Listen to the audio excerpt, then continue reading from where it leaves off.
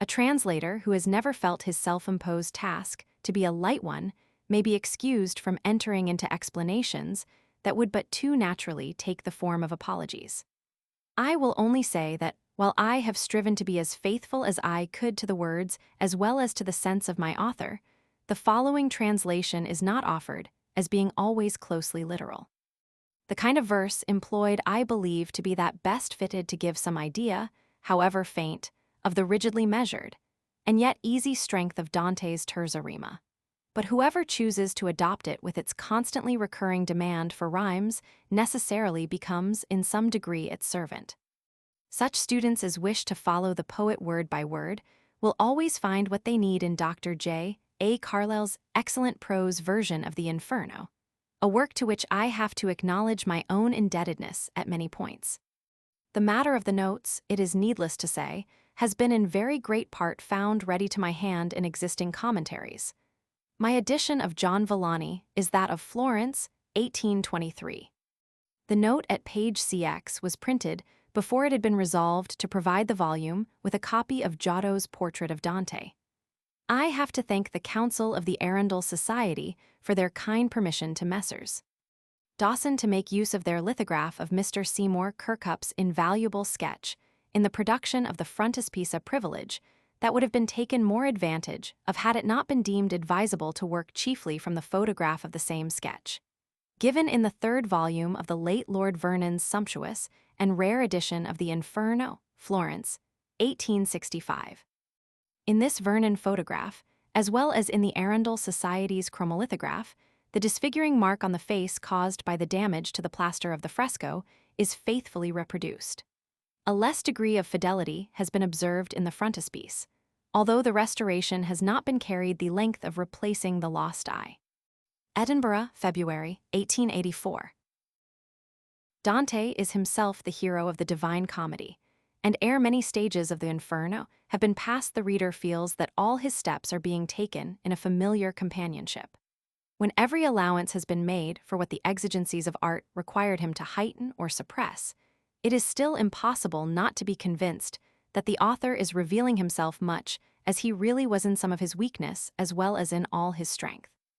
The poem itself, by many an unconscious touch, does, for his moral portraiture, what the pencil of Giotto has done for the features of his face. The one likeness answers marvelously to the other, and, together, they have helped the world to recognize in him the great example of a man of genius, who, though at first sight he may seem to be austere, is soon found to attract our love by the depth of his feelings as much as he wins our admiration by the wealth of his fancy, and by the clearness of his judgment on everything concerned with the lives and destiny of men. His other writings in greater or less degree confirm the impression of Dante's character to be obtained from the comedy. Some of them are partly autobiographical, and studying as a whole all that is left to us of him, we can gain a general notion of the nature of his career when he was born and what was his condition in life, his early loves and friendships, his studies, military service, and political aims, his hopes and illusions, and the weary purgatory of his exile. To the knowledge of Dante's life and character which is thus to be acquired, the formal biographies of him have but little to add that is both trustworthy and of value. Something, of course, there is in the traditional story of his life that has come down from his time with the seal of genuineness, and something that has been ascertained by careful research among Florentine and other documents. But when all that old and modern lives have to tell us has been sifted, the additional facts regarding him are found to be but few, such at least as are beyond dispute. Boccaccio, his earliest biographer, swells out his life, as the earlier commentators on the comedy do their notes, with what are plainly but legendary amplifications of hints supplied by Dante's own words, while more recent and critical writers succeed with infinite pains in little beyond establishing, each to his own satisfaction, what was the order of publication of the poet's works, where he may have traveled to, and when and for how long a time he may have had this or that great lord for a patron. A very few pages would therefore be enough to tell the events of Dante's life as far as they are certainly known. But, to be of use as an introduction to the study of his great poem, any biographical sketch must contain some account more or less full of Florentine affairs before and during his lifetime, for among the actors in these are to be found many of the persons of the comedy. In reading the poem, we are never suffered for long to forget his exile.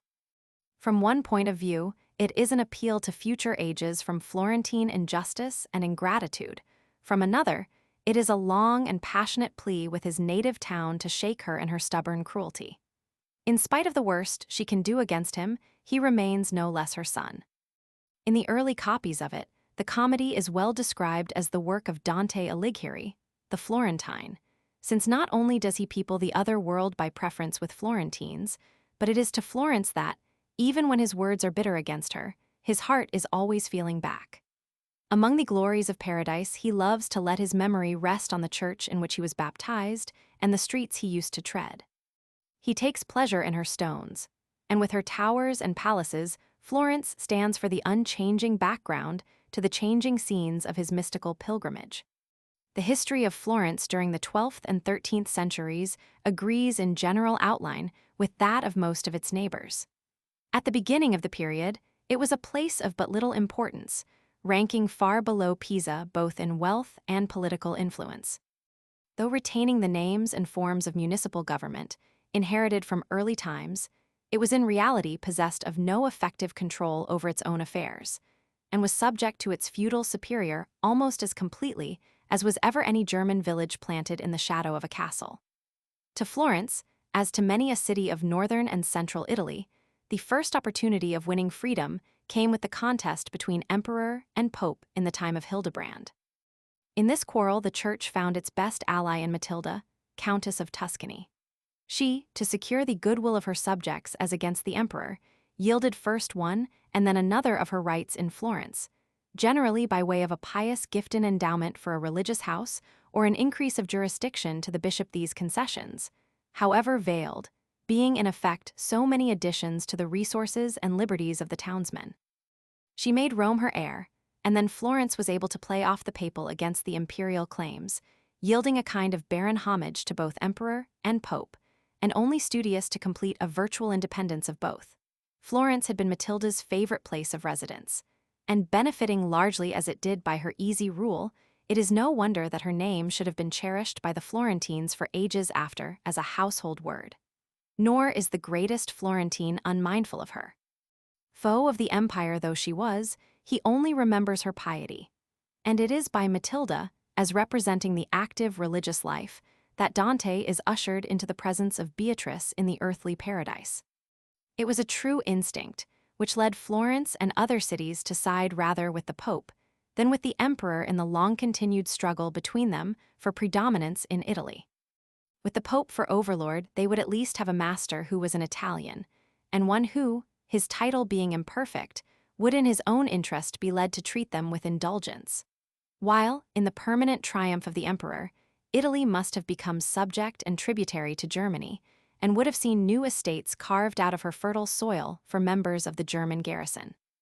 The danger was brought home to many of the youthful commonwealths during the eventful reign of Frederick Barbarossa, 1150 to 1190. Strong in Germany, beyond most of his predecessors, that monarch ascended the throne with high prerogative views, in which he was confirmed by the slavish doctrine of some of the new civilians. According to these, there could be only one master in the world, as far as regarded the things of time, but one source of authority in Christendom. They maintained everything to be the emperor's that he chose to take.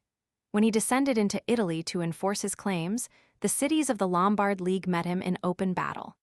Those of Tuscany, and especially Florence, bent before the blast, temporizing as long as they were able, and making the best terms they could when the choice lay between submission and open revolt.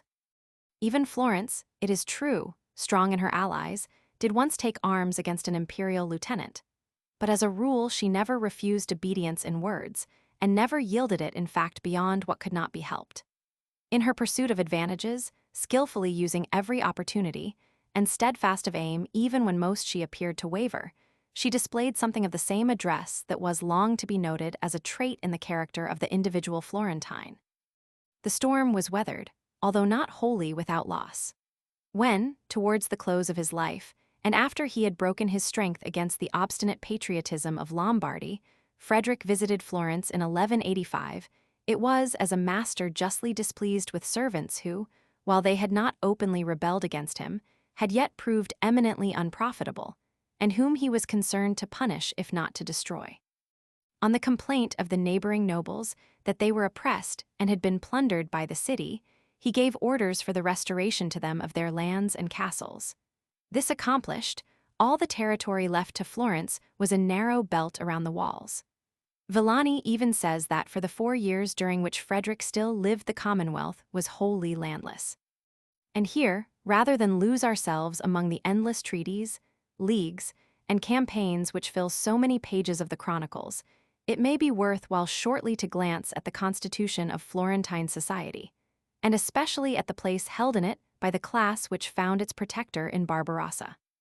Much about the time at which the Commonwealth was relieved of its feudal trammels, as a result of the favor or the necessities of Matilda, it was beginning to extend its commerce and increase its industry.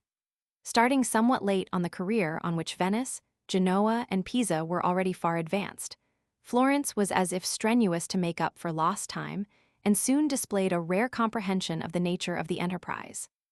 It may be questioned if ever, until quite modern times, there has been anywhere so clear an understanding of the truth that public well-being is the sum of private prosperity, or such an enlightened perception of what tends to economical progress.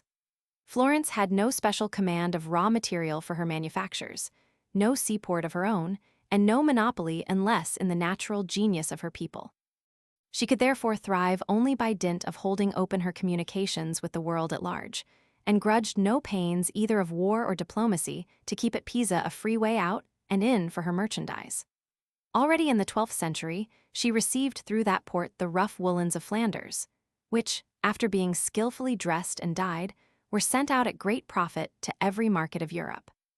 At a somewhat later period, the Florentines were to give as strong a proof of their financial capacity as this was of their industrial. It was they who first conducted a large business in bills of exchange, and who first struck a gold coin, which, being kept of invariable purity, passed current in every land where men bought and sold, even in countries where the very name of Florence was unknown. In a community thus devoted to industry and commerce, it was natural that a great place should be filled by merchants. These were divided into 6 guilds, the members of which, with the notaries and lawyers, who composed a 7th, formed the true body of the citizens. Originally, the consuls of these guilds were the only elected officials in the city, and in the early days of its liberty they were even charged with political duties, and are found, for example, signing a treaty of peace with a neighboring state.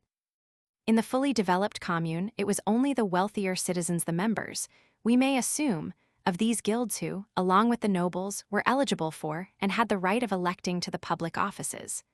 Below them was the great body of the people, all, that is, of servile condition or engaged in the meaner kinds of business. From one point of view, the liberties of the citizens were only their privileges. But although the laborers and humbler tradesmen were without franchises, their interests were not therefore neglected, being bound up with those of the 1,000 or 2,000 citizens who shared with the patricians the control of public affairs. There were 2 classes of nobles with whom Florence had to reckon as she awoke to life: those within the walls, and those settled in the neighboring country. In later times, it was a favorite boast among the noble citizens, a boast indulged in by Dante, that they were descended from ancient Roman settlers on the banks of the Arno. A safer boast would in many cases have been that their ancestors had come to Italy in the train of Otho and other conquering emperors. Though settled in the city, in some cases for generations, the patrician families were not altogether of it, being distinguished from the other citizens, if not always by the possession of ancestral landward estates, at least by their delight in war and contempt for honest industry. But with the faults of a noble class, they had many of its good qualities. Of these, the Republic suffered them to make full proof, allowing them to lead in war and hold civil offices out of all proportion to their numbers. Like the city itself, the nobles in the country around had been feudally subject to the Marquis of Tuscany. After Matilda's death, they claimed to hold direct from the empire, which meant in practice to be above all law. They exercised absolute jurisdiction over their serfs and dependents, and, when favored by the situation of their castles, took toll, like the robber barons of Germany, of the goods which passed beneath their walls. Already they had proved to be thorns in the side of the industrious burghers, but at the beginning of the 12th century, their neighborhood became intolerable. And for a couple of generations, the chief political work of Florence was to bring them to reason. Those whose lands came up almost to the city gates were first dealt with, and then in a widening circle, the country was cleared of the pest. Year after year, when the days were lengthening out in spring, the roughly organized city militia was mustered. War was declared against some specially obnoxious noble, and his fortress was taken by surprise, or, failing that, was subjected to a siege. In the absence of a more definite grievance, it was enough to declare his castle dangerously near the city. These expeditions were led by the nobles who were already citizens, while the country neighbors of the victim looked on with indifference, or even helped to waste the lands or force the stronghold of a rival. The castle once taken, it was either leveled with the ground, or was restored to the owner on condition of his yielding service to the Republic. And both by way of securing a hold upon an unwilling vassal and of adding a wealthy house and some strong arms to the Commonwealth, he was compelled, along with his family, to reside in Florence for a great part of every year. With a wider territory and an increasing commerce, it was natural for Florence to assume more and more the attitude of a sovereign state, ready, when need was, to impose its will upon its neighbors, or to join with them for the common defense of Tuscany. In the noble class and its retainers, recruited as has been described, it was possessed of a standing army which, whether from love of adventure or greed of plunder, was never so well pleased as when in active employment. Not that the commons left the fighting wholly to the men of family, for they too, at the summons of the war bell, had to arm for the field. But at the best they did it from a sense of duty, and, without the aid of professional men-at-arms, they must have failed more frequently in their enterprises, or at any rate have had to endure a greatly prolonged absence from their counters and workshops. And yet, esteem this advantage as highly as we will, Florence surely lost more than it gained, by compelling the crowd of idle gentlemen to come within its walls. In the course of time, some of them indeed condescended to engage in trade sank, as the phrase went, into the ranks of the popolani, or mere wealthy citizens. But the great body of them, while their landed property was being largely increased in value in consequence of the general prosperity, held themselves haughtily aloof from honest industry in every form. Each family, or rather each clan of them, lived apart in its own group of houses, from among which towers shot aloft for scores of yards into the air, dominating the humbler dwellings of the common burghers. These, whenever they came to the front for a time in the government, were used to decree that all private towers were to be lopped down to within a certain distance from the ground. It is a favorite exercise of Villani and other historians to trace the troubles and revolutions in the state of Florence to chance quarrels between noble families, arising from an angry word or a broken troth. Here, they tell, was sown the seed of the Guelph and Ghibelline wars in Florence, and here that of the feuds of black and white. Such quarrels and party names were symptoms and nothing more. The enduring source of trouble was the presence within the city of a powerful idle class, constantly eager to recover the privilege it had lost, and to secure itself by every available means, including that of outside help, in the possession of what it still retained, which chafed against the curbs put upon its lawlessness, and whose ambitions were all opposed to the general interest. The citizens, for their part, had nothing better to hope for than that Italy should be left to the Italians, Florence to the Florentines. On the occasion of the celebrated Buondelmonte feud, 1215, some of the nobles definitely went over to the side of the people, either because they judged it likely to win in the long run, or impelled unconsciously by the forces that in every society divide ambitious men into two camps, and in one form or another develop party strife. They who made a profession of popular sympathy did it with a view of using rather than of helping the people at large. Both of the noble parties held the same end in sight control of the Commonwealth, and this would be worth the more the fewer there were to share it. The faction irreconcilable with the Republic on any terms included many of the oldest and proudest houses. Their hope lay in the advent of a strong emperor, who should depute to them his rights over the money-getting, low-born crowd. 2. The opportunity of this class might seem to have come when the Hohenstaufen Frederick Roman II, grandson of Barbarossa, ascended the throne, and still more when, on attaining full age, he claimed the whole of the peninsula as his family inheritance. Other emperors had withstood the papal claims, but none had ever proved an antagonist like Frederick.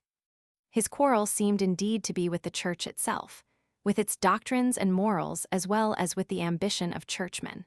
And he offered the strange spectacle of a Roman emperor, one of the twin lights in the Christian firmament whose favor was less easily won by Christian piety, however eminent, than by the learning of the Arab or the Jew. When compelled at last to fulfill a promise extorted from him of conducting a crusade to the Holy Land, he scandalized Christendom by making friends of the Sultan, and by using his presence in the East, not for the deliverance of the sepulchre, but for the furtherance of learning and commerce. Thrice excommunicated, he had his revenge by proving with how little concern the heaviest anathemas of the Church could be met by one who was armed in unbelief. Literature, art, and manners were sedulously cultivated in his Sicilian court, and among the able ministers whom he selected or formed, the modern idea of the state may be said to have had its birth. Freethinker and free-liver, poet, warrior, and statesman, he stood forward against the somber background of the Middle Ages, a figure in every respect so brilliant and original as well to earn from his contemporaries the title of the wonder of the world.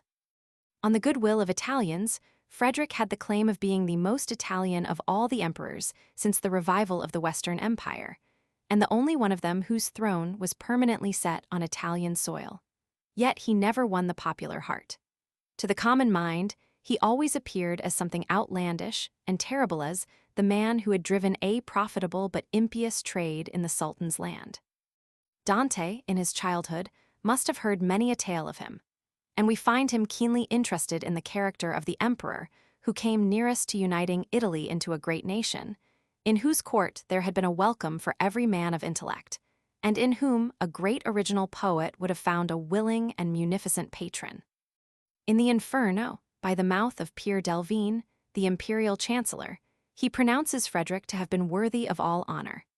Yet justice requires him to lodge this flower of kings in the burning tomb of the Epicureans, as having been guilty of the arch heresy of denying the moral government of the world, and holding that with the death of the body all is ended.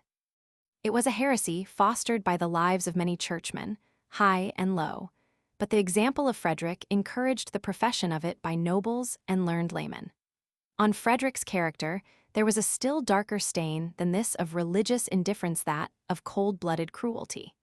Even in an age which had produced Ezzelino Romano, the emperor's cloaks of lead were renowned as the highest refinement in torture. But with all his genius, and his want of scruple in the choice of means, he built nothing politically that was not ere his death crumbling to dust. His enduring work was that of an intellectual reformer under whose protection, and with whose personal help his native language was refined, Europe was enriched with a learning new to it or long forgotten, and the minds of men, as they lost their blind reverence for Rome, were prepared for a freer treatment of all the questions with which religion deals. He was thus, in some respects, a precursor of Dante. More than once in the course of Frederick's career, it seemed as if he might become master of Tuscany in fact as well as in name, had Florence only been as well affected to him as were Siena and Pisa. But already, as has been said, the popular interest had been strengthened by accessions from among the nobles. Others of them, without descending into the ranks of the citizens, had set their hopes on being the first in a commonwealth rather than privates in the imperial garrison. These men, with their restless and narrow ambitions, were as dangerous to have for allies as for foes, but by throwing their weight into the popular scale, they at least served to hold the imperialist magnates in check, and established something like a balance in the fighting power of Florence. And so, as in the days of Barbarossa, the city was preserved from taking a side too strongly. The hearts of the Florentine traders were in their own affairs, in extending their commerce and increasing their territory and influence in landward Tuscany. As regarded the general politics of Italy, their sympathy was still with the Roman See, but it was a sympathy without devotion or gratitude. For refusing to join in the crusade of 1238, the town was placed under interdict by Gregory Roman IX. The emperor meanwhile was acknowledged as its lawful overlord, and his vicar received something more than nominal obedience, the choice of the chief magistrates being made subject to his approval. Yet with all this, and although his party was powerful in the city, it was but a grudging service that was yielded to Frederick. More than once fines were levied on the Florentines, and worse punishments were threatened for their persevering and active enmity to Siena, now dominated by its nobles and held in the imperial interest. Volunteers from Florence might join the emperor in his Lombard campaigns, but they were left equally free by the Commonwealth to join the other side. At last, when he was growing old, and when like his grandfather he had been foiled by the stubborn Lombards, he turned on the Florentines as an easier prey and sent word to the nobles of his party to seize the city. For months the streets were filled with battle. In January 1248, Frederick of Antioch, the natural son of the emperor, entered Florence with some squadrons of men-at-arms, and a few days later the nobles that had fought on the popular side were driven into banishment. This is known in the Florentine annals as the first dispersion of the Guelphs. Long before they were adopted in Italy, the names of Guelph and Gaiblein had been employed in Germany to mark the partisans of the Bavarian Welf and of the Hohenstaufen lords of Waiblingen. On Italian soil, they received an extended meaning. Gaiblein stood for imperialist, Guelph for anti-imperialist, papalist, or simply nationalist. When the names began to be freely used in Florence, which was towards the close of Frederick's reign and about a century after their first invention, they denoted no new start in politics, but only supplied a nomenclature for parties already in existence. As far as Florence was concerned, the designations were the more convenient that they were not too closely descriptive. The Gaiblein was the emperor's man when it served his purpose to be so, while the Guelph, constant only in his enmity to the Gaibleins, was free to think of the Pope as he chose and to serve him no more than he wished or needed to. Ultimately, indeed, all Florence may be said to have become Guelph. To begin with, the name distinguished the nobles who sought alliance with the citizens from the nobles who looked on these as they might have done on serfs newly thriven into wealth. Each party was to come up in turn. Within a period of 20 years, each was twice driven into banishment, a measure always accompanied with decrees of confiscation and the leveling of private strongholds in Florence. The exiles kept well together, retreating, as it were in the order of war, to camps of observation they found ready prepared for them in the nearest cities and fortresses held by those of their own way of thinking. All their wits were then bent on how, by dint of some fighting and much diplomacy, they might shake the strength and undermine the credit of their successful rivals in the city and secure their own return in triumph. It was an art they were proud to be adepts in. In a rapid sketch like this, it would be impossible to tell half the changes made on the Constitution of Florence during the second part of the 13th century. Dante, in a well-known passage, reproaches Florence with the political restlessness, which afflicted her like a disease. Laws, he says, made in October were fallen into desuetude ere mid-November. And yet it may be that in this constant readiness to change lies the best proof of the political capacity of the Florentines. It was to meet new necessities that they made provision of new laws. Especial watchfulness was called for against the encroachments of the grandees, whose constant tendency, whatever their party name was, to weaken legal authority and play the part of lords and masters of the citizens.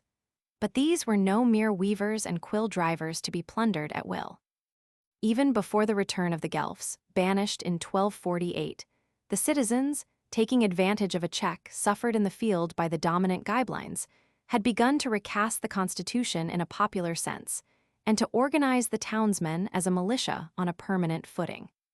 When, on the death of Frederick in 1250, the imperialist nobles were left without foreign aid, there began a period of 10 years, favorably known in Florentine history as the government of the Primo Popolo or Popolo Vecchio. That is, of the true body of the citizens, commoners possessed of franchises, as distinguished from the nobles above them and the multitude below.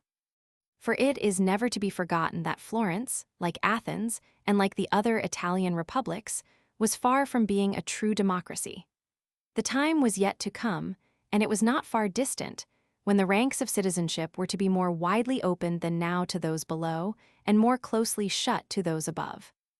In the meantime, the comparatively small number of wealthy citizens who legally composed the people made good use of their 10 years of breathing time, entering on commercial treaties and widening the possessions of the Commonwealth, now by war and now by shrewd bargains with great barons.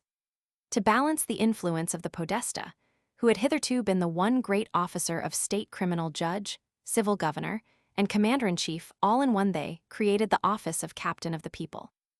The office of podesta was not peculiar to Florence. There, as in other cities, in order to secure his impartiality, it was provided that he should be a foreigner and hold office only for 6 months. But he was also required to be of gentle birth, and his councils were so composed that, like his own, their sympathies were usually with the nobles. The captain of the people was therefore created partly as a tribune for the protection of the popular rights, and partly to act as permanent head of the popular forces. Like the podesta, he had 2 councils assigned to him, but these were strictly representative of the citizens and sat to control his conduct as well as to lend to his action the weight of public opinion. Such of the Ghibelines as had not been banished from Florence on the death of Frederick lived there on sufferance, as it were, and under a rigid supervision. Once more they were to find a patron and ally in a member of the great house of Hohenstaufen, and with his aid they were again for a few years to become supreme in Florence, and to prove by their abuse of power how well justified was the mistrust the people had of them. In many ways Manfred, one of Frederick's bastards, was a worthy son of his father. Like him, he was endowed with great personal charm, and was enamored of all that opened new regions to intellectual curiosity or gave refinement to sensual pleasure. In his public as well as in his private behavior, he was reckless of what the Church and its doctrines might promise or threaten, and equally so, his enemies declared, of the dictates of common humanity. Hostile eyes detected in the green clothes, which were his favorite dress, a secret attachment to Islam, and hostile tongues charged him with the murder of a father and of a brother, and the attempted murder of a nephew. His ambition did not aim at the empire, but only at being king of Sicily and Naples, lands which the Hohenstaufens claimed as their own through the Norman mother of Frederick. Of these kingdoms he was actual ruler, even while his legitimate brother Conrad lived.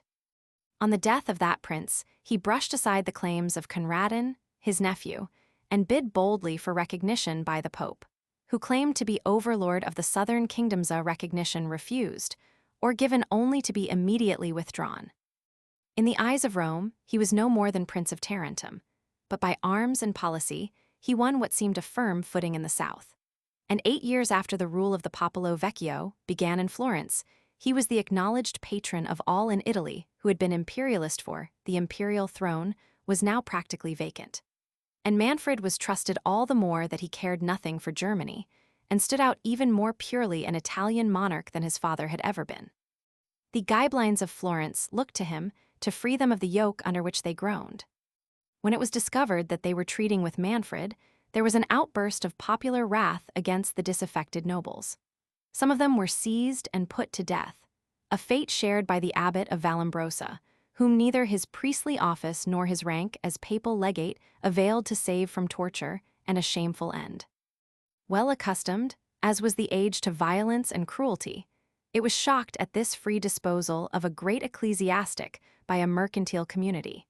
And even to the Guelph chronicler Villani, the terrible defeat of Monteperti seemed no more than a just vengeance taken by heaven upon a crime so heinous. In the meantime, the city was laid under interdict, and those concerned in the abbot's death were excommunicated, while the Ghibelines, taking refuge in Siena, began to plot and scheme with the greater spirit against foes who, in the very face of a grave peril, had offended in the Pope, their strongest natural ally. The leader of the exiles was Farinata, one of the Uberti, a family which, so long ago as 1180, had raised a civil war to force their way into the consulship.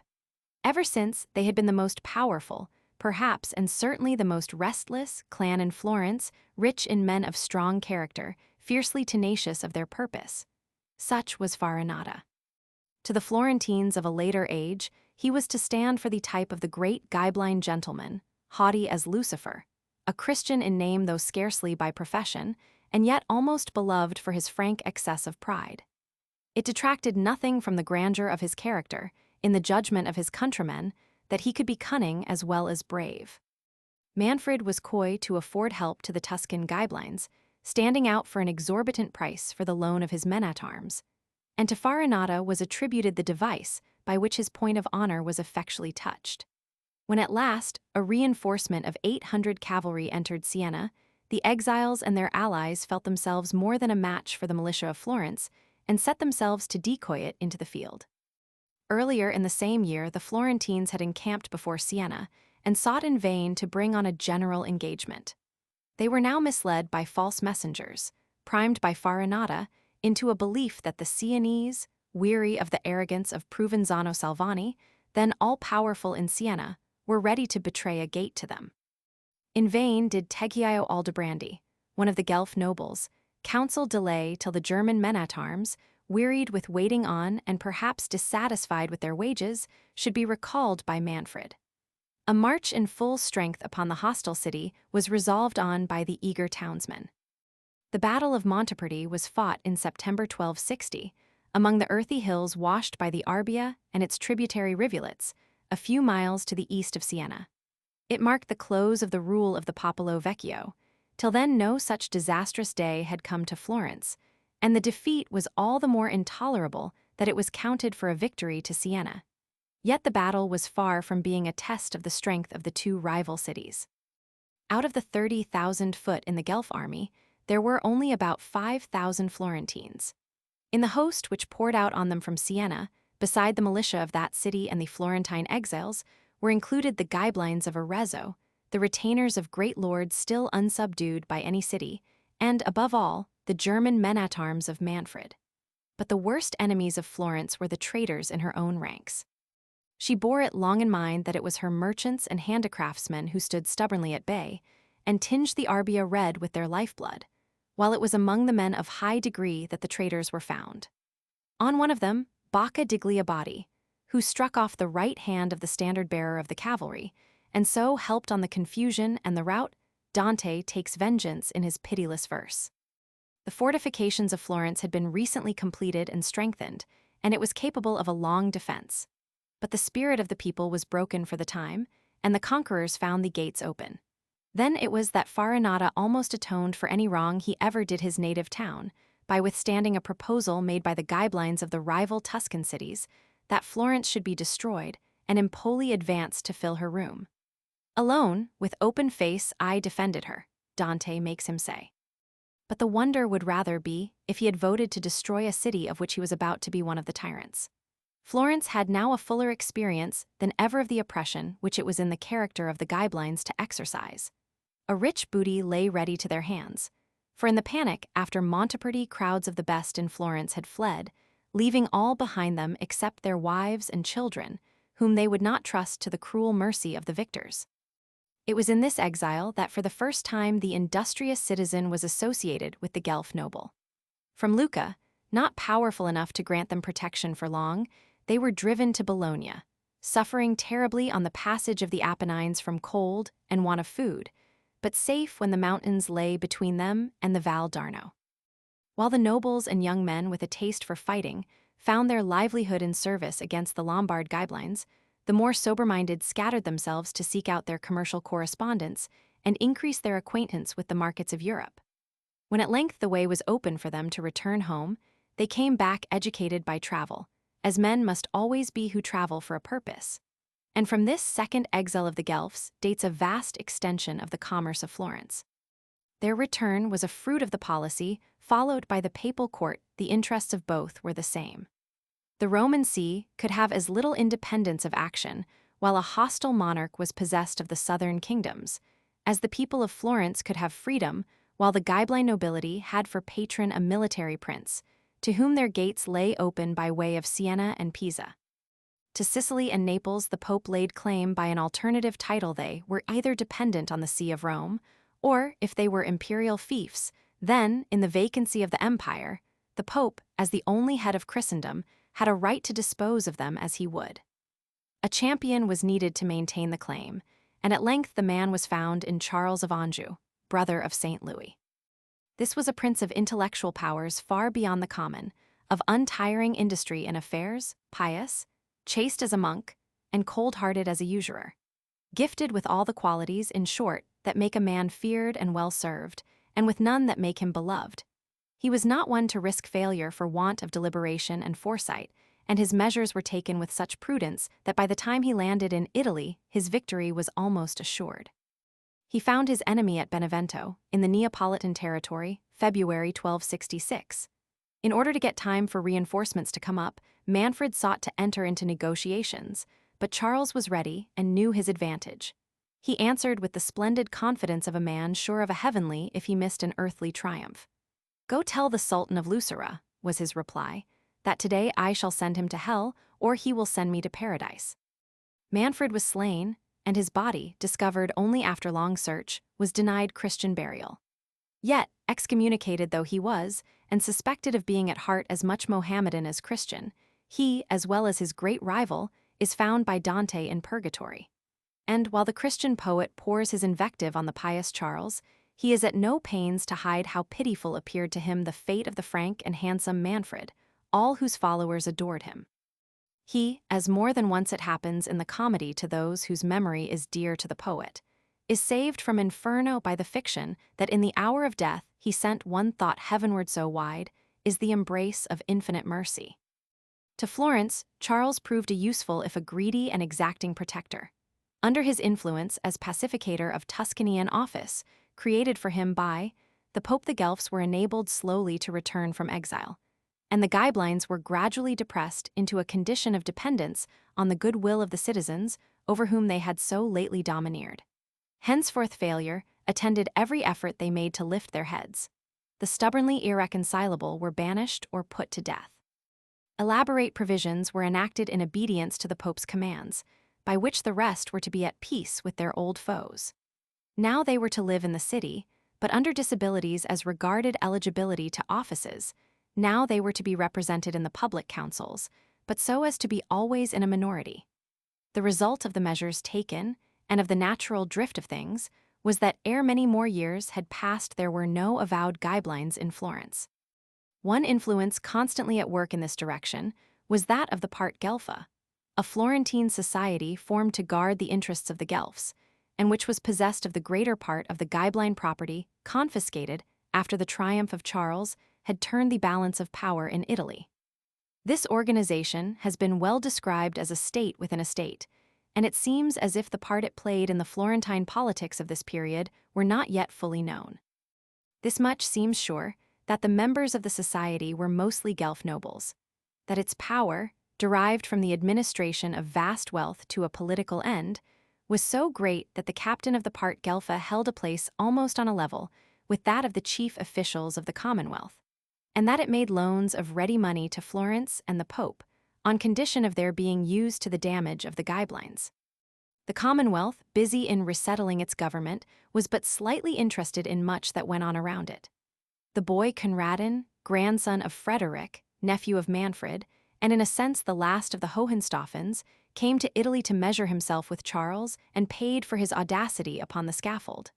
Charles deputed Guy of Montfort, son of the great Earl Simon, to be his vicar in Florence. The Pope smiled and frowned in turn on the Florentines, as their devotion to him waxed and waned, and so he did on his champion Charles, whose ambition was apt to outrun his piety. All this was of less importance to the Commonwealth than the promotion of its domestic interests.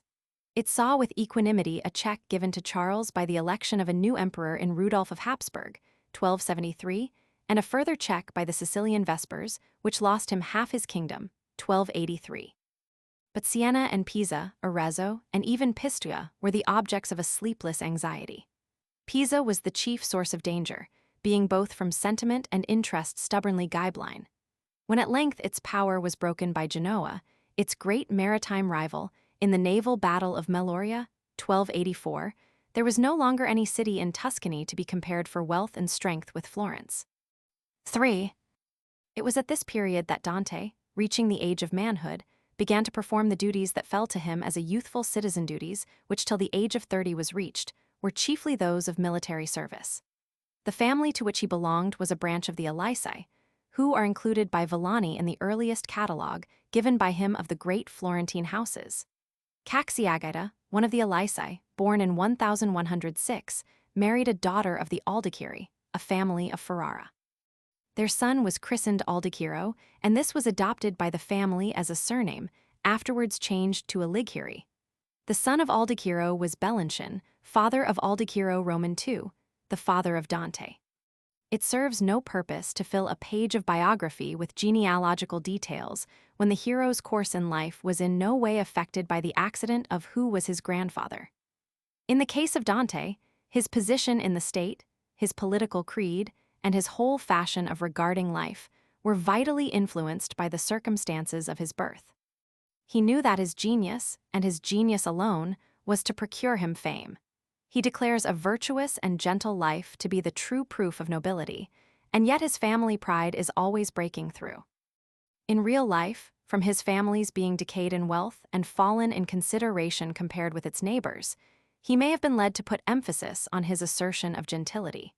And amid the poverty and humiliations of his exile, he may have found a tonic in the thought that by birth, not to speak of other things, he was the equal of those who spurned him or coldly lent him aid.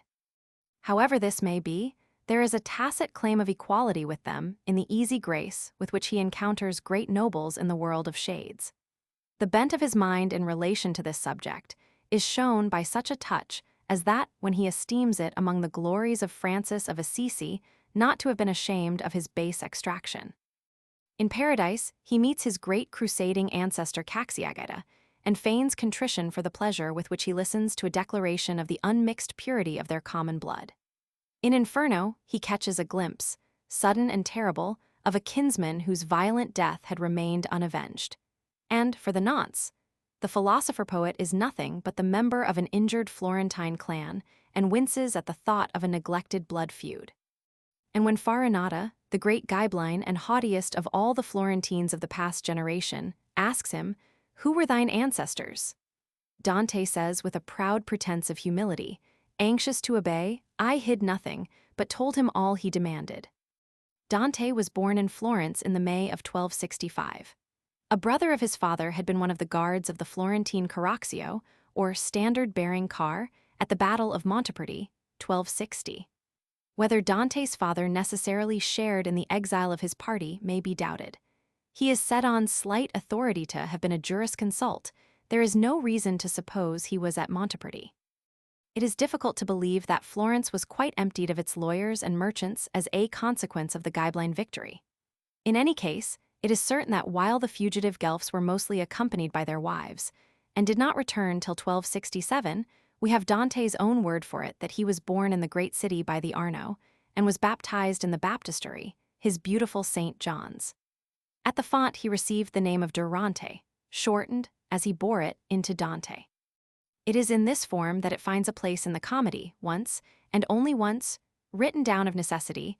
The poet says the necessity of being faithful in the report of Beatrice's words.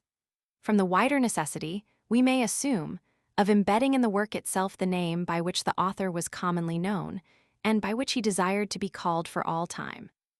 When Dante was about 10 years old, he lost his father. Of his mother nothing but her Christian name of Bella is known. Neither of them is mentioned in the comedy, nor indeed are his wife and children.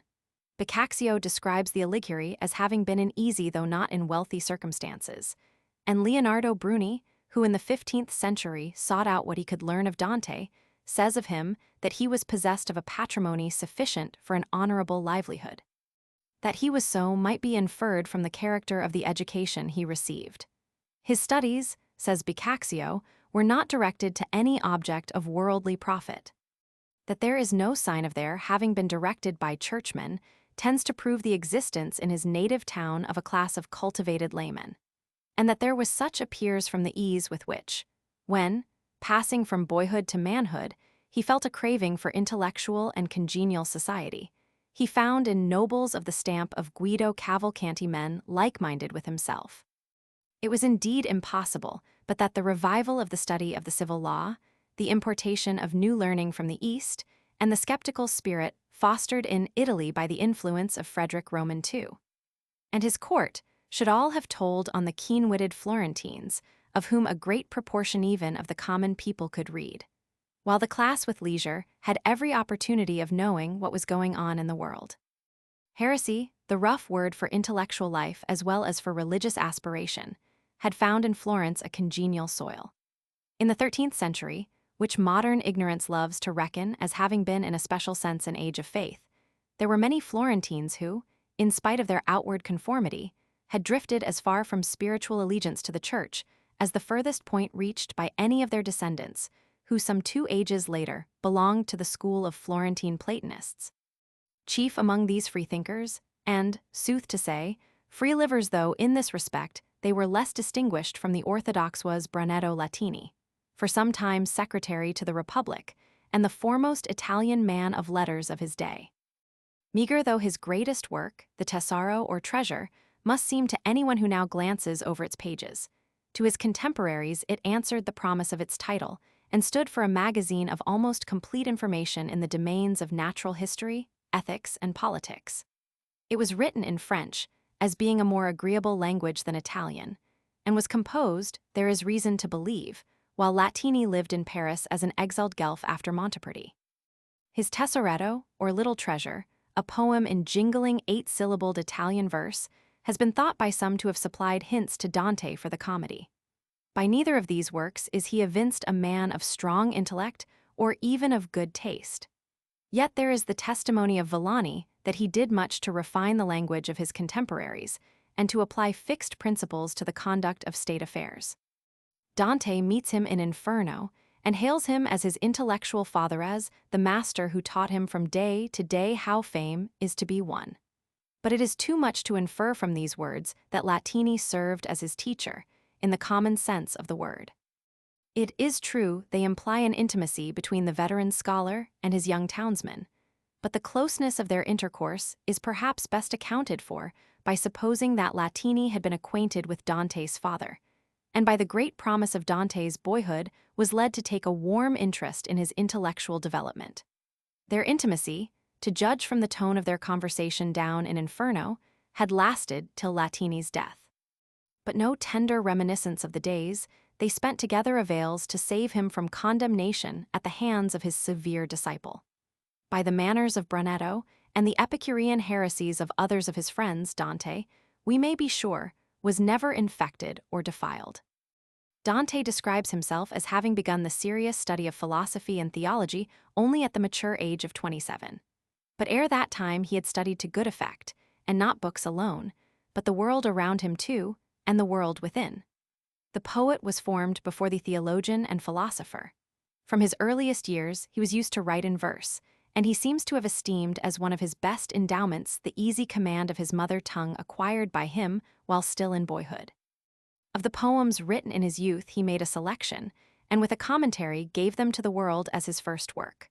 All the sonnets and canzoni contained in it bear more or less directly on his love for Beatrice Portinari. This lady, whose name is so indissolubly associated with that of Dante, was the daughter of a rich citizen of good family.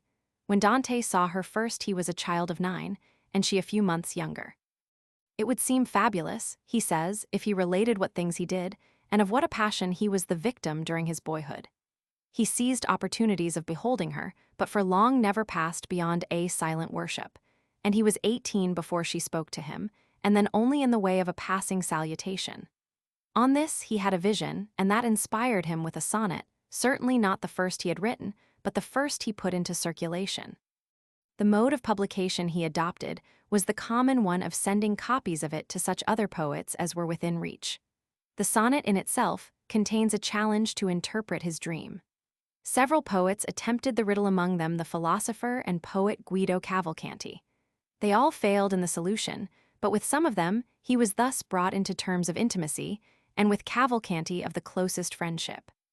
Some new grace of style in Dante's verse, some art in the presentation of his mystical meaning that escapes the modern reader, may have revealed to the middle-aged man of letters that a new genius had arisen. It was by Guido's advice that the poems of which this sonnet stands the first were some years later collected and published with the explanatory narrative. To him, in a sense, the whole work is addressed, and it agreed with his taste, as well as Dante's own, that it should contain nothing but what was written in the vulgar tongue. Others besides Guido must have recognized in the little book, as it passed from hand to hand, the masterpiece of Italian prose as well as of Italian verse. In the simple title of Vita Nuova, or The New Life, we can fancy that a claim is laid to originality of both subject and treatment. Through the body of the work, though not so clearly as in the comedy, there rings the note of assurance of safety from present neglect and future oblivion. It may be owing to the free use of personification and symbol in the Vita Nuova that some critics, while not denying the existence of a real Beatrice, have held that she is introduced only to help out an allegory, and that, under the veil of love for her, the poet would express his youthful passion for truth. Others, going to the opposite extreme, are found wondering why he never sought, or, seeking, failed to win, the hand of Beatrice. To those who would refine the Beatrice of the early work into a being as purely allegorical as she of the comedy, it may be conceded that the Vita Nuova is not so much the history of a first love as of the new emotional and intellectual life to which a first love, as Dante experienced it, opens the door. Out of the incidents of their intercourse, he chooses only such as serve for motives to the joys and sorrows of the passionate aspiring soul. On the other hand, they who seek reasons why Dante did not marry Beatrice have this to justify their curiosity, that she did marry another man. But her husband was one of the rich and powerful Bardi, and her father was so wealthy that after providing for his children, he could endow a hospital in Florence. The marriage was doubtless arranged as a matter of family convenience, due regard being had to her dower and her husband's fortune, and we may assume that when Dante, too, was married later on, his wife was found for him by the good offices of his friends. Our manners as regards these things are not those of the Italy of the 13th century. It may safely be said that Dante never dreamed of Beatrice for his wife, that the expectation of wedding her would have sealed his lips from uttering to the world any word of his love, and that she would have lost something in his esteem if, out of love for him, she had refused the man her father chose for her. We must not seek in the Vita Nuova what it does not profess to give.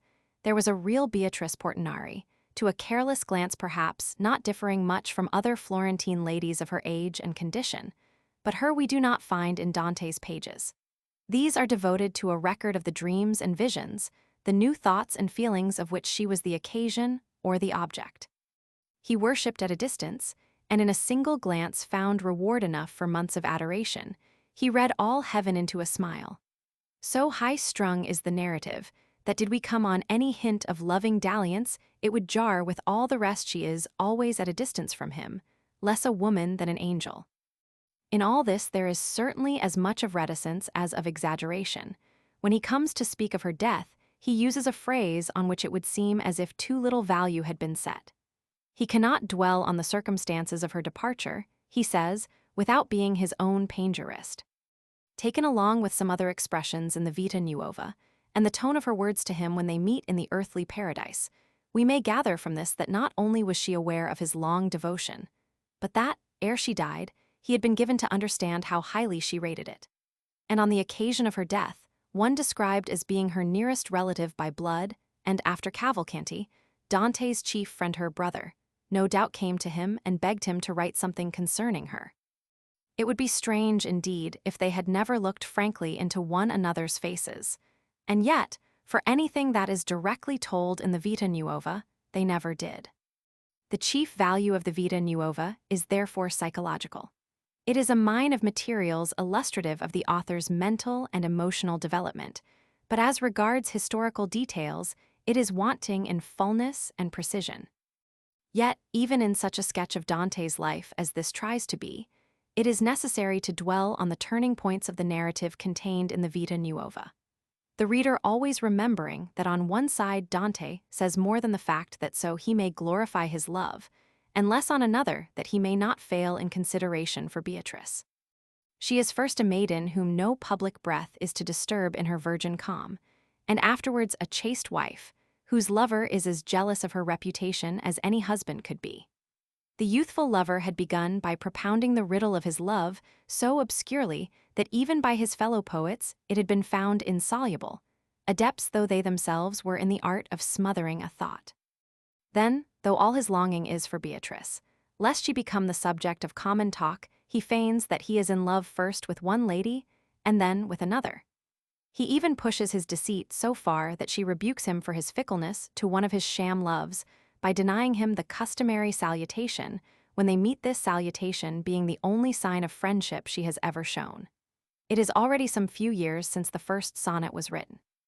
Now, in a ballad containing a more direct avowal of his love than he has yet ventured on, he protests that it was always Beatrice his heart was busy with, and that to her, though his eyes may have seemed to wander, his affection was always true. In the very next poem, we find him as if debating with himself whether he shall persevere. He weighs the ennobling influence of a pure love and the sweetness it gives to life against the pains and self-denial to which it condemns its servant.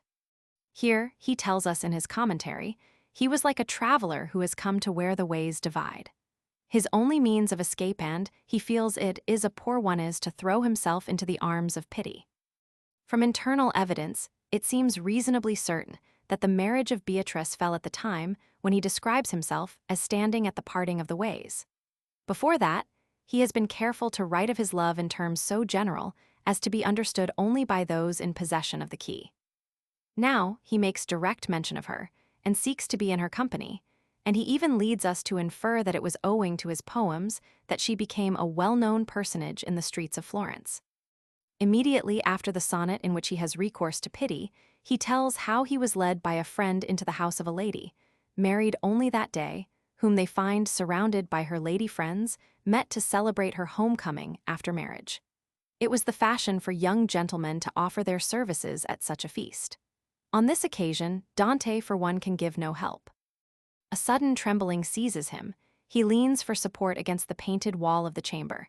Then, lifting his eyes to see if the ladies have remarked his plight, he is troubled at beholding Beatrice among them, with a smile on her lips, as, leaning towards her, they mock at her lover's weakness. To his friend, who, as he leads him from the chamber, asks what ails him, he replies, "My feet have reached that point beyond which if they pass they can never return." It was only matrons that gathered round a bride at her homecoming. Beatrice was therefore by this time a married woman. That she was but newly married we may infer from Dante's confusion on finding her there. His secret has now been discovered, and he must either renounce his love, or, as he is at length free to do, Beatrice being married, declare it openly, and spend his life in loyal devotion to her as the mistress of his imagination and of his heart. But how is he to pursue his devotion to her, and make use of his new privilege of freer intercourse, when the very sight of her so unmans him? He writes 3 sonnets explaining what may seem pusillanimity in him, and resolves to write no more. Now comes the most fruitful episode in the history. Questioned by a bevy of fair ladies what is the end of a love like his, that cannot even face the object of its desire, he answers that his happiness lies in the words by which he shows forth the praises of his mistress. He has now discovered that his passion is its own reward. In other words, he has succeeded in spiritualizing his love, although to a careless reader it might seem in little need of passing through the process. Then, soon after, as he walks by a crystal brook, he is inspired with the words which begin the noblest poem he had yet produced, and that is the author of which he is hailed by a fellow poet in purgatory. It is the first to glorify Beatrice as one in whom heaven is more concerned than earth, and in it, too, he anticipates his journey through the other world. She dies, and we are surprised to find that within a year of her death, he wavers in his allegiance to her memory. A fair face, expressing a tender compassion, looks down on him from a window as he goes nursing his great sorrow, and he loves the owner of the face because she pities him. But seeing Beatrice in a vision, he is restored, and the closing sonnet tells how his whole desire goes forth to her, and how his spirit is borne above the highest sphere to behold her receiving honor and shedding radiance on all around her. The narrative closes with a reference to a vision which he does not recount, but which incites him to severe study in order that he may learn to write of her as she deserves. And the last sentence of the Vita Nuova expresses a hope, which would be arrogant coming after anything less perfect than the Vita Nuova that, concerning her, he shall yet say things never said before of any woman. Thus the poet's earliest work contains an earnest of the latest, and his morning makes one day with his evening. The narrative of the Vita Nuova is fluent and graceful, in this contrasting strongly with the analytical arguments attached to the various poems.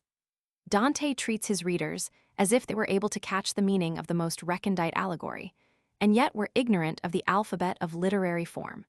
And, as is the case with other poets of the time, the free movement of his fancy is often hampered by the necessity he felt of expressing himself in the language of the popular scholastic philosophy. All this is but to say that he was a man of his period, as well as a great genius. And even in this his first work he bettered the example of Guido Cavalcanti, Guido of Bologna, and the others whom he found, but did not long suffer to remain the masters of Italian verse.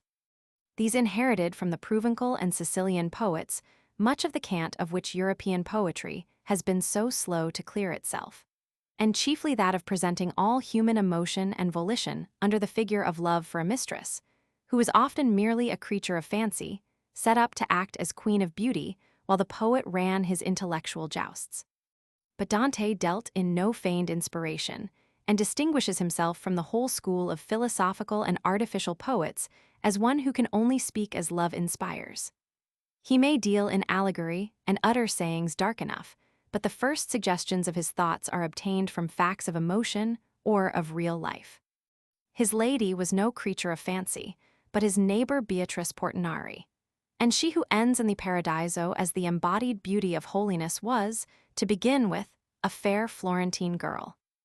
The instance of Beatrice is the strongest, although others might be adduced, to illustrate Dante's economy of actual experience. The skillful use, that is, of real emotions and incidents to serve for suggestion and material of poetical thought. As has been told, towards the close of the Vita Nuova he describes how he found a temporary consolation for the loss of Beatrice in the pity of a fair and noble lady. In his next work, the Convito, or Banquet, she appears as the personification of philosophy. The plan of the Convito is that of a commentary on odes, which are interpreted as having various meanings, among others the literal as distinguished from the allegorical or essentially true. As far as this lady is concerned, Dante shows some eagerness to pass from the literal meaning, desirous, it may be, to correct the belief that he had ever wavered in his exclusive devotion to Beatrice. That for a time he did transfer his thoughts from Beatrice in heaven to the fair lady of the window is almost certain, and by the time he wrote the Purgatorio, he was able to make confession of such a fault. But at the earlier period at which the Convito was written, he may have come to regard the avowal in the Vita Nuova as an oversight dishonoring to himself as well as to his first love, and so have slurred it over, leaving the fact to stand enveloped in an allegory. At any rate, to his gloss upon this passage in his life, we are indebted for an interesting account of how, at the age of 27, he put himself to school. After losing the earliest joy of my life, I was so smitten with sorrow that in nothing could I find any comfort. Yet after some time my mind, eager to recover its tone, since not that I or others could do avail to restore me, directed itself to find how people, being disconsolate, had been comforted. And so I took to reading that little-known book by Boethius, by writing which he, captive and in exile, had obtained relief. Next, hearing that Tully as well had written a book in which, treating of friendship, he had consoled the worthy Laelius on the occasion of the loss of his friend Scipio, I read that too. And though at the first I found their meaning hard, at last I comprehended it as far as my knowledge of the language and some little command of mother-wit enabled me to do, which same mother-wit had already helped me to much, as may be seen by the Vita Nuova. And as it often happens that a man goes seeking silver, and lights on gold, he is not looking for the result of chance, or of some divine provision. So I, besides finding the consolation I was in search of to dry my tears, became possessed of wisdom from authors and sciences and books. Weighing this well, I deemed that philosophy, the mistress of these authors, sciences, and books, must be the best of all things. And imagining her to myself fashioned like a great lady, rich in compassion, my admiration of her was so unbounded that I was always delighting myself in her image. And from thus beholding her in fancy, I went on to frequent the places where she is to be found in very deed in the schools of theology, to wit, and the debates of philosophers. So that in a little time, 30 months or so, I began to taste so much of her sweetness that the love I bore to her effaced or banished every other thought. No one would guess from this description of how he grew enamored of philosophy that at the beginning of his arduous studies Dante took a wife. She was Gemma, the daughter of Manetto Donati, but related only distantly, if at all, to the great Corso Donati. They were married in 1292, he being 27, and in the course of the 9 years that elapsed till his exile she bore him 5 sons and 2 daughters. From his silence regarding her in his works, and from some words of Boccaccio's which apply only to the period of his exile, it has been inferred that the union was unhappy. But Dante makes no mention in his writings of his parents or children any more than of Gemma. And why should not his wife be included among the things dearest to him which, he tells us, he had to leave behind him on his banishment? For anything we know to the contrary, their wedded life up to the time of his exile may have been happy enough, although most probably the marriage was one of convenience, and almost certainly Dante found little in Gemma's mind that answered to his own. In any case, it is not safe to lay stress upon his silence. During the period covered by the Vita Nuova, he served more than once in the field, and to this none of his earlier works make any reference. In 1289, Arezzo having warmly espoused the Ghibelline cause, the Florentines, led by Corso Donati and the great merchant Viri de' Cerchi, took up arms and met the foe in the field of Campoldino, on the edge of the upland region of the Casentino. Dante, as a young man of means and family, fought in the vanguard, and in a letter partly preserved by one of his early biographers, he describes himself as being then no tyro in arms, and as having with varying emotions watched the fortunes of the day. From this, it is clear that he had served before, probably in an expedition into the Aretine territory made in the previous year, and referred to in the Inferno. In the same year as Campoldino was won, he was present at the surrender of Caprona, a fortress belonging to Pisa. But of all this, he is silent in his works, or only makes casual mention of it by way of illustration. It is, therefore, a waste of time trying to prove his domestic misery from his silence about his marriage. 4. So hard a student was Dante that he now for a time nearly lost the use of his eyes. But he was cured by regimen and came to see as well as ever, he tells us, which we can easily believe was very well indeed. For his work, as he planned it out, he needed all his powers. The Convito, for example, was designed to admit of a full treatment of all that concerns philosophy. It marks an earlier stage of his intellectual and spiritual life than does the opening of the Inferno. In it, we have the fruit of the years during which he was wandering astray from his early ideal, misled by what he afterwards came to count as a vain and profitless curiosity. Most of its contents, as we have it, are only indirectly interesting. It is impossible for most people to care for discussions, conducted with all the nicety of scholastic definition, on such subjects as the system of the universe as it was evolved out of the brains of philosophers, the subject matter of knowledge, and how we know. But there is one section of it possessed of a very special interest, the fourth, in which he treats of the nature of nobility. This he affirms to be independent of wealth or ancestry, and he finds everyone to be noble who practices the virtues proper to his time of life. None of the Uberti of Florence or the Visconti of Milan can say he is noble because belonging to such or such a race, for the divine seed is sown not in a family, but in the individual man. This amounts, it must be admitted, to no more than saying that high birth is one thing and nobility of character another. But it is significant of what were the current opinions, that Dante should be at such pains to distinguish between the two qualities. The canzone, which supplies the text for the treatise, closes with a picture of the noble soul at every stage of life, to which Chaucer may well have been indebted for his description of the true gentleman. The soul that is adorned by this grace does not keep it hid, but from the day when soul is wed to body shows it forth even until death. In early life she is modest, obedient, and gentle, investing the outward form and all its members with a gracious beauty. In youth she is temperate and strong, full of love and courteous ways, delighting in loyal deeds. In mature age she is prudent and just and apt to liberality, rejoicing to hear of others' good. Then in the fourth stage of life she is married again to God and contemplates her approaching end with thankfulness for all the past. In this passage it is less the poet that is heard than the sober moralist, one with a ripe experience of life and contemptuous of the vulgar objects of ambition. The calm is on the surface. As has been said above, he was proud of his own birth, the more proud perhaps that his station was but a middling one. And to the close of his life, he hated upstarts with their sudden riches, while the Philip Argenti on whom in the Inferno he takes what has much the air of a private revenge may have been only a specimen of the violent and haughty nobles with whom he stood on an uneasy footing. Yet the impression we get of Dante's surroundings in Florence from the Vita Nuova and other poems, from references in the comedy, and from some anecdotes more or less true, which survive in the pages of Boccaccio and elsewhere, is on the whole a pleasant one. We should mistake did we think of him as always in the guise of absorbed student or tearful lover.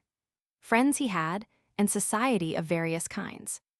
He tells how in a severe illness he was nursed by a young and noble lady, nearly related to him by blood his sister most probably, and other ladies are mentioned as watching in his sick chamber. With Forse and Piccarda Donati, brother and sister of the great Corso Donati, he was on terms of the warmest friendship. From the Vita Nuova we can gather that, even when his whole heart fainted and failed at the mere sight of Beatrice, he was a favorite with other ladies and conversed familiarly with them. The brother of Beatrice was his dear friend, while among those of the elder generation he could reckon on the friendship of such men as Guido Cavalcanti and Brunetto Latini. Through Latini he would, even as a young man, get the entry of the most lettered and intellectually active society of Florence. The tradition of his intimacy with Giotto is supported by the mention he makes of the painter, and by the fact, referred to in the Vita Nuova, that he was himself a draftsman. It is to be regretted there are not more anecdotes of him on record like that which tells how one day, as he drew an angel on his tablets, he was broken in upon by certain people of importance. The musician Casella, whom he woes to sing in purgatory, and Belacqua, the indolent good-humored lutemaker, are greeted by him in a tone of friendly warmth in the one case and of easy familiarity in the other, which help us to know the terms on which he stood with the quick-witted artist class in Florence. Already he was in the enjoyment of a high reputation as a poet and scholar, and there seemed no limit to the greatness he might attain to in his native town as a man of action as well as a man of thought. In most respects the Florence of that day was as fitting a home for a man of genius as could well be imagined. It was full of a life which seemed restless only because the possibilities of improvement for the individual and the community seemed infinite. A true measure of its political progress and of the activity of men's minds is supplied by the changes then being made in the outward aspect of the city. The duties of the government were as much municipal as political, and it would have surprised a Florentine to be told that the one kind of service was of less dignity than the other. The population grew apace, and, to provide the means for extending the city walls, every citizen, on pain of his testament being found invalid, was required to bequeath a part of his estate to the public. Already the banks of the Arno were joined by 3 bridges of stone, and the main streets were paved with the irregularly shaped blocks of lava still familiar to the sojourner in Florence. But between the time of Dante's boyhood and the close of the century, the other outstanding features of the city were greatly altered, or were in the course of change. The most important churches of Florence, as he first knew it, were the baptistry and the neighboring small cathedral church of Santa Riparata. After these ranked the Church of the Trinity, Santo Stefano, and some other churches which are now replaced by larger ones, or of which the site alone can be discovered. On the other side of the river, San Miniato with its elegant facade rose as now upon its hill. The only great civic building was the Palace of the Podesta. The old market was, and had long been the true center of the city's life. At the time Dante went into exile, Arnolfo was already working on the great new cathedral of St. Mary of the Flowers, the spacious Santa Croce, and the graceful Badia. And Santa Maria Novella was slowly assuming the perfection of form that was later to make it the favorite of Michelangelo. The Palace of the Signory was already planned, though half a century was to elapse before its tower soared aloft to daunt the private strongholds which bristled, fierce and threatening, all over the city. The bell tower of Giotto, too, was of later erection, the only pile we can almost regret that Dante never saw. The architect of it was, however, already adorning the walls of palace and cloister with paintings whose inspiration was no longer, like that of the works they overshadowed, drawn from the outworn motives of Byzantine art, but from the faithful observation of nature. He in painting and the Pisan school in sculpture were furnishing the world with novel types of beauty in the plastic arts, answering to the sweet new style, in verse of which it was Dante that discovered the secret. Florence was now by far the leading city in Tuscany. Its merchants and money dealers were in correspondence with every Mediterranean port and with every country of the West. Along with bales of goods and letters of exchange, new ideas and fresh intelligence were always on the road to Florence. The knowledge of what was going on in the world, and of what men were thinking, was part of the stock in trade of the quick-witted citizens, and they were beginning to be employed throughout Europe in diplomatic work, till then almost a monopoly of churchmen. These Florentines seem to me to form a fifth element, said Boniface, who had ample experience of how accomplished they were. At home, they had full employment for their political genius, and still upon the old problem of how to curb the arrogance of the class that, in place of being satisfied to share in the general prosperity, sought its profit in the maintenance of privilege.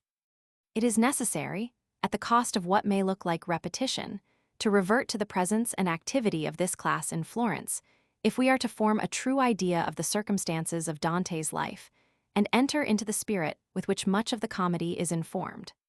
Though many of the nobles were now engaged in commerce and figured among the popular leaders, most of the greater houses stood proudly aloof from everything that might corrupt their gentility. These were styled the magnates. They found, as it were, a vocation for themselves in being nobles. Among them, the true distinctive spirit of Ghibellinism survived, although none of them would now have dared to describe himself as a Ghibelline. Their strength lay partly in the unlimited control they retained over the serfs on their landward estates, in the loyalty with which the members of a family held by one another, in their great command of resources as the administrators of the part Gelfa, and in the popularity they enjoyed with the smaller people in consequence of their lavish expenditure and frank, if insolent, manners. By law scarcely the equals of the full citizens, in point of fact they tyrannized over them. Their houses, set like fortresses in the crowded streets, frequently served as prisons and torture chambers for the low-born traders or artisans who might offend them. Measures enough had been passed towards the close of the century with a view to curb the insolence of the magnates, but the difficulty was to get them put in force. At length, in 1294, they, with many additional reforms, were embodied in the celebrated Ordinances of Justice. These for long were counted back to as the Great Charter of Florence, a Great Charter defining the popular rights and the disabilities of the baronage. Punishments of special severity were enacted for nobles who should wrong a plebeian, and the whole of a family or clan was made responsible for the crimes and liabilities of its several members. The smaller tradesmen were conciliated by being admitted to a share in political influence. If serfage was already abolished in the state of Florence, it was the ordinances which made it possible for the serf to use his liberty. But the greatest blow dealt to the nobles by the new laws was their exclusion, as nobles, from all civil and political offices. These they could hold only by becoming members of one of the trade guilds, and to deprive a citizen of his rights, it was enough to inscribe his name in the list of magnates. It is not known in what year Dante became a member of the Guild of Apothecaries. Without much reason, it has been assumed that he was one of the nobles who took advantage of the law of 1294. But there is no evidence that in his time the Alighieri ranked as magnates, and much ground for believing that, for some considerable time past, they had belonged to the order of full citizens. It was not necessary for every guildsman to practice the art or engage in the business to which his guild was devoted, and we are not required to imagine Dante as having anything to do with medicine or with the spices and precious stones in which the apothecaries traded. The guilds were political as much as industrial associations, and of the public duties of his membership he took his full share. The Constitution of the Republic, jealously careful to limit the power of the individual citizen, provided that the two chief executive officers, the podesta and the captain of the people, should always be foreigners. They held office only for 6 months. To each of them was assigned a numerous council, and before a law could be abrogated or a new one passed, it needed the approval of both these councils, as well as that of the priors and of the heads of the principal guilds. The priors were 6 in number, 1 for each district of the city. With them lay the administration in general of the laws and the conduct of foreign affairs. Their office was elective and held for 2 months. Of one or other of the councils Dante is known to have been a member in 1295, 1296, 1300, and 1301. In 1299, he is found engaged on a political mission to the little hill city of San Gemignano, where in the townhouse they still show the pulpit from which he addressed the local senate. From the middle of June till the middle of August 1300, he served as one of the priors. At the time when Dante entered on this office, Florence was distracted by the feud of blacks and whites, names borrowed from the factions of Pistia, but fated to become best known from their use in the city which adopted them. The strength of the blacks lay in the nobles whom the ordinances of justice had been designed to depress, both such of them as had retained their standing as magnates, and such as, under the new law, had unwillingly entered the ranks of the citizens. Already they had succeeded in driving into exile Giotto della Bella, the chief author of the ordinances, and their efforts and those of the citizens who, fearing the growing power of the lesser guilds, were in sympathy with them were steadily directed to upset the reforms. An obvious means to this end was to lower in popular esteem the public men whose policy it was to govern firmly on the new lines. The leader of the discontented party was Corso Donati, a man of small fortune, but of high birth, of splendid personal appearance, open-handed, and of popular manners. He and they who went with him affected a violent Guelphism, their chance of recovering the control of domestic affairs being the better the more they could frighten the Florentines with threats of evils like those incurred by the Aretines and Pisans from Ghibelline oppression. It may be imagined what meaning the cry of Ghibelline possessed in days when there was still a class of beggars in Florence, men of good names whose eyes had been torn out by Farinata and his kind. One strong claim which Corso Donati had on the goodwill of his fellow townsmen was that by his ready courage in pushing on the reserves against superior orders at the Battle of Campaldino, the day had been won to Florence and her allies. As he rode gallantly through the streets, he was hailed as the Baron il Baron, much as in the last generation the victor of Waterloo was sufficiently distinguished as the Duke.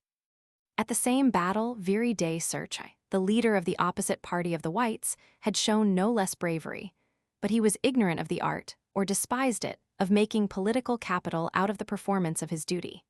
In almost every respect, he offered a contrast to Donati. He was of a new family, and his influence depended not on landed possessions, though he had these too, but on wealth derived from commerce. According to John Villani, a competent authority on such a point, he was at the head of one of the greatest trading houses in the world. The same crowds that cheered Corso as the great baron sneered at the reticent and cold-tempered merchant as the Ghibelline.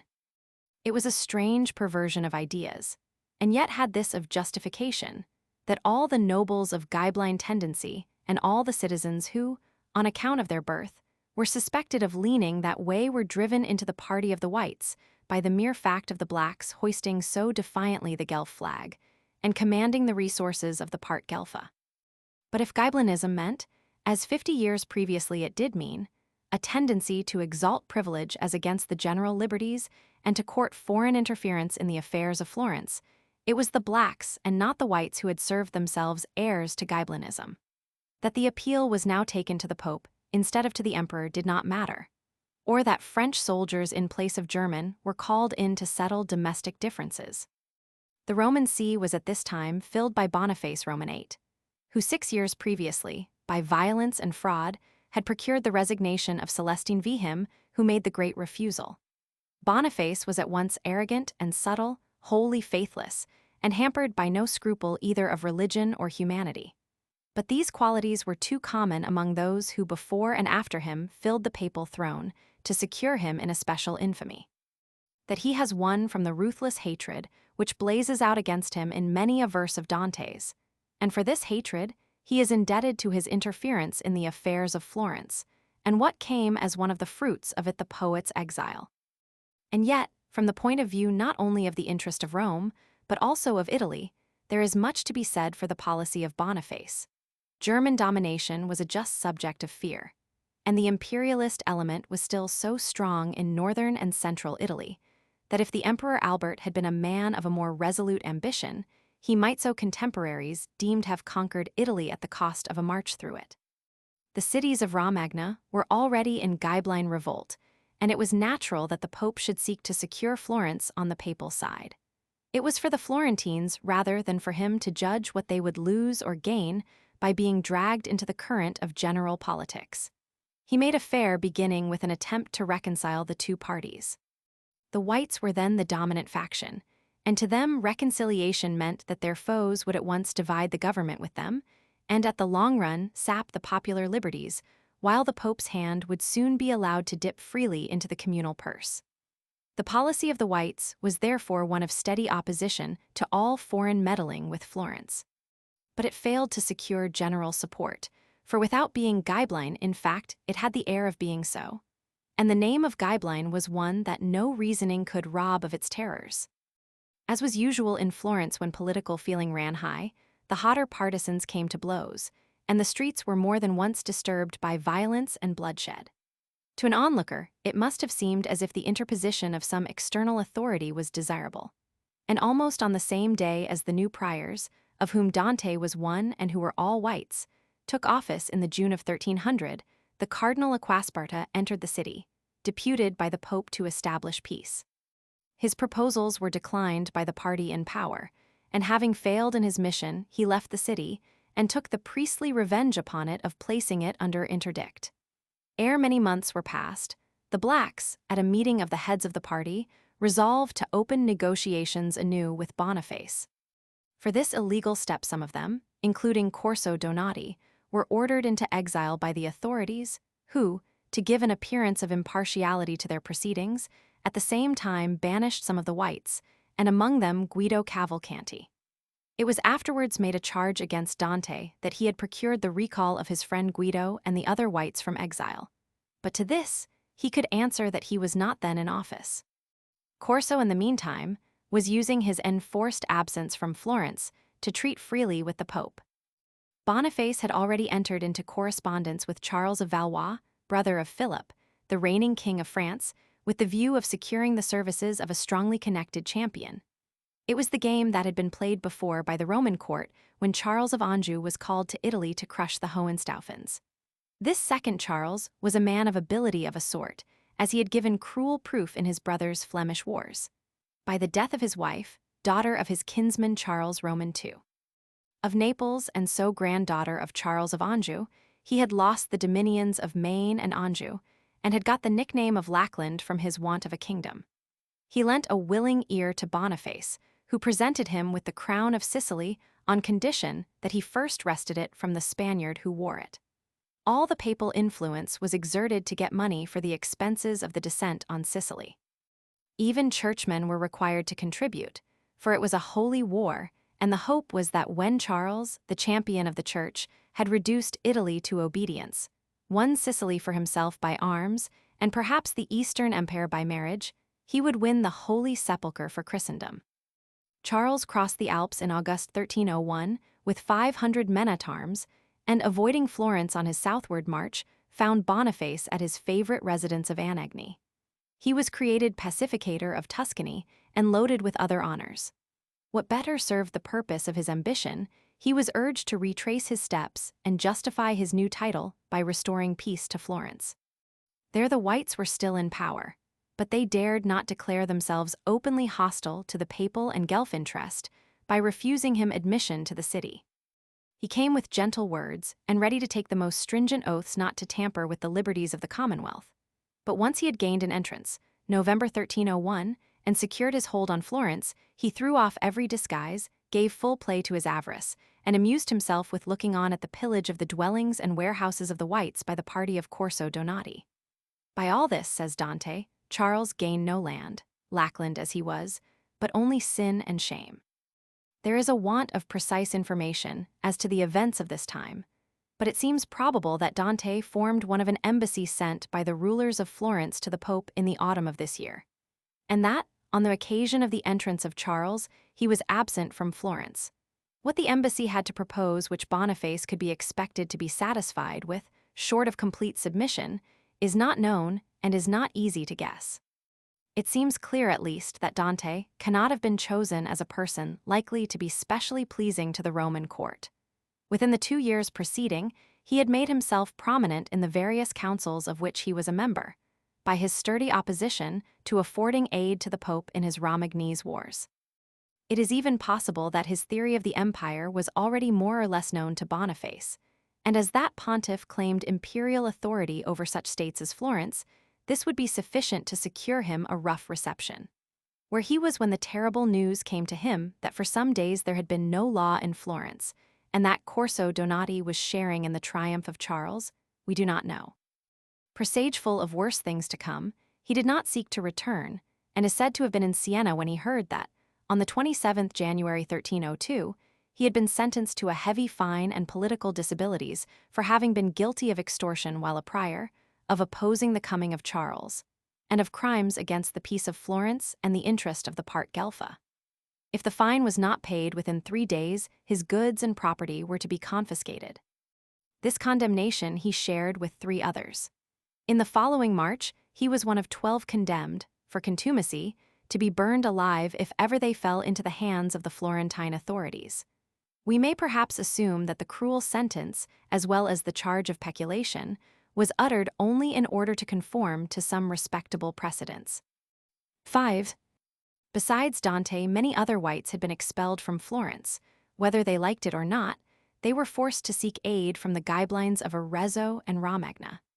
This led naturally to a change of political views, and though at the time of their banishment all of them were Guelphs in various degrees, as months and years went on they developed into guidelines, more or less declared.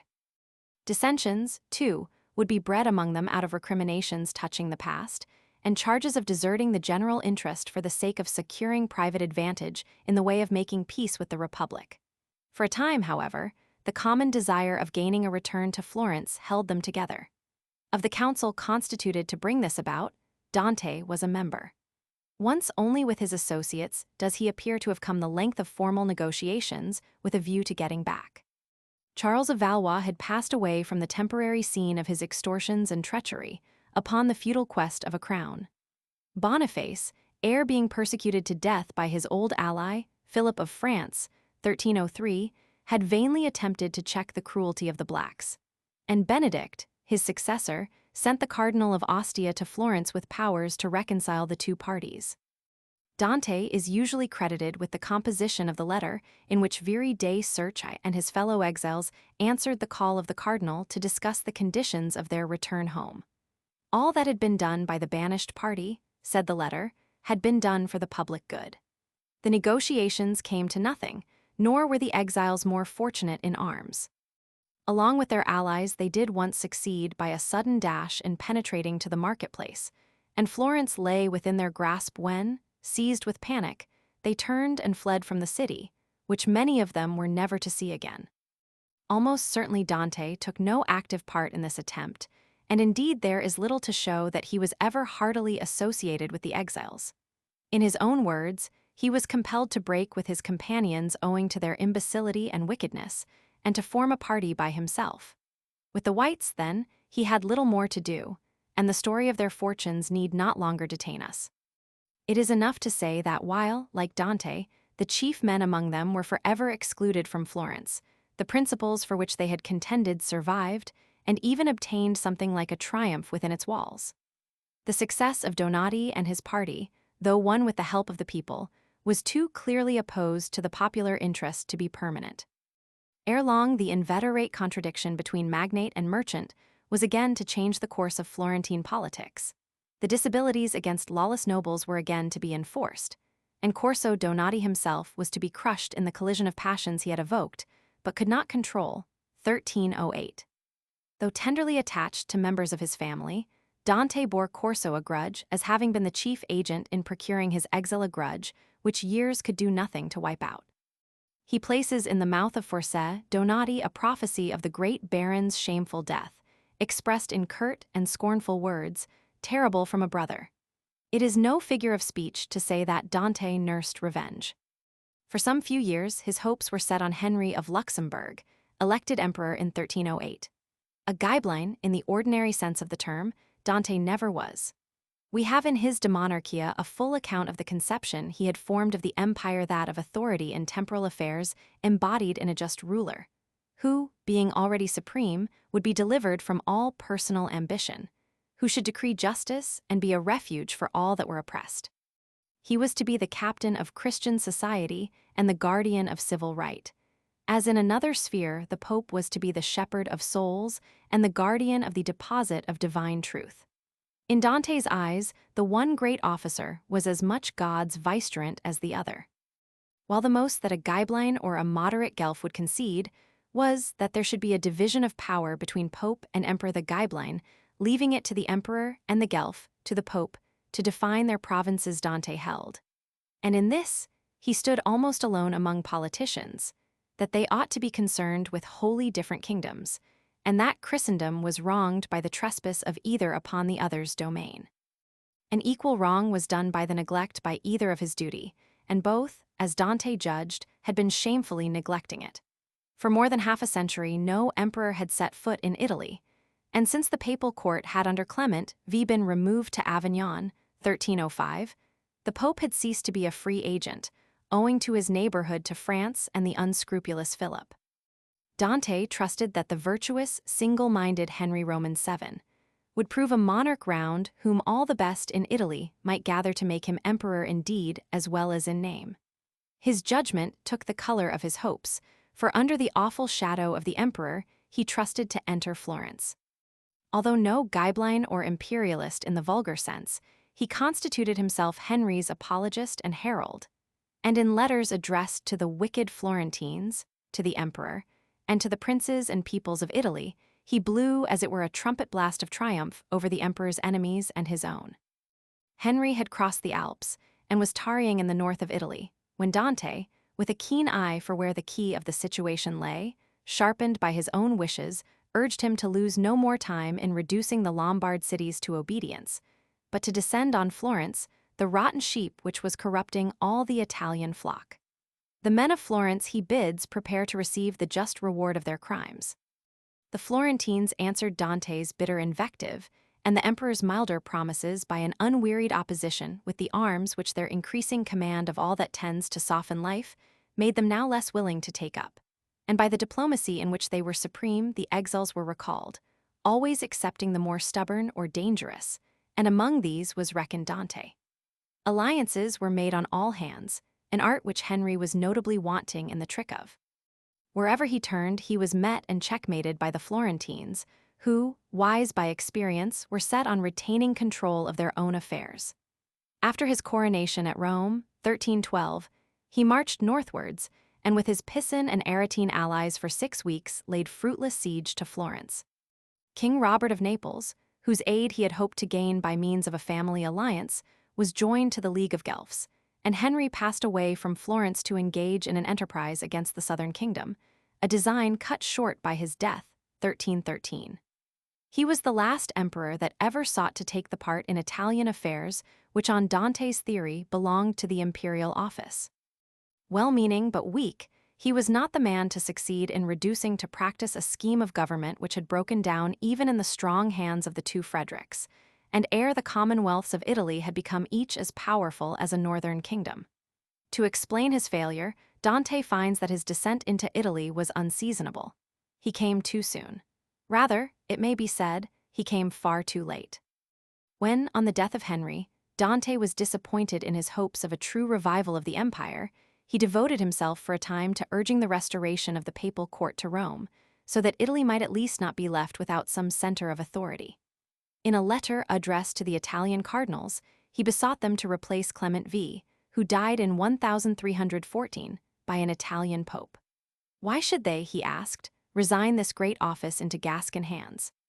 Why should Rome, the true center of Christendom, be left deserted and despised? His appeal was fruitless, as indeed it could not fail to be with only 6 Italian cardinals in a college of 24. And after a vacancy of 2 years, the Gascon Clement was succeeded by another Gascon. Although Dante's motives in making this attempt were doubtless as purely patriotic as those which inspired Catherine of Siena to similar action a century later, he met, we may be sure, with but little sympathy from his former fellow citizens. They were intent upon the interests of Florence alone, and even of these they may sometimes have taken a narrow view. His was the wider patriotism of the Italian, and it was the whole peninsula that he longed to see delivered from French influence and once more provided with a seat of authority in its midst, even if it were only that of spiritual power. The Florentines, for their part, desirous of security against the incursions of the northern horde, were rather set on retaining the goodwill of France than on enjoying the neighborhood of the Pope. In this, they were guilty of no desertion of their principles. Their Guelphism had never been more than a mode of minding themselves. For about 3 years, 1316, the most dangerous foe of Florence was Uguccione della Fagiuola, a partisan Ghibelline chief, sprung from the mountain land of Urbino, which lies between Tuscany and Romagna. He made himself lord of Pisa and Lucca and defeated the Florentines and their allies in the Great Battle of Montecatini, 1315. To him, Dante is believed to have attached himself.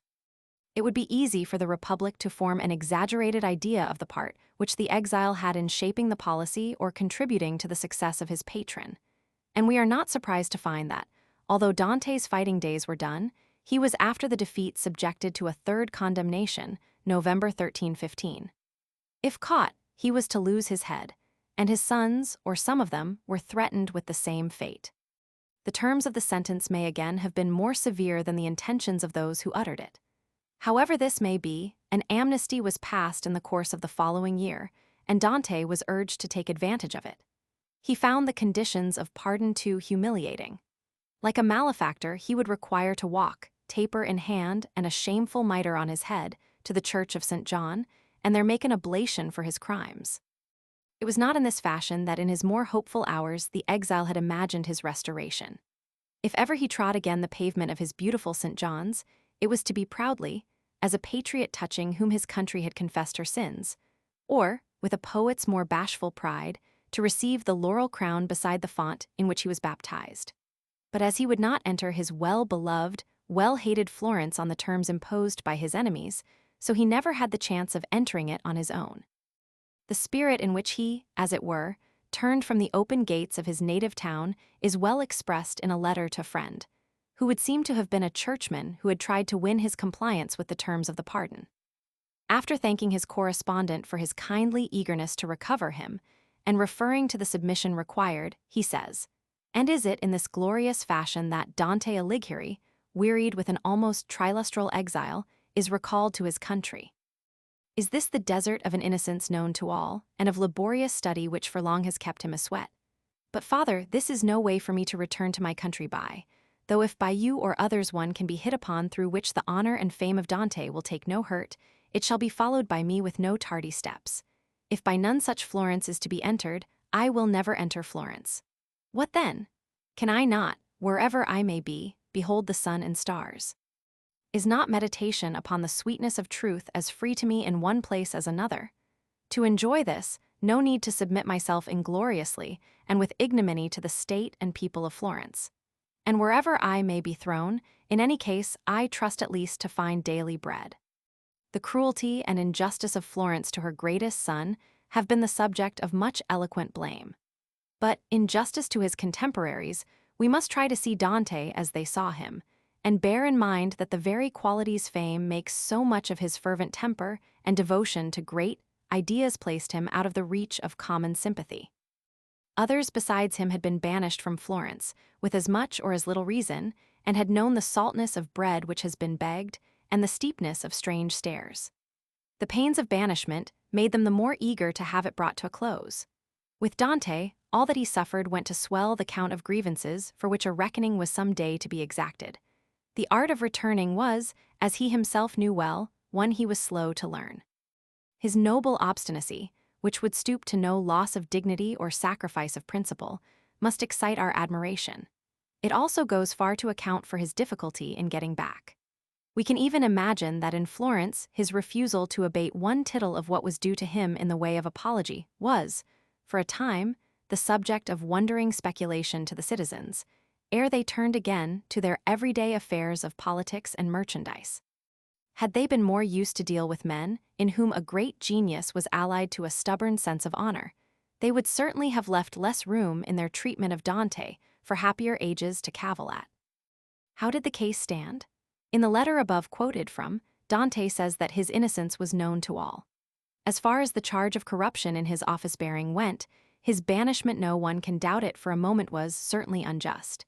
And the political changes in Florence since the death of Corso Donati had taken all the life out of the other charges. But by his eager appeals to the emperor to chastise the Florentines, he had raised fresh barriers against his return.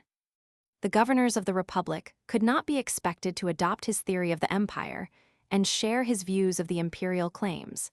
And to them, Dante must have seemed as much guilty of disloyalty to the Commonwealth in inviting the presence of Henry, as Corso Donati had been in Dante's eyes for his share in bringing Charles of Valois to harry Florence. His political writings since his exile, and all his writings were more or less political, had been such as might well confirm or create an opinion of him as a man difficult to live with, as one whose intellectual arrogance had a ready organ in his unsparing tongue or pen. Rumor would most willingly dwell upon and distort the features of his character and conduct that separated him from the common herd. And to add to all this, even after he had deserted the party of the whites in exile and had become a party to himself, he found his friends and patrons, for where else could he find them, among the foes of Florence? 6. History never abhors a vacuum so much as when she has to deal with the life of a great man, and for those who must have details of Dante's career during the 19 years which elapsed between his banishment and his death, the industry of his biographers has exhausted every available hint, while some of them press into their service much that has only the remotest bearing on their hero. If even one half of their suppositions were adopted, we should be forced to the conclusion that the comedy and all the other works of his exile were composed in the intervals of a very busy life.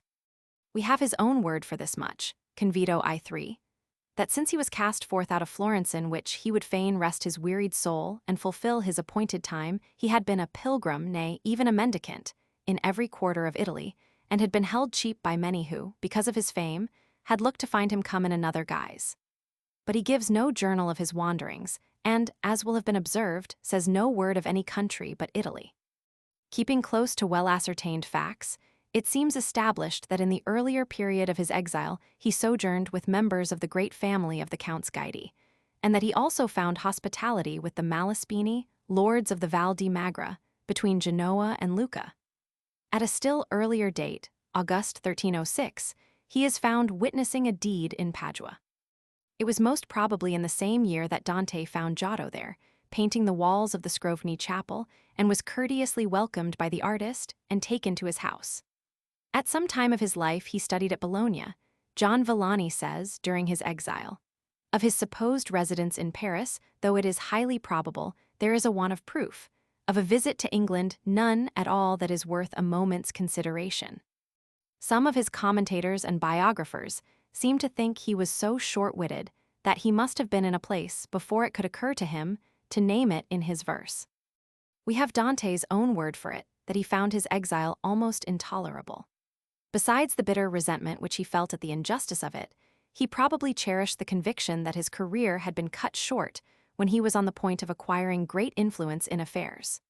The illusion may have been his one not uncommon among men of a powerful imagination that, given only due opportunity, he could mold the active life of his time as easily as he molded and fashioned the creations of his fancy. It was, perhaps, owing to no fault of his own that when a partial opportunity had offered itself, he failed to get his views adopted in Florence. Indeed, to judge from the kind of employment in which he was more than once engaged for his patrons, he must have been possessed of no little business tact. Yet, as when his feelings were deeply concerned his words knew no restraint, so his hopes would partake of the largeness of his genius. In the restored empire, which he was almost alone in longing for as he conceived of it, he may have imagined for himself a place beside Henry like what in Frederick's court had been filled by Pierre Delvine, the man who held both keys to the emperor's heart, and opened and shut it as he would. Thus, as his exile ran on, it would grow sadder with the accumulating memories of hopes deferred and then destroyed, and of dreams which had faded away in the light of a cheerless reality. But some consolations he must have found even in the conditions of his exile. He had leisure for meditation, and time enough to spend in that other world which was all his own. With the miseries of a wanderer's life would come not a few of its sweets freedom from routine, and the intellectual stimulus supplied by change of place. Here and there, he would find society such as he cared for that of scholars, theologians, and men familiar with every court and school of Christendom. And beyond all, he would get access to books that at home he might never have seen. It was no spare diet that would serve his mind while he was making such ample calls on it for his great work. As it proceeds, we seem to detect a growing fullness of knowledge, and it is by reason of the more learned treatment, as well as the loftier theme of the third cantica, that so many readers, when once well at sea in the Paradiso, recognize the force of the warning with which it begins. What amount of intercourse he was able to maintain with Florence during his wanderings is a matter of mere speculation, although of a more interesting kind than that concerned with the chronology of his uneasy travels. That he kept up at least some correspondence with his friends is proved by the letter regarding the terms of his pardon. There is also the well-known anecdote told by Boccaccio as to the discovery and dispatch to him of the opening cantos of the Inferno. An anecdote we may safely accept as founded on fact, although Boccaccio's informants may have failed to note at the time what the manuscript consisted of, and in the course of years may have magnified the importance of their discovery. With his wife, he would naturally communicate on subjects of common interest as, for instance, that of how best to save or recover part of his property and, especially regarding the welfare of his sons, of whom two are found to be with him when he acquires something like a settlement in Verona. It is quite credible that, as Boccaccio asserts, he would never, after his exile was once begun, go to his wife or suffer her to join him where he was, although the statement is probably an extension of the fact that she never did join him. In any case, it is to make too large a use of the words to find in them evidence, as has frequently been done, of the unhappiness of all his married life, and of his utter estrangement from Gemma during his banishment. The union marriage of convenience, though it might be harmonious enough as long as things went moderately well with the pair. Dante was never wealthy, but he seems to have had his own house in Florence and small landed possessions in its neighborhood. That before his banishment, he was considerably in debt appears to be ascertained. But, without knowing the circumstances in which he borrowed, it is impossible to be sure whether he may not only have been making use of his credit in order to put out part of his means to advantage in some of the numerous commercial enterprises in which his neighbors were engaged. In any case, his career must have seemed full of promise till he was driven into banishment. When that blow had fallen, it is easy to conceive how what if it was not mutual affection had come to serve, instead of it esteem and forbearance would be changed into indifference with the lapse of months and years of enforced separation, embittered and filled on both sides with the mean cares of indigence. And, it may be, on Gemma's side with the conviction that her husband had brought her with himself into disgrace. If all that is said by Boccaccio and some of Dante's enemies as to his temperament and behavior were true, we could only hope that Gemma's indifference was deep enough to save her from the pangs of jealousy. And on the other hand, if we are to push suspicion to its utmost length, we may find an allusion to his own experience in the lines where Dante complains of how soon a widow forgets her husband. But this is all matter of the merest speculation. Gemma is known to have been alive in 1314. She brought up her children, says Boccaccio, upon a trifling part of her husband's confiscated estate, recovered on the plea that it was a portion of her dowry. There may have been difficulties of a material kind, insuperable save to an ardent love that was not theirs, in the way of Gemma's joining her husband in any of his cities of refuge. Complete evidence exists of Dante's having in his later years lived for a longer or shorter time in the three cities of Lucca, Verona, and Ravenna. In Purgatory, he meets a shade from Lucca, in the murmur of whose words he catches he knows not what of Gentacca.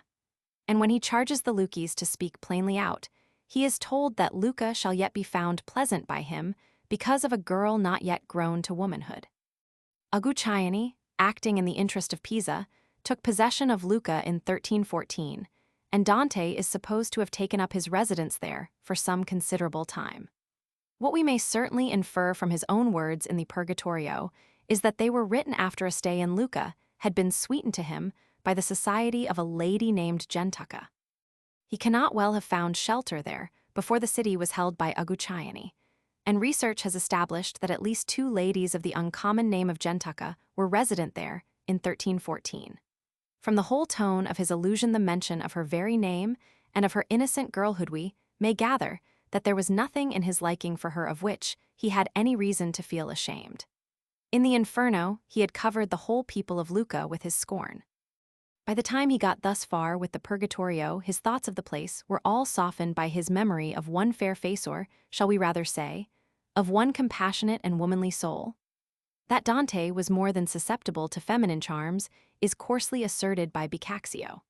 But on such a matter Boccaccio is a prejudiced witness, and, in the absence of sufficient proof to the contrary, justice requires us to assume that the tenor of Dante's life was not at variance with that of his writings.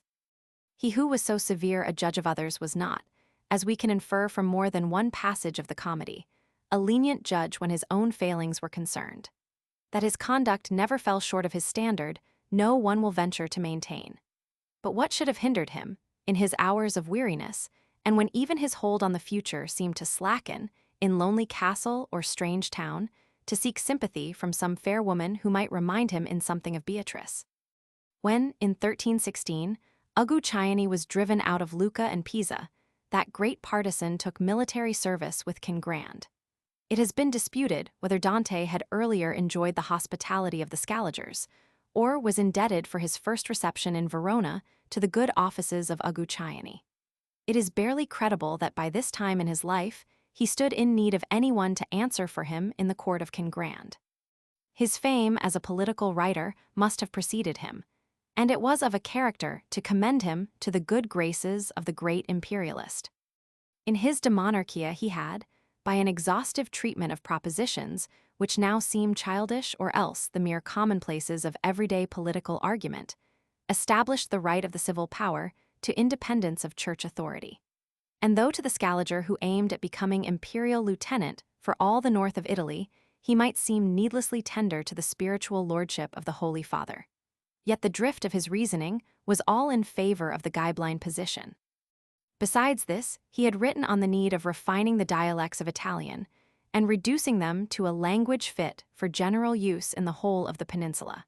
And this, with a novelty of treatment and wealth of illustration unequaled before or since in any first work on such a subject. And what would recommend him still more to a youthful prince of lofty taste, he was the poet of the sweet new style of the Vita Nuova, and of sonnets, ballads, and canzoni rich in language, and thought beyond the works of all previous poets in the vulgar tongues. Add to this that the comedy was already written and published up, perhaps to the close of the Purgatorio, and that all Italy was eager to find who had a place. And what kind of place, in the strange new world from which the veil was being withdrawn. And it is easy to imagine that Dante's reception at King Grand's court was rather that of a man both admired and feared for his great genius, than that of a wandering scholar and grumbling exile. At what time Dante came to Verona, and for how long he stayed, we have no means of fixing with certainty.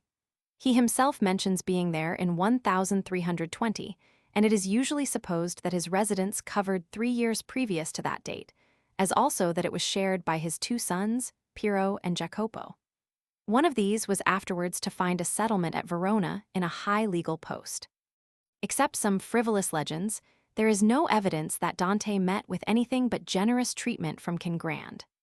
A passage of the Paradiso, written either towards the close of the poet's residence at Verona, or after he had left it, is full of a praise of the great Scaliger, so magnificent as fully to make amends for the contemptuous mention in the Purgatorio of his father and brother. To King Grand the Paradiso was dedicated by the author in a long epistle containing an exposition of how the first canto of that cantica, and by implication, the whole of the poem, is to be interpreted.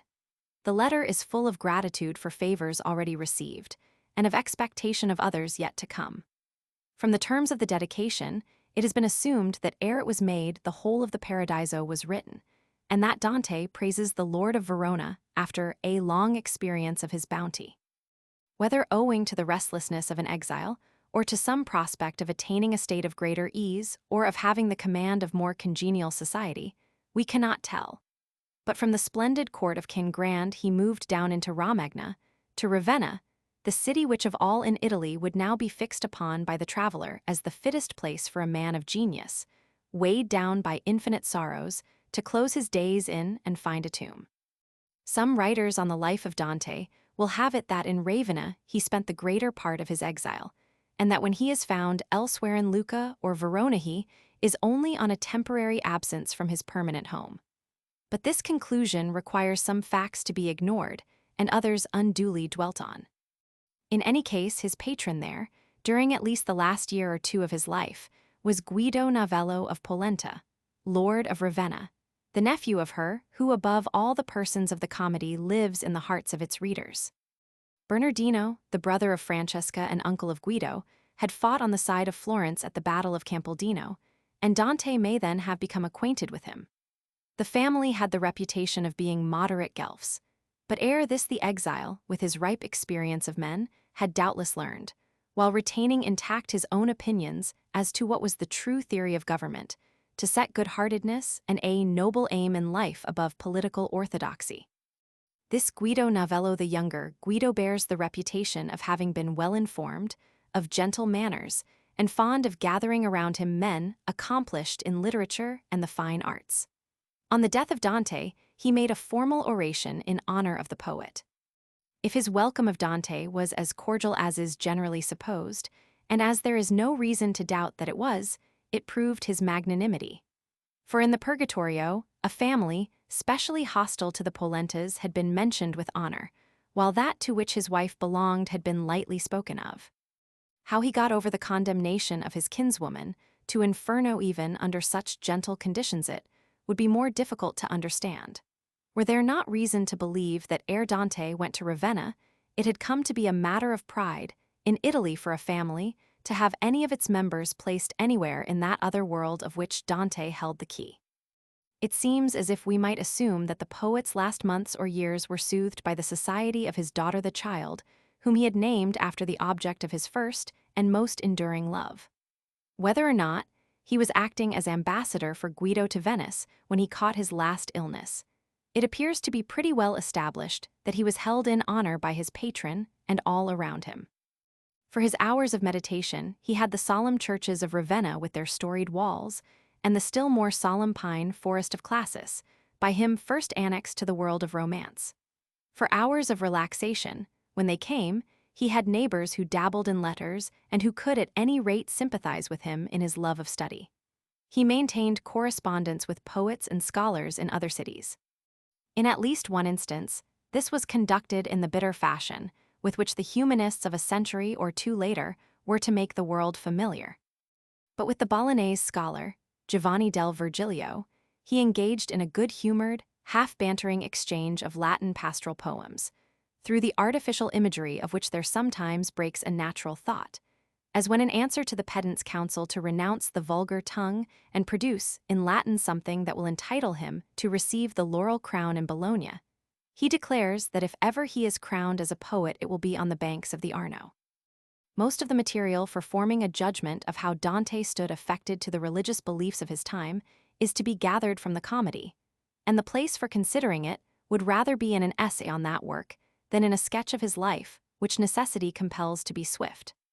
A few words may, however, be here devoted to the subject, as it is one with some bearing on the manner in which he would be regarded by those around him, and through that on the tenor of his life. That Dante conformed to church observances, and, except with a few malevolent critics, bore the reputation of a good Catholic, there can be no doubt. It was as a politician and not as a heretic that he suffered persecution. And when he died, he was buried in great honor within the Franciscan church at Ravenna.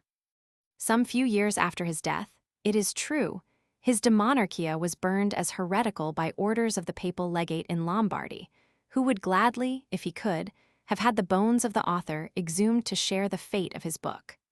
But all this was only because the partisans of Louis of Bavaria were making political capital out of the treatise. Attempts have been made to demonstrate that in spite of his outward conformity Dante was an unbeliever at heart, and that the comedy is devoted to the promulgation of a Ghibelline heresy of which, we may be sure, no Ghibelline ever heard, and to the overthrow of all that the author professed most devoutly to believe. Other critics of a more sober temper in speculation would find in him a Catholic who held the Catholic beliefs with the same slack grasp as the teaching of Luther was held by Lessing or Goethe. But this is surely to misread the comedy, which is steeped from beginning to end in a spirit of the warmest faith in the great Christian doctrines. It was no mere intellectual perception of these that Dante had or professed to have, for when in paradise he has satisfied St. Peter of his being possessed of a just conception of the nature of faith, and is next asked if, besides knowing what is the alloy of the coin and the weight of it, he has it in his own purse, he answers boldly, "Yea, and so shining and round that of a surety it has the lawful stamp. And further on, when required to declare in what he believes, nothing against the fullness of his creed is to be inferred from the fact that he stops short after pronouncing his belief in the existence of God and in the Trinity. This article he gives as implying all the others. It is the spark which spreads out into a vivid flame. Yet if the inquiry were to be pushed further, and it were sought to find how much of free thought he allowed himself in matters of religion, Dante might be discovered to have reached his orthodox position by ways hateful to the bigots, who then took order for preserving the purity of the faith.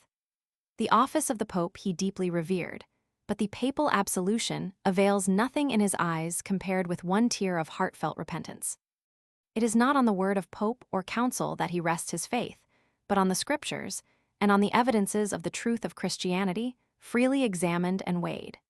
Chief among these evidences, it must however be noted, he esteemed the fact of the existence of the Church as he found it, and in his inquiries he accepted as guides the scholastic doctors on whose reasonings the Church had set its seal of approbation.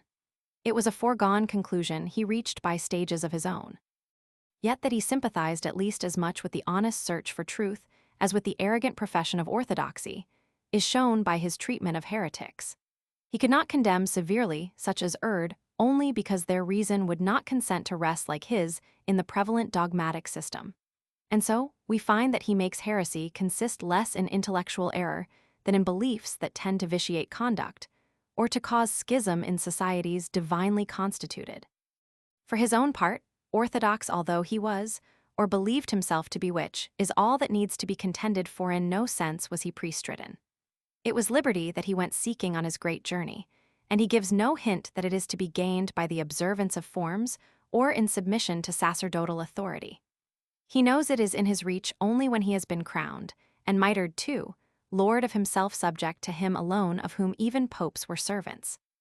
Although, in what were to prove his last months, Dante might amuse himself with the composition of learned trifles, and in the society and correspondence of men who, along with him, if on lines apart from his, were preparing the way for the revival of classical studies, the best part of his mind, then as for long before, was devoted to the comedy, and he was counting on the suffrages of a wider audience than courts and universities could supply. Here there is no room to treat at length of that work, to which when we turn our thoughts all else he wrote, though that was enough to secure him, fame seems to fall into the background as if unworthy of his genius. What can hardly be passed over in silence is that in the comedy, once it was begun, he must have found a refuge for his soul from all petty cares, and a shield against all adverse fortune. We must search its pages, and not the meager records of his biographers, to find what was the life he lived during the years of his exile. For, in a sense, it contains the true journal of his thoughts, of his hopes, and of his sorrows. The plan was laid wide enough to embrace the observations he made of nature and of man, the fruits of his painful studies, and the intelligence he gathered from those experienced in travel, politics, and war. It was not only his imagination and artistic skill that were spent upon the poem, he gave his life to it. The future reward he knew was sure and immortal fame, but he hoped for a nearer profit on his venture. Florence might at last relent, if not because of his innocence, and at the spectacle of his inconsolable exile, at least on hearing the rumor of his genius borne to her from every corner of Italy. If ere it comes that this my sacred lay, to which both heaven and earth have set their hand through, which these many years I waste away, shall quell the cruelty that keeps me banned from the fair fold, where I, a lamb, was found hostile to wolves, who 'gainst it violence planned. With other fleece and voice of other sound, poet will I return, and at the font where I was christened be with laurel crowned. But with the completion of the comedy Dante's life, too, came to a close. He died at Ravenna in the month of September 1321. Footnotes: Matilda died in 1115. The name Tessa, the contraction of Contessa, was still, long after her time, sometimes given to Florentine girls. See Perrin's Histoire de Florence, volume IP 126. Whether by Matilda the great countess is meant has been eagerly disputed, and many of the best critics such as Witt and Scartazzini prefer to find in her one of the ladies of the Vita Nuova. In spite of their pains, it seems as if more can be said for the great Matilda than for any other. The one strong argument against her is that while she died old, in the poem she appears as young. See note on Inferno XXX, 73. It might, perhaps, be more correct to say that to some offices the nobles were eligible, but did not elect. Inf Roman 13, 75. Inf X 119. Inf Roman 23, 66. Inf X 51. Perg Roman 6, 144. Dante sets the abbot among the traitors in Inferno and says scornfully of him that his throat was cut at Florence Inf. Roman 32, 119. Villani throws doubt on the guilt of the abbot. There were some cases of churchmen being guidelines, as for instance that of the Cardinal Ubaldini Inf. X 120. 20 years before the abbot's death, the general of the Franciscans had been jeered at in the streets of Florence for turning his coat and joining the emperor. On the other hand, many civilians were to be found among the Guelphs. Manfred, says John Villani, Chronica, Roman 6, 74 and 75, at first sent only 100 men. Having by Farinata's advice been filled with wine before a skirmish in which they were induced to engage, they were easily cut in pieces by the Florentines, and the royal standard was dragged in the dust. The truth of the story matters less than that it was believed in Florence. Provenzano is found by Dante in Purgatory, which he has been admitted to, in spite of his sins, because of his self-sacrificing devotion to a friend Purg. Xi 121.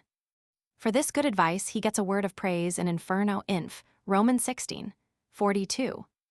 These mercenaries, though called Germans, were of various races. There were even Greeks and Saracens among them. The mixture corresponded with the motley civilization of Manfred's court. Inf. Roman 32, 79. Inf. X 93. Lucera was a fortress which had been peopled with Saracens by Frederick. Manfred Purg, Roman 3, 112, Charles Purg, Roman 7, 113. Purg, Roman 20, 67. Purg, Roman 3, 122. For an account of the constitution and activity of the part Guelpha at a later period, see Perrin's Hist. De Florence, Volume Roman 4, p. 482. Purg, Roman 20, 68. Parad, Xi 89. Parad, Roman 16, 40, etc. Inf. Roman 29, 31. Inf. X 42. Though Dante was descended from nobles, his rank in Florence was not that of a noble or magnate, but of a commoner. The month is indicated by Dante himself, Parad, Roman 22, 110. The year has recently been disputed. For 1265, we have J. Villani and the earliest biographers, and Dante's own expression at the beginning of the comedy is in favor of it. Inf. Roman 23, 95. Inf. Roman 19, 17, Parad, Roman 25, 9. Purg XXX, 55. Inf. Roman 8, 45, where Virgil says of Dante that blessed was she that bore him, can scarcely be regarded as an exception to this statement. In 1326, out of a population of 90,000, from 8 to 10,000 children were being taught to read, and from 5 to 600 were being taught grammar and logic in 4 high schools. There was not in Dante's time, or till much later, a university in Florence. See J. Villani, Xi 94, and Burckhardt, Kultur der Renaissance, Volume I, p. 76. For an interesting account of heresy in Florence from the 11th to the 13th centuries, see Perrin's Hist. De Florence, Volume I, Liver Roman 2. Chapter Roman 3. It opens with Brunetto's being lost in the forest of Roncesvalles, and there are some other features of resemblance all on the surface between his experience and Dante's. G. Villani, Roman 8, 10, Latini died in 1294. Villani gives the old scholar a very bad moral character. Inf. Roman 15, 84. We may, I think, assume the Vita Nuova to have been published sometime between 1291 and 1300, but the dates of Dante's works are far from being ascertained.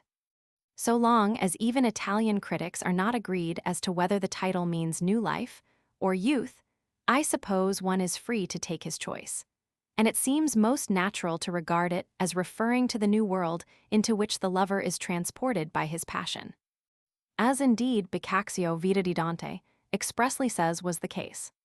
in this adopting a device frequently used by the love poets of the period.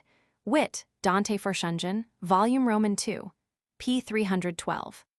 The Vita Nuova contains some 30 poems. See Sir Theodore Martin's introduction to his translation of Vita Nuova, page Roman 21. In this matter, we must not judge the conduct of Dante by English customs. Don ch avit intelletto di amare, ladies that are acquainted well with love. Quoted in Perg, Roman 24, 51. Beatrice died in June 1290, having been born in April 1266. Perg Sci 98. Perg Roman 24, 52. The date of the Convito is still the subject of controversy, as is that of most of Dante's works, but it certainly was composed between the Vita Nuova and the Comedy. There is a remarkable sonnet by Guido Cavalcanti addressed to Dante, reproaching him for the deterioration in his thoughts and habits and urging him to rid himself of the woman who has bred the trouble. This may refer to the time after the death of Beatrice. See also Perg, XXX, 124. Convito Roman 2, 13. Some recent writers set his marriage 5 years later and reduced the number of his children to 3. His sister is probably meant by the young and gentle lady, most nearly related to him by blood, mentioned in the Vita Nuova. The difference between the Teutonic and Southern conception of marriage must be kept in mind. He describes the weather on the day of the battle with the exactness of one who had been there, Perg, v. 155. Leonardo Bruni. Inf. Roman 22, 4. Inf. Roman 21, 95. Conv. Roman 3, 9, where he illustrates what he has to say about the nature of vision by telling that for some time the stars, when he looked at them, seemed lost in a pearly haze. The Convito was to have consisted of 15 books, only 4 were written.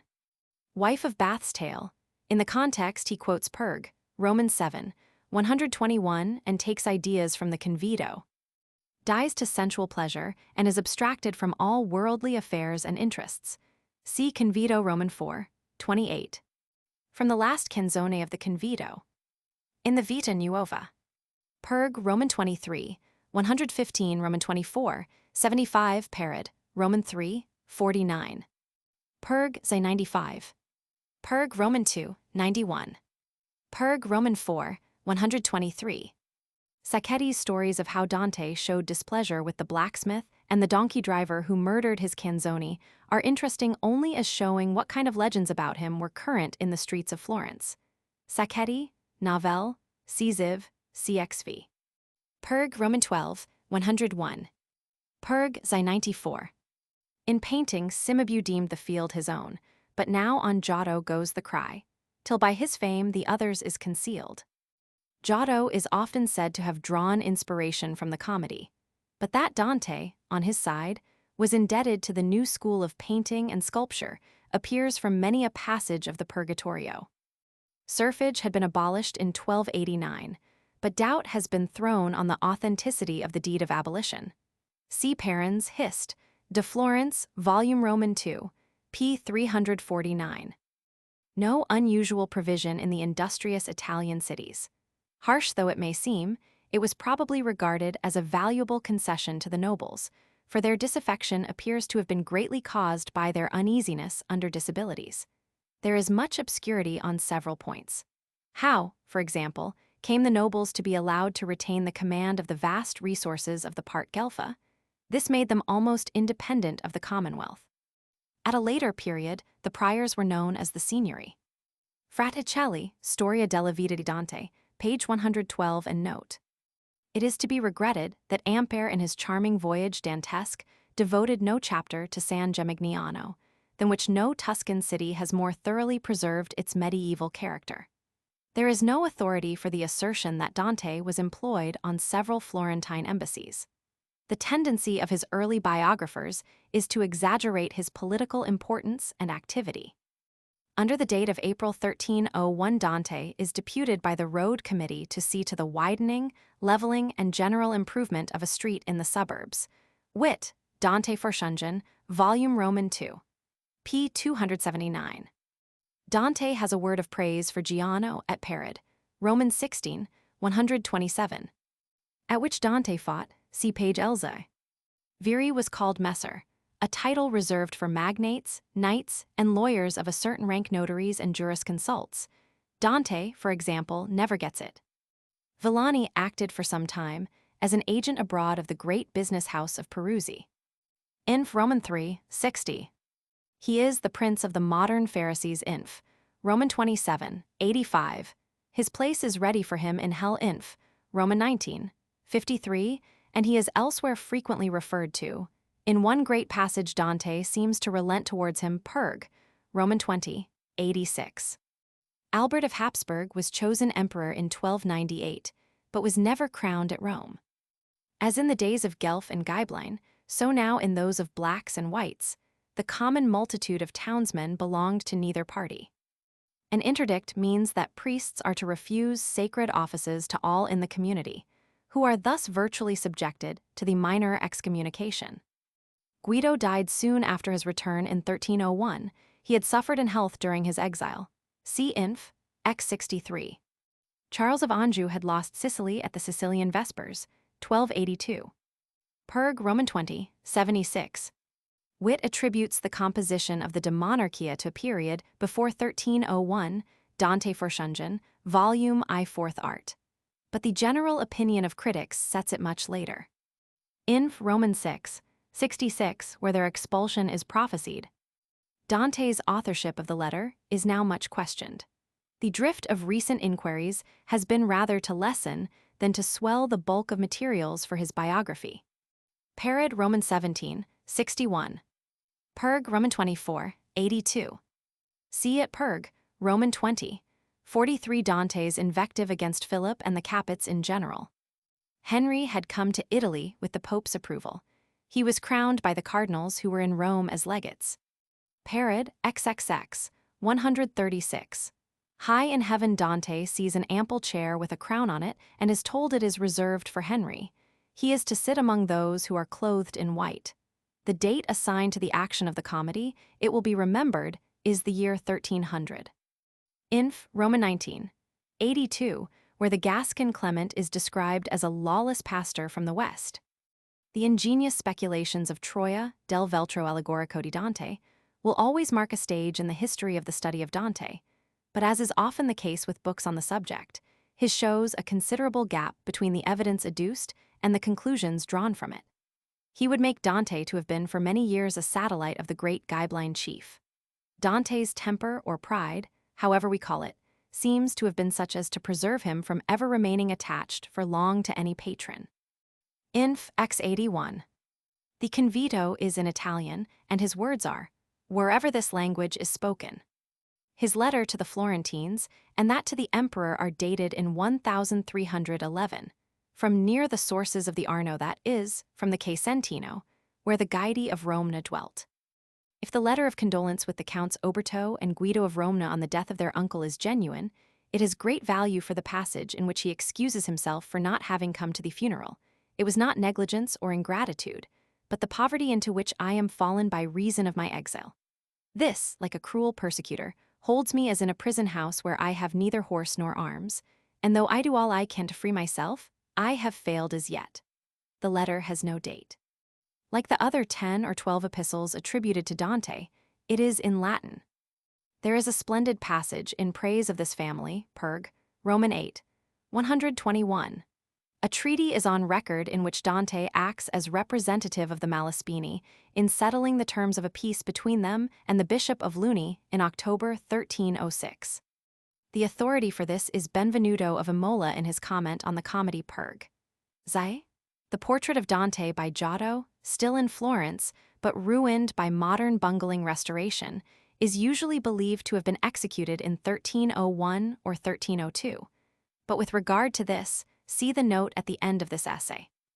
It is true that Villani not only says that he went to study at Bologna, but also that he went to Paris and many parts of the world, Chronica, Roman 9, 136, and that Villani, of all contemporary or nearly contemporary writers, is by far the most worthy of credence. But he proves to be more than once in error regarding Dante, making him e.g., die in a wrong month and be buried in a wrong church at Ravenna. And the many parts of the world, shows that here he is dealing in hearsay of the vaguest sort. Nor can much weight be given to Boccaccio when he sends Dante to Bologna and Paris. But Benvenuto of Imola, who lectured on the comedy at Bologna within 50 years of Dante's death, says that Dante studied there. It would indeed be strange if he did not, and at more than one period, Bologna being the university nearest Florence. Proof of Dante's residence in Paris has been found in his familiar reference to the Rue du Foire Parade, X 137, his graphic description of the coast between Larissae and Turbia Perg. Roman 3. 49, Roman 4. 25, certainly seems to show a familiarity with the western as well as the eastern Rivieras of Genoa. But it scarcely follows that he was on his way to Paris when he visited them. Inf. Roman 13, 58. O ye, who have hitherto been following me in some small craft, put not further to sea, lest, losing sight of me, you lose yourselves. Parad. Roman 2. 1. But to tell the truth, Dante is never so weak as a poet as when he is most the philosopher or the theologian. The following list of books more or less known to him is not given as complete. The Vulgate, beginning with St. Jerome's prologue.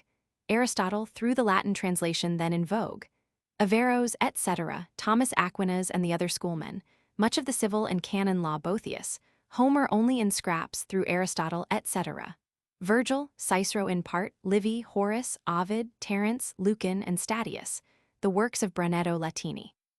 The poetical literature of Provence, France, and Italy, including the Arthurian romances, the favorite reading of the Italian nobles, and the tales of Charlemagne and his peers equally in favor with the common people.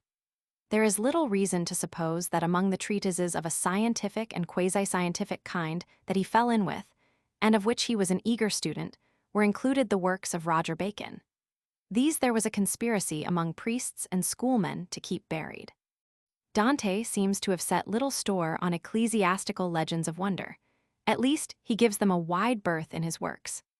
In the notes to Fraticelli's Vita di Dante, Florence 1861, are given copies of documents relating to the property of the Alighieri and of Dante in particular.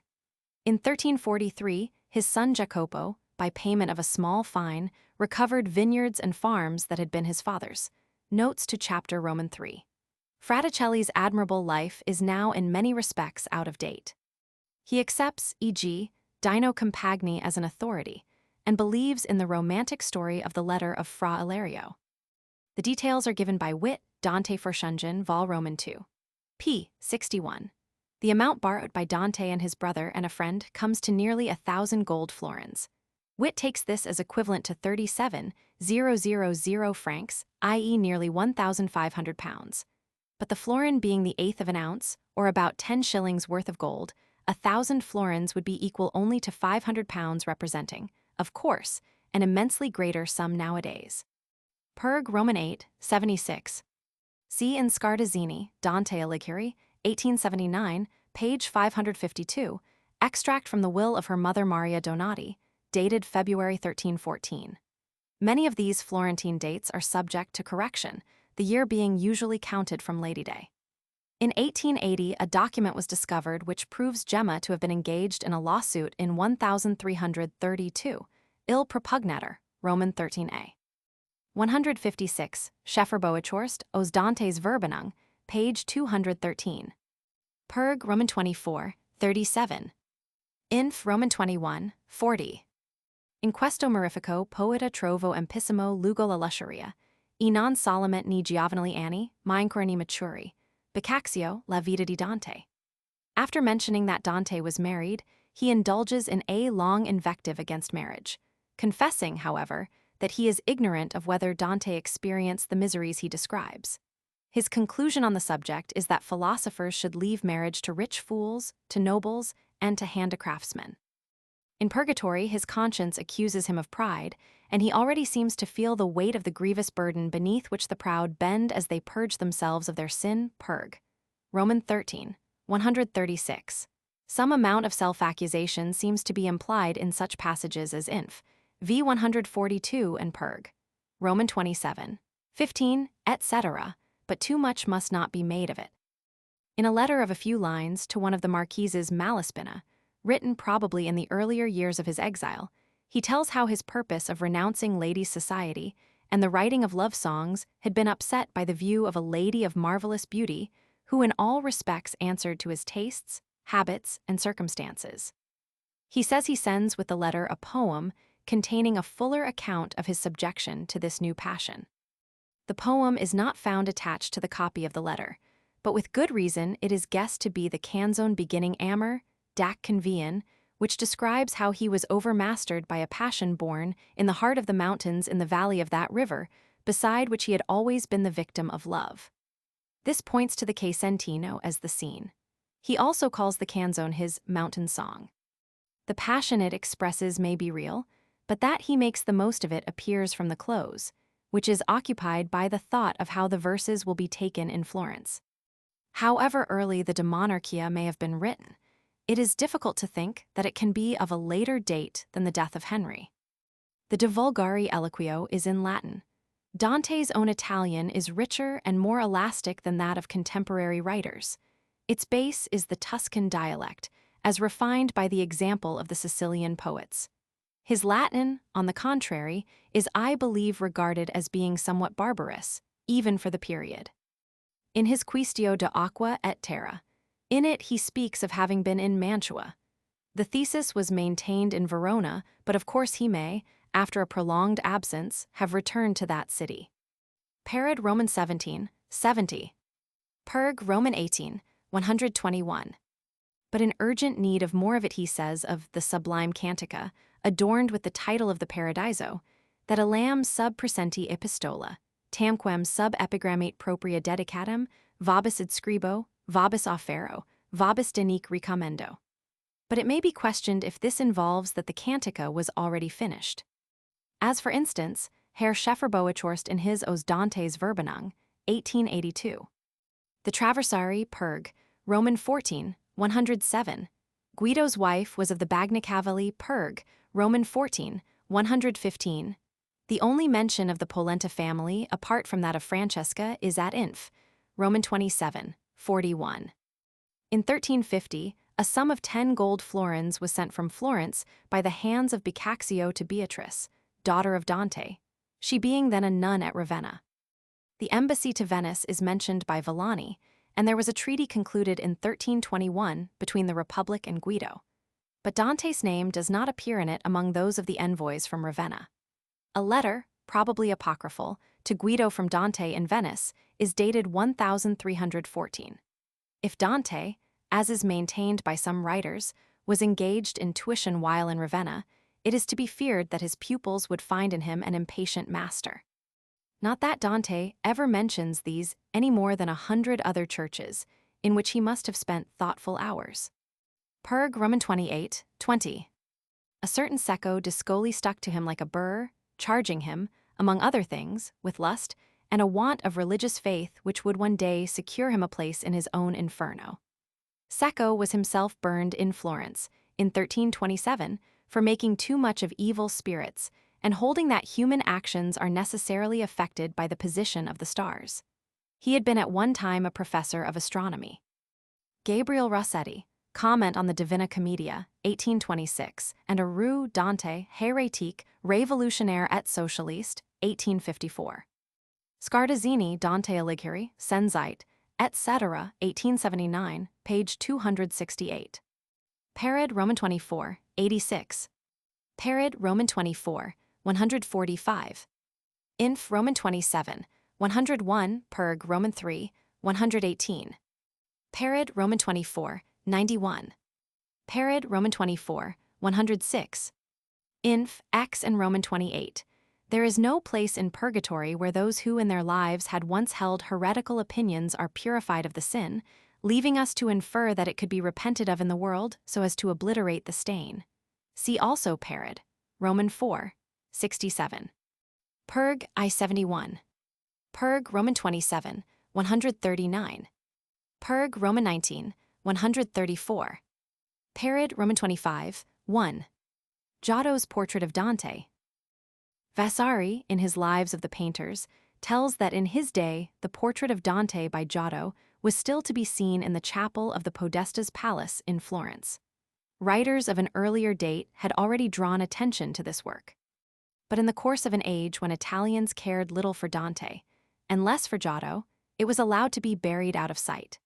And when at length there came a revival of esteem for these great men, the alterations in the interior arrangement of the palace were found to have been so sweeping that it was even uncertain which out of many chambers had formerly served as the chapel. 20 years after a fruitless attempt had been made to discover whether or not the portrait was still in existence, Signor Aubrey Bezzi, encouraged by Mr. Wilde and Mr. Kirkup, took the first step in a search 1839, which was to end by restoring to the world what is certainly the most interesting of all portraits, if account be taken of its beauty, as well as of who was its author and who its subject. On the removal from it of a layer of lime, one of the end walls of what had been the chapel was found to be covered by a fresco painting, evidently the work of Giotto, and representing a paradise-the subject in which Dante's portrait was known to occur. As is usual in such works, from the time of Giotto downwards, the subject is treated so as to allow of the free introduction of contemporary personages. Among these was a figure in a red gown, which there was no difficulty in recognizing as the portrait of Dante. It shows him younger and with a sweeter expression than does Raphael's Dante or Masaccio's, or that in the Cathedral of Florence, or that of the mask said to have been taken after his death. But to all of them it bears a strong resemblance. The question of when this portrait was painted will easily be seen to be one of much importance in connection with Dante's biography. The fresco it belongs to is found to contain a cardinal, and a young man who, because he wears his hair long and has a coronet set on his cap, is known to be meant for a French prince. If, as is usually assumed, this prince is Charles of Valois, then the date of the event celebrated in the fresco is 1301 or 1302.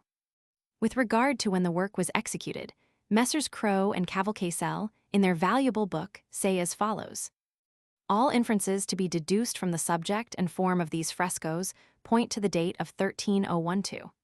It may be inquired whether they were executed by Giotto at the time, and this inquiry can only be satisfied approximatively. It may be inferred that Dante's portrait would hardly have been introduced into a picture so conspicuously visible as this, had not the poet at the time been influent in Florence. Dante's age in the fresco corresponds with the date of 1302 and is that of a man of 35. He had himself enjoyed the highest office of Florence from June to August. In the fresco, he does not wear the dress of the priori, but he holds in the ranks of those near Charles of Valois an honorable place. It may be presumed that the frescoes were executed previous to Dante's exile, and this view is confirmed by the technical and artistic progress which they reveal. They exhibit, indeed, the master in a higher sphere of development than at Assisi and Rome. This account of the subject of the work and the probable date of its execution may, I think, be accepted as containing all that is to be said in favor of the current opinion on the matter. That writer after writer has adopted that opinion without a sign of doubt as to its credibility must surely have arisen from failure to observe the insuperable difficulties it presents. Both Charles of Valois and the Cardinal Acquasparta were in Florence during part of the winter of 1301-1302, but the circumstances under which they were there make it highly improbable that the Commonwealth was anxious to do them honor beyond granting them the outward show of respect which it would have been dangerous to refuse. Earlier in the year 1301, the Cardinal Acquasparta, having failed in gaining the object which brought him to Florence, had, as it were, shaken the dust of the city from off his feet and left the people of it under interdict. While Charles of Valois was in Florence, the cardinal returned to make a second attempt to reconcile the opposing parties, failed a second time, and again left the city under an interdict if indeed the first had ever been raised. On the occasion of his first visit, the whites, who were then in power, would have none of his counsels. On his second, the blacks in their turn despised them. There would therefore have been something almost satirical in the compliment, had the Commonwealth resolved to give him a place in a triumphal picture. As for Charles of Valois, though much was expected from an alliance with him while he was still at a distance, the very party that invited his presence was soon disgusted with him owing to his faithlessness and greed. The earlier part of his stay was disturbed by pillage and bloodshed. Nor is it easy to imagine how, at any time during his residence of 5 months, the leading citizens could have either the time or the wish to arrange for honoring him in a fashion he was not the man to care for. His one craving was for money, and still more money, and any leisure the members of public bodies had to spare from giving heed to their own interests and securing vengeance upon their opponents was devoted to holding the common purse shut as tightly as they could against their avaricious pacificator. When he at last delivered the city from his presence, no one would have the heart to revive the memory of his disastrous visit. But if, in all this confusion of Florentine affairs, Giotto did receive a commission to paint in the palace of the Podesta, yet it remains incredible that he should have been suffered to assign to Dante, of all men, a place of honor in the picture. No citizen had more stubbornly opposed the policy which brought Charles of Valois to Florence, and that Charles was in the city was reason enough for Dante to keep out of it. In his absence, he was sentenced in January 1302 to pay a ruinously heavy fine, and in the following March, he was condemned to be put to death if ever he was caught. On fuller acquaintance, his fellow citizens liked the Frenchman as little as he, but this had no effect in softening their dislike or removing their fear of Dante.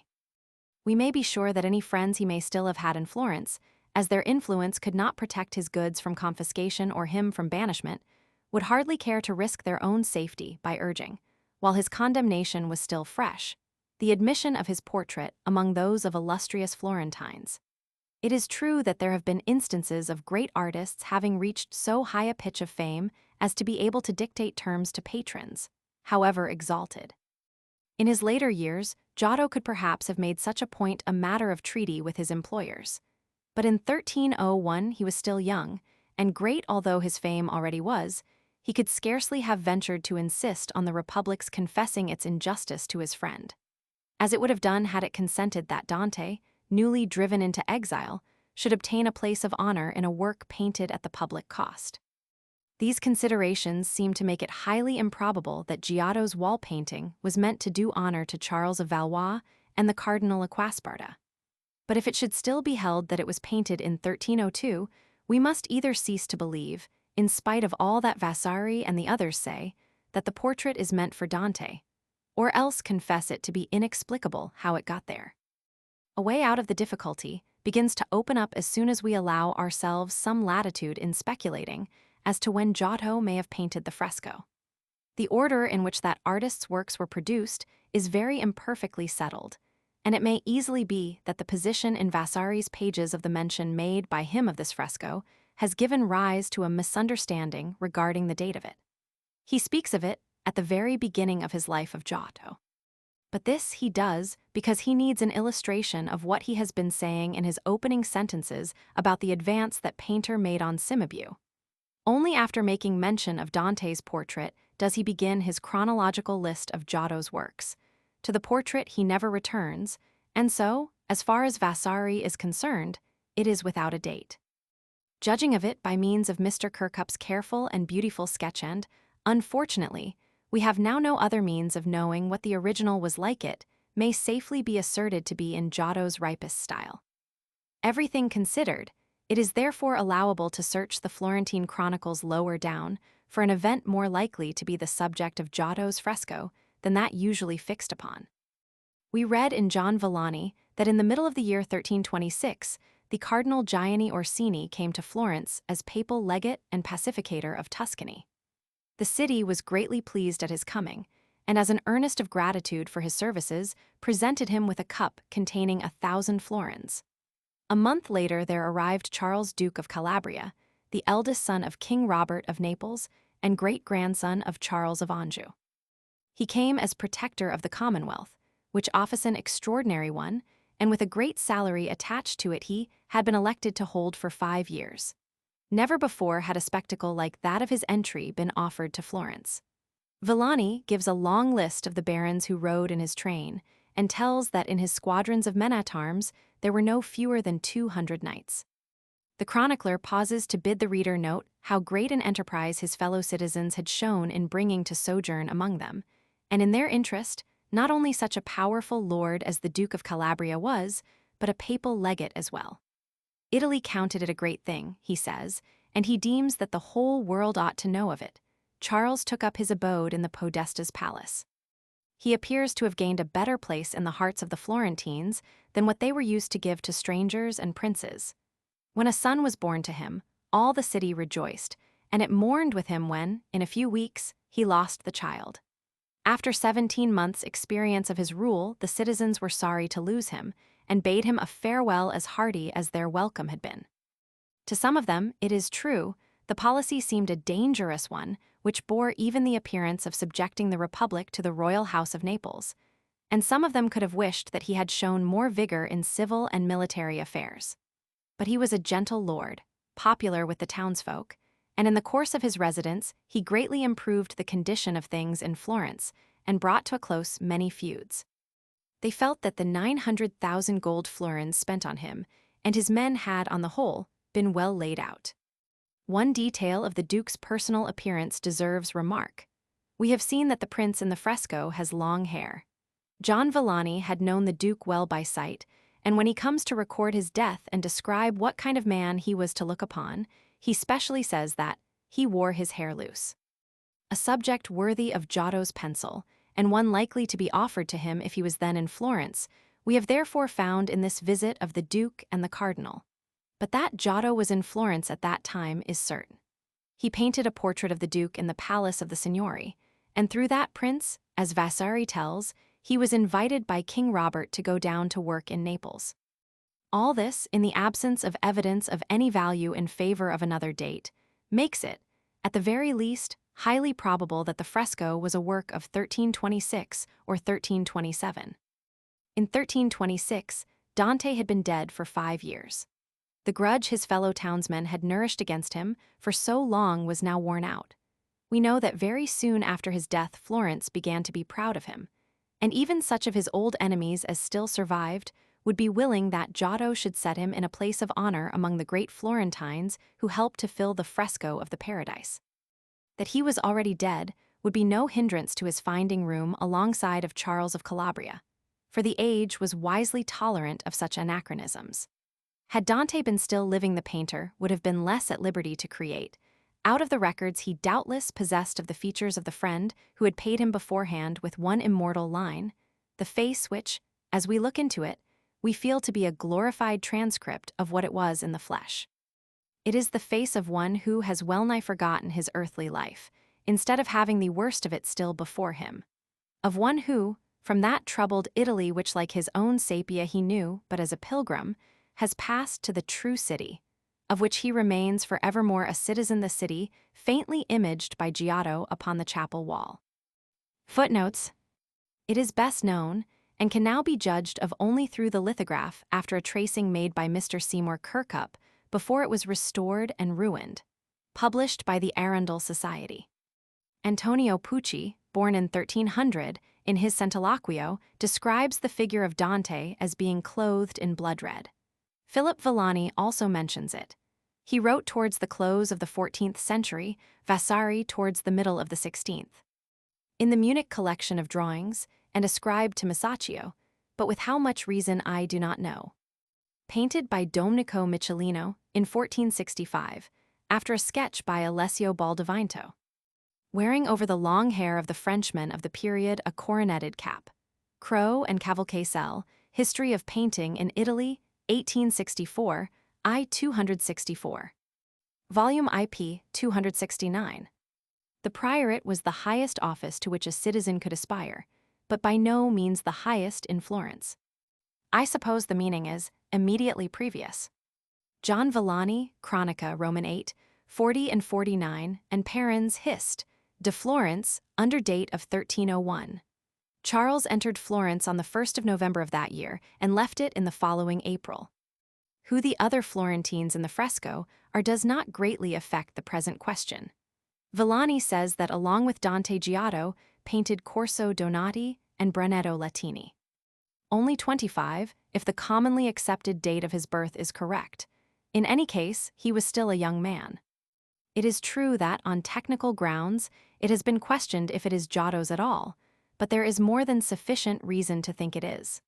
With such doubts, however, we are scarcely here concerned. Even were it proved to be by a pupil, everything in the text that applies to the question of date would still remain in point. J. Villani, Roman 9, 353. J. Villani, X1. Ibid, X49. J. Villani, X107. Long since destroyed. An anachronism of another kind would have been committed by Giotto if, before the comedy was even begun, he had represented Dante as holding the closed book and cluster of 3 pomegranates emblematical of the 3 regions described by him and of the completion of his work. I say nothing of the Inferno found on another wall of the chapel, since there seems good reason to doubt if it is by Giotto. The Inferno. Canto 1. In middle of the journey of our days, I found that I was in a darksome with the right road lost and vanished in the maze. Ah me, how hard to make it understood how rough that wood was, wild and terrible. By the mere thought my terror is renewed, more bitter scarce were death. But ere I tell at large of good which there by me was found, I will relate what other things befell. Scarce know I how I entered on that ground, so deeply, at the moment when I passed from the right way, was I in slumber drowned. But when beneath a hill arrived at last, which for the boundary of the valley stood, that with such terror had my heart harassed, I upwards looked, and saw its shoulders glowed, radiant already with that planet's light which guideth surely upon every road. A little then was quieted by the sight the fear which deep within my heart had lain through all my sore experience of the night. And as the man who, breathing short in pain, hath scaped the sea and struggled to the shore turns back to gaze upon the perilous main, even so my soul which fear still forward bore turned to review the pass whence I egressed, and which none, living, ever left before. My wearied frame refreshed with scanty rest, I to ascend the lonely hill essayed, the lower foot still that on which I pressed, and lo! Ere I had well beginning made, a nimble leopard, light upon her feet, and in a skin all spotted o'er arrayed, nor ceased she ere me full in the face to meet, and to me in my path such hindrance threw that many a time I wheeled me to retreat. It was the hour of dawn, with retinue of stars that were with him when love divine in the beginning into motion drew those beauteous things, the sun began to shine, and I took heart to be of better cheer touching the creature with the gaudy skin, seeing 'twas morn and springtide of the year, yet not so much, but that when into sight a lion came, I was disturbed with fear. Towards me he seemed advancing in his might, rabid with hunger and with head high thrown, the very air was tremulous with fright. A she-wolf, too, beheld I further on, all kinds of lust seemed in her leanness pent, through her, ere now much folk have misery known. By her oppressed, and altogether spent by the terror breathing from her aspect fell, I lost all hope of making the ascent. And as the man who joys while thriving well, when comes the time to lose what he has won in all his thoughts weeps inconsolable, so mourned I through the brute, which rest knows none. She barred my way again and yet again, and thrust me back where silent is the sun. And as I downward rushed to reach the plain, before mine eyes appeared there one aghast, and dumb like those that silence long maintain, when I beheld him in the desert vast, whiche'er thou art, or ghost or man, I cried, I pray thee show such pity as thou hast. No man, though once I was, on either side Lombard my parents were, and both of them for native place had Mantua, he replied. Though late sub Julio to the world I came, and lived at Rome in good Augustus' day, while yet false gods and lying were supreme. Poet I was, renowning in my lay Anchises' righteous son, who fled from Troy what time proud Ilion was to flames a prey. But thou, why going back to such annoy? The hill delectable why fear to mount, the origin and ground of every joy? And thou in sooth art Virgil, and the fount whence in a stream so full doth language flow? Abashed, I answered him with humble front. Of other poets light and honor thou. Let the long study and great zeal I've shown in searching well thy book avail me now, my master thou, and author thou, alone from the alone I, borrowing, could attain the style consummate which has made me known. Behold the beast which makes me turn again. Deliver me from her, illustrious sage, because of her I tremble, pulse, and vein. Thou must attempt another pilgrimage. Observing that I wept, he made reply, if from this waste thyself thou, disengage. Because the beast thou art afflicted by will suffer none along her way to pass, but hindering them harasses till they die. So vile a nature and corrupt she has, her raging lust is still insatiate, and food but makes it fiercer than it was. Many a creature hath she ta'en for mate, and more she'll wed until the hound comes forth to slay her and afflict with torment great. He will not batten upon pelf or earth, but he shall feed on valor, love, and lore, feltro and feltro tween shall be his birth. He will save humbled Italy, and restore, for which of old Virgin Camilla died. Turnus, Euryalus, Nissus died of yore. Her through all cities chasing far and wide, he at the last to hell will thrust her down, whence envy first unloosed her. I decide therefore, and judge that thou hadst best come on with me for guide. And hence I'll lead thee where a place eternal shall to thee be shown. There shalt thou hear the howlings of despair in which the ancient spirits make lament, all of them fain the second death to share. Next shalt thou them behold who are content, because they hope some time, though now in fire, to join the blest they will win consent. And if to these thou later wouldst aspire, a soul shall guide thee, worthier far than I, when I depart thee will I leave with her. Because the emperor who reigns on high wills not, since gainst his laws I did rebel, that to his city I bring any nigh. Or all the world he rules, there reigns as well, there is his city an exalted seat, O happy whom he chooses there to dwell. And I to him, Poet, I thee entreat, even by that God who was to thee unknown, that I may 'scape this present ill, nor meet with worse, conduct me whither thou hast shown, that I may see St. Peter's gate, and those whom thou reportest in such misery thrown. He moved away, behind him held I close. Footnotes. Middle, in his Convito, Roman 4:23, comparing human life to an arch, Dante says that at the age of 35 a man has reached the top and begins to go down. As he was born in 1265, that was his own age in 1300, the year in which the action of the poem is laid. Darksome wood, a state of spiritual darkness or despair into which he has gradually drifted, not without fault of his own. A hill, lower down this hill is termed the origin and cause of all joy. It is symbolical of spiritual freedom of the peace and security that spring from the practice of virtue.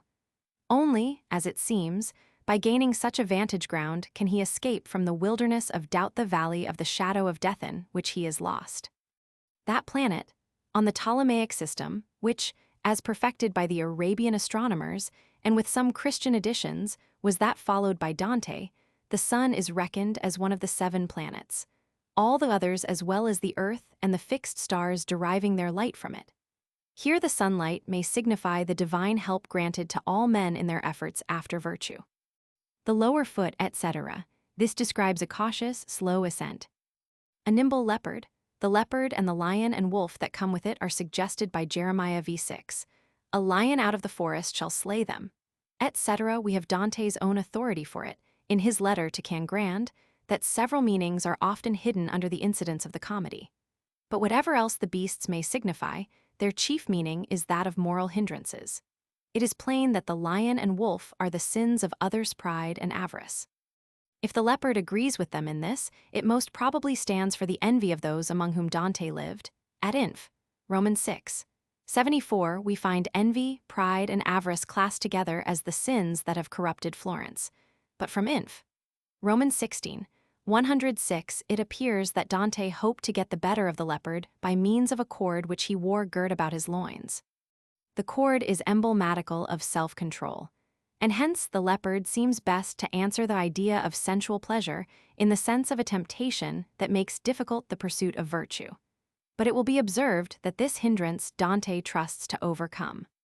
Stars, etc., the sun being then in Aries, as it was believed to have been at the creation. Morn, etc., it is the morning of Friday the 25th of March in the year 1300, and by the use of Florence, which began the year on the anniversary of the Incarnation, it is the first day of the new year. The Good Friday of 1300 fell a fortnight later, but the 25th of March was held to be the true anniversary of the crucifixion as well as of the Incarnation and of the creation of the world. The date of the action is fixed by Inf.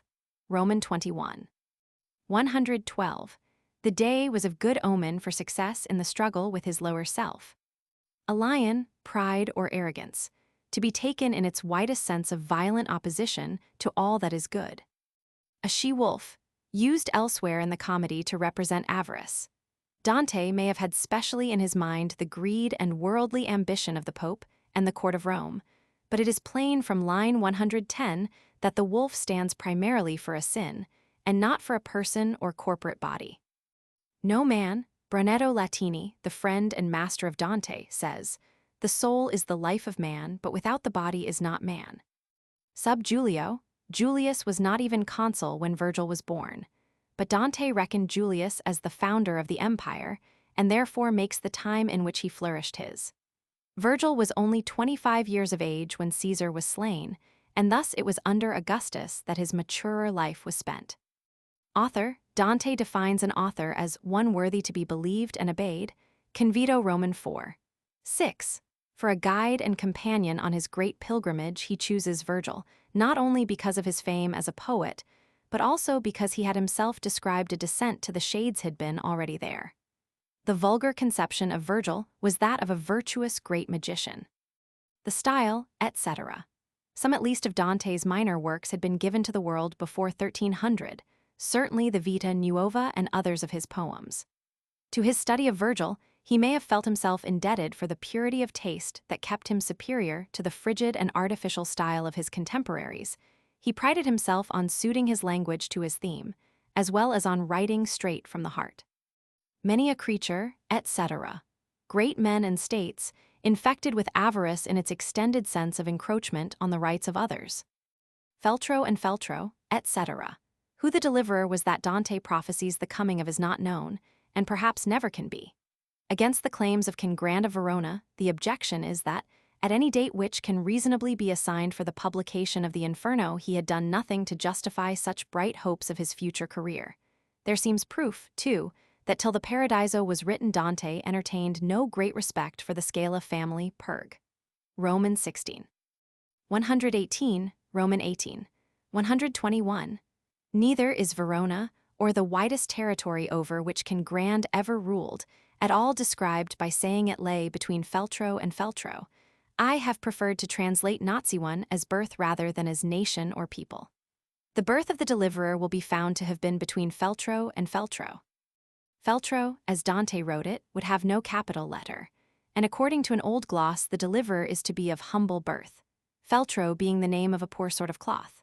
This interpretation I give as a curiosity more than anything else, for the most competent critics have decided against it, or ignored it. Henry of Luxembourg, chosen emperor in November 1308, is an old claimant for the post of the allegorical Veltro or greyhound.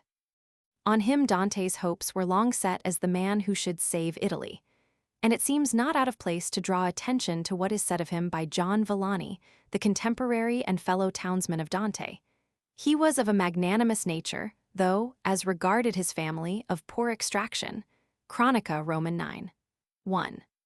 Whatever may be made of the Feltros, the description in the text of the deliverer as one superior to all personal ambition certainly answers better to Dante's ideal of a righteous emperor than to the character of a partisan leader like Uguccione della Fagiuola or an ambitious prince like King Grand. Camilla, etc., all persons of the Aeneid. Envy, that of Satan. Thou hadst best, etc. As will be seen from the next canto, Virgil has been sent to the relief of Dante, but how that is to be wrought out is left to his own judgment. He might secure a partial deliverance for his ward by conducting him up the delectable mount, the peaceful heights familiar to himself, and which are to be won by the practice of natural piety. He chooses the other course, of guiding Dante through the regions of the future state, where the pilgrim's trust in the divine government will be strengthened by what he sees, and his soul acquire a larger peace. A soul, Beatrice. The emperor, the attribution of this title to God, is significant of Dante's lofty conception of the empire. Gainst his laws, etc., Virgil was a rebel only in the sense of being ignorant of the Christian revelation. Inf. Roman 4:37. St. Peter's Gate. Virgil has not mentioned St. Peter. Dante names him as if to proclaim that it is as a Christian, though under heathen guidance, that he makes the pilgrimage. Here the gate seems to be spoken of as if it formed the entrance to paradise, as it was popularly believed to do, and as if it were at that point Virgil would cease to guide him. But they are to find it nearer at hand, and after it has been passed, Virgil is to act as guide through purgatory. Canto 2. It was the close of day. The twilight brown all living things on earth was setting free from toil, while I preparing was alone to face the battle which awaited me, as well of ruth as of the perilous quest, now to be limned by faultless memory. Help, lofty genius. Muses, manifest goodwill to me. Recording what befell, do thou, O mind, now show thee at thy best. I thus began. Poet and guide as well, ere trusting me on this adventure wide, judge if my strength of it be capable. Thou say'st he that Silvius' father, ere he died, still mortal to the world immortal went, there in the body some time to abide. Yet that the foe of evil was content that he should come, seeing what high effect, and who and what should from him claim descent. No room for doubt can thoughtful man detect, for he of noble Rome, and of her sway imperial, in high heaven grew sire elect.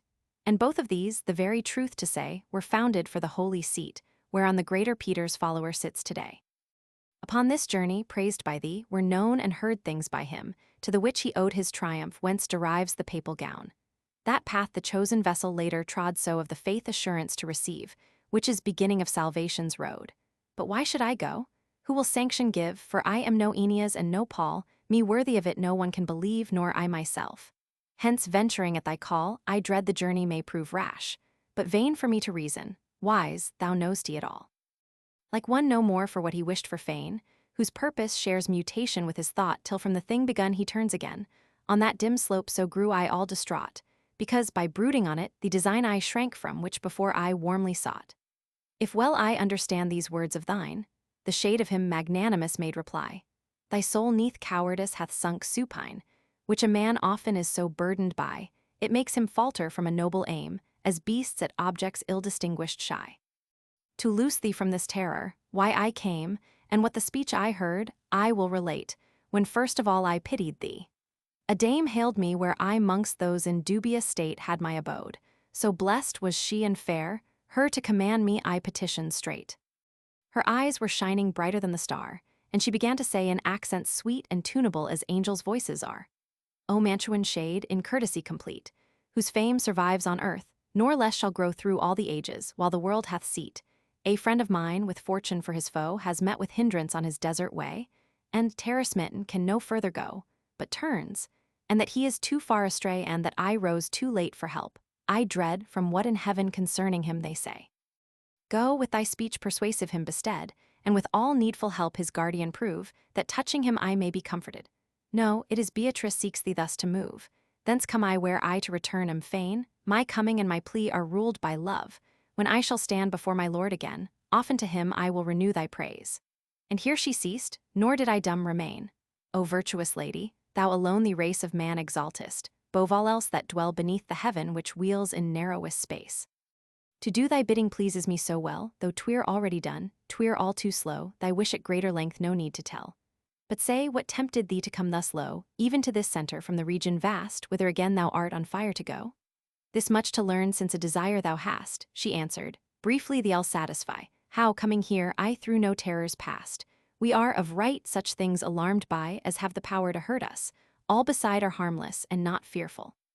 Wherefore I thus formed by God, his bounty is so wide am left untouched by all your miseries, and through this burning unmolested glide. A noble lady is in heaven, who sighs o'er the obstruction where I'd have thee go, and breaks the rigid edict of the skies. Calling on Lucia, thus she made her know what she desired. Thy vassal now hath need of help from thee, do thou then helpful show. Lucia, who hates all cruelty, in speed rose, and approaching where I sat at rest, to venerable Rachel giving heed me. Beatrice, true praise of God, addressed. Why not help him who had such love for thee, and from the vulgar throng to win thee pressed? Dost thou not hear him weeping pitiably, nor mark the death now threatening him upon a flood than which less awful is the sea? Never on earth did any ever run, allured by profit or impelled by fear, swifter than I. When speaking she had done, from sitting mong the blessed descended here, my trust upon thy comely rhetoric cast, which honors thee and those who lend it ear. When of these words she spoken had the last, she turned aside bright eyes which tears did fill, and I by this was urged to greater haste. And so it was I joined thee by her will, and from that raging beast delivered thee, which barred the near way up the beauteous hill. What ails thee then? Why thus a laggard be? Why cherish in thy heart a craven fear? Where is thy franchise? Where thy bravery? When three such blessed ladies have a care for thee in heaven's court, and these words of mine thee for such wealth of blessedness prepare. As flowers by chills nocturnal made to pine and shut themselves, when touched by morning bright upon their stems arise, full-blown and fine, so of my faltering courage changed the plight. And such good cheer ran through my heart, it spurred me to declare like free-born generous wight. O pitiful, who for my succor stirred, and thou how full of courtesy to run alert in service, hearkening her true word. Thou with thine eloquence my heart hast won to keen desire to go, and the intent which first I held I now no longer shun, therefore proceed. My will with thine is blent, thou art my guide, Lord, Master, thou alone. Thus I, and with him, as he forward went, the steep and rugged road I entered on. Footnotes. Close of day, the evening of the Friday. It comes on us with something of a surprise that a whole day has been spent in the attempt to ascend the hill and in conference with Virgil.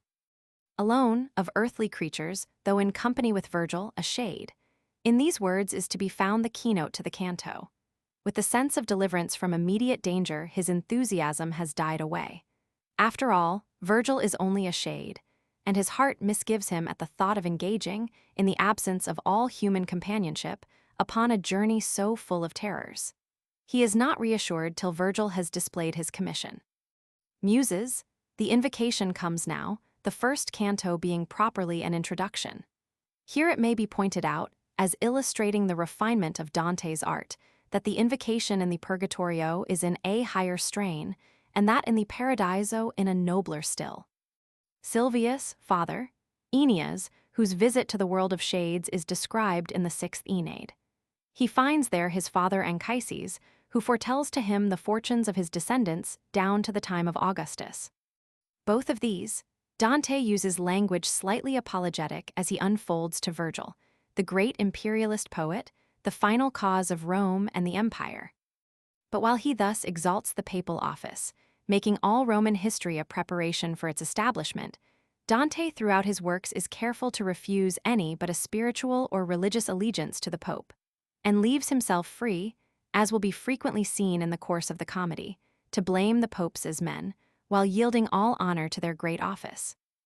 In this emphatic mention of Rome as the divinely appointed seat of Peter's chair may be implied a censure on the pope for the transference of the Holy See to Avignon, which was effected in 1305, between the date assigned to the action of the poem and the period when it was written. Papal gown, the great mantle Dante elsewhere terms it, the emblem of the papal dignity. It was only in Dante's own time that coronation began to take the place of investiture with the mantle. Chosen vessel? Paul, who like Aeneas visited the other world, though not the same region of it. Throughout the poem, instances drawn from profane history and even poetry and mythology are given as of authority equal to those from Christian sources. A dame, Beatrice, the heroine of the Vita Nuova, at the close of which Dante promises someday to say of her what was never yet said of any woman. She died in 1290, aged 24. In the comedy, she fills different parts. She is the glorified Beatrice Portinari, whom Dante first knew as a fair Florentine girl. But she also represents heavenly truth, or the knowledge of it, the handmaid of eternal life.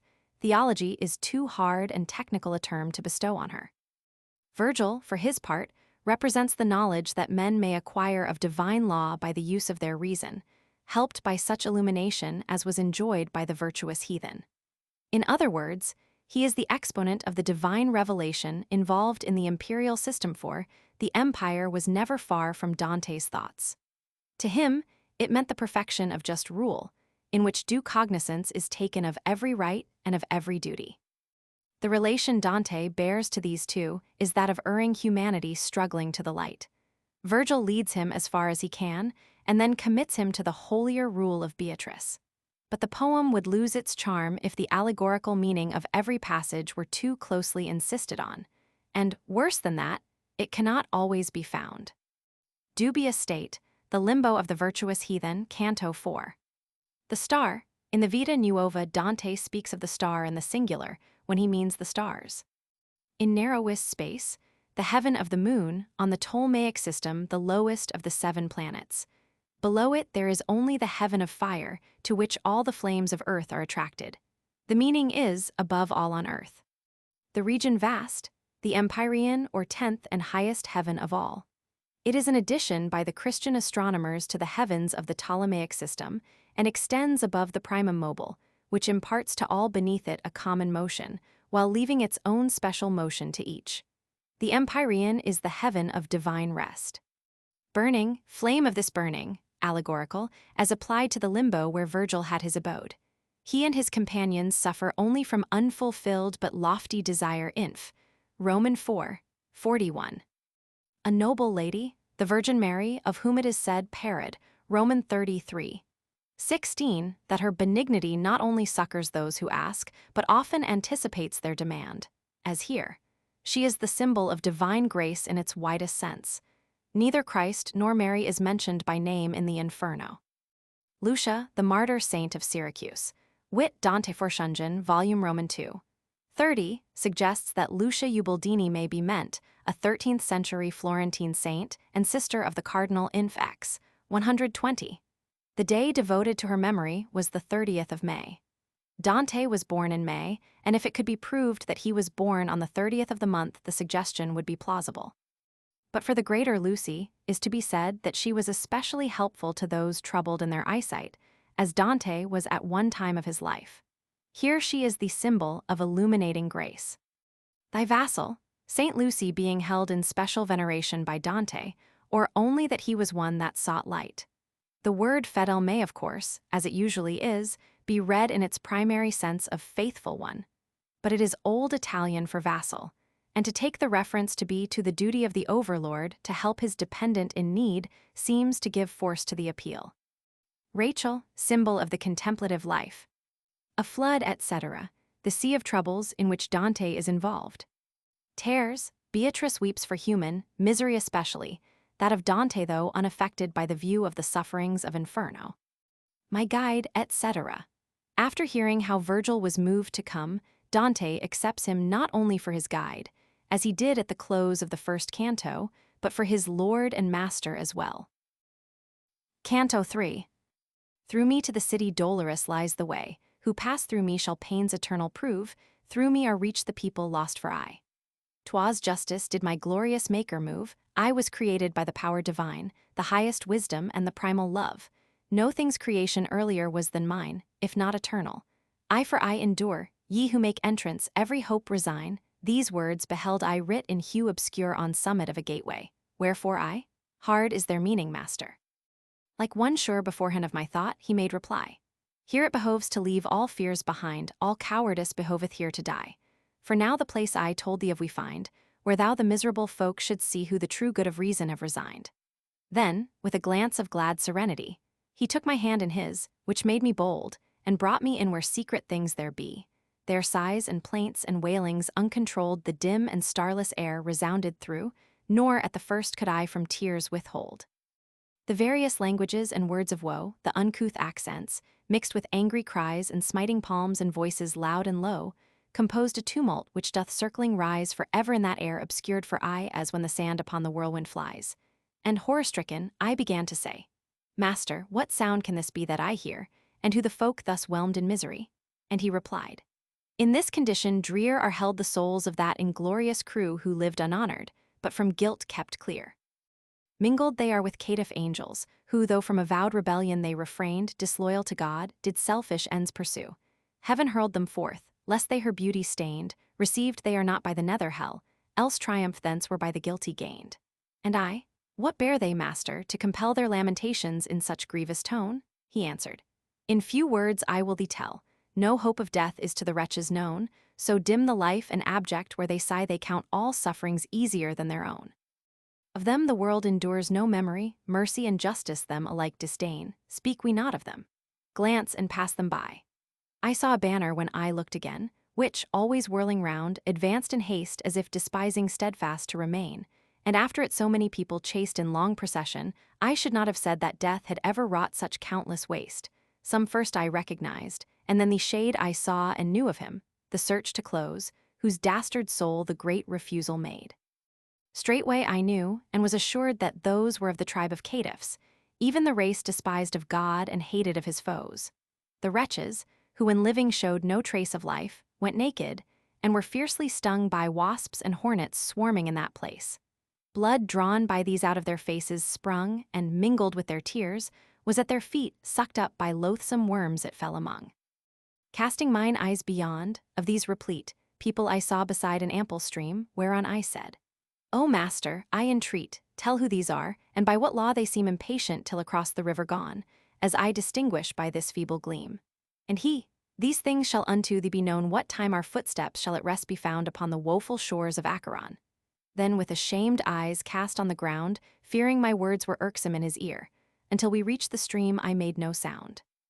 And toward us, lo, within a bark drew near a veteran who with ancient hair was white, shouting, Ye souls depraved, be filled with fear. Hope never more of heaven to win the sight. I come to take you to the other strand, to frost and fire and everlasting night. And thou, O living soul, who there dost stand, from 'mong the dead withdraw thee. Then, aware that not at all I stirred at his command, by other ways, from other ports thou'lt fare, but they will lead thee to another shore, and tease a skiff more buoyant must thee bear. And then my leader, Charon, be not sore, for thus it has been willed where power ne'er came short of the will, thou therefore ask no more. And hereupon his shaggy cheeks grew tame, who is the pilot of the livid pool, and round about whose eyes glowed wheels of flame. But all the shades, naked and spent with duel, stood chattering with their teeth, and changing hue soon as they heard the words unmerciful. God they blasphemed, and families whence they grew, mankind, the time, place, seed in which began their lives, and seed whence they were born. Then drew they crowding all together as they ran, bitterly weeping, to the accursed shore predestinate for every godless man. The demon Charon, with eyes evermore aglow, makes signals, gathering them all, and whoso lingers smiteth with his oar. And as the faded leaves of autumn fall one after the other, till at last the bough sees on the ground spread all its coronal, with Adam's evil seed so haps it now, at signs each falls in turn from off the coast, as fowls into the ambush fluttering go. The gloomy waters thus by them are crossed, and ere upon the further side they land, on this anew is gathering a host. Son, said the courteous master, understand, all such as in the wrath of God expire, from every country muster on this strand. To cross the river they are all on fire, their wills by heavenly justice goaded on until their terror merges in desire. This way no righteous soul has ever gone, wherefore of thee if Charon should complain, now art thou sure what by his words is shown. When he had uttered this the dismal plain trembled so violently, my terror past recalling now, I'm bathed in sweat again. Out of the tearful ground there moaned a blast whence lightning flashed forth red and terrible, which vanquished all my senses, and, as cast in sudden slumber, to the ground I fell. Footnotes: Power divine, etc. The persons of the Trinity, described by their attributes. If not eternal, only the angels and the heavenly spheres were created before Inferno. The creation of man came later, but from Roman 34. 124 it appears that Inferno was hollowed out of the earth, and at Parad, Romans 7. 124 the earth is declared to be corruptible and enduring short while, therefore not eternal. Hard, etc. The injunction to leave all hope behind makes Dante hesitate to enter.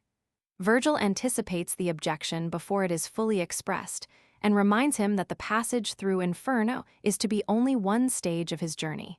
Not by this gate will he seek to quit it. True good, etc. Truth in its highest form the contemplation of God. Uncouth accents, like German, says Boccaccio. Horror-stricken, my head enveloped in horror. Some texts have error, and this yields a better meaning that Dante is amazed to have come full into the crowd of suffering shades before he has even crossed Acheron. If with the best text horror be read, the meaning seems to be that he is so overwhelmed by fear as to lose his presence of mind. They are not yet in the true Inferno, but only in the vestibule or forecourt of it, the flat rim which runs round the edge of the pit. Else triumph, etc. The satisfaction of the rebel angels at finding that they endured no worse punishment than that of such as remained neutral. A banner, emblem of the instability of those who would never take a side. That death, etc. The touch is very characteristic of Dante. He feigns astonishment at finding that such a proportion of mankind can preserve so pitiful a middle course between good and evil, and spend lives that are only a kind of as it were. The Great Refusal, Dante recognizes him, and so he who made the Great Refusal must have been a contemporary. Almost beyond doubt Celestine V is meant, who was in 1294 elected pope against his will, and resigned the tiara after wearing it a few months. The only pope who ever resigned it, unless we count Clement I as he was not canonized till 1326, Dante was free to form his own judgment of his conduct. It has been objected that Dante would not treat with contumely a man so devout as Celestine.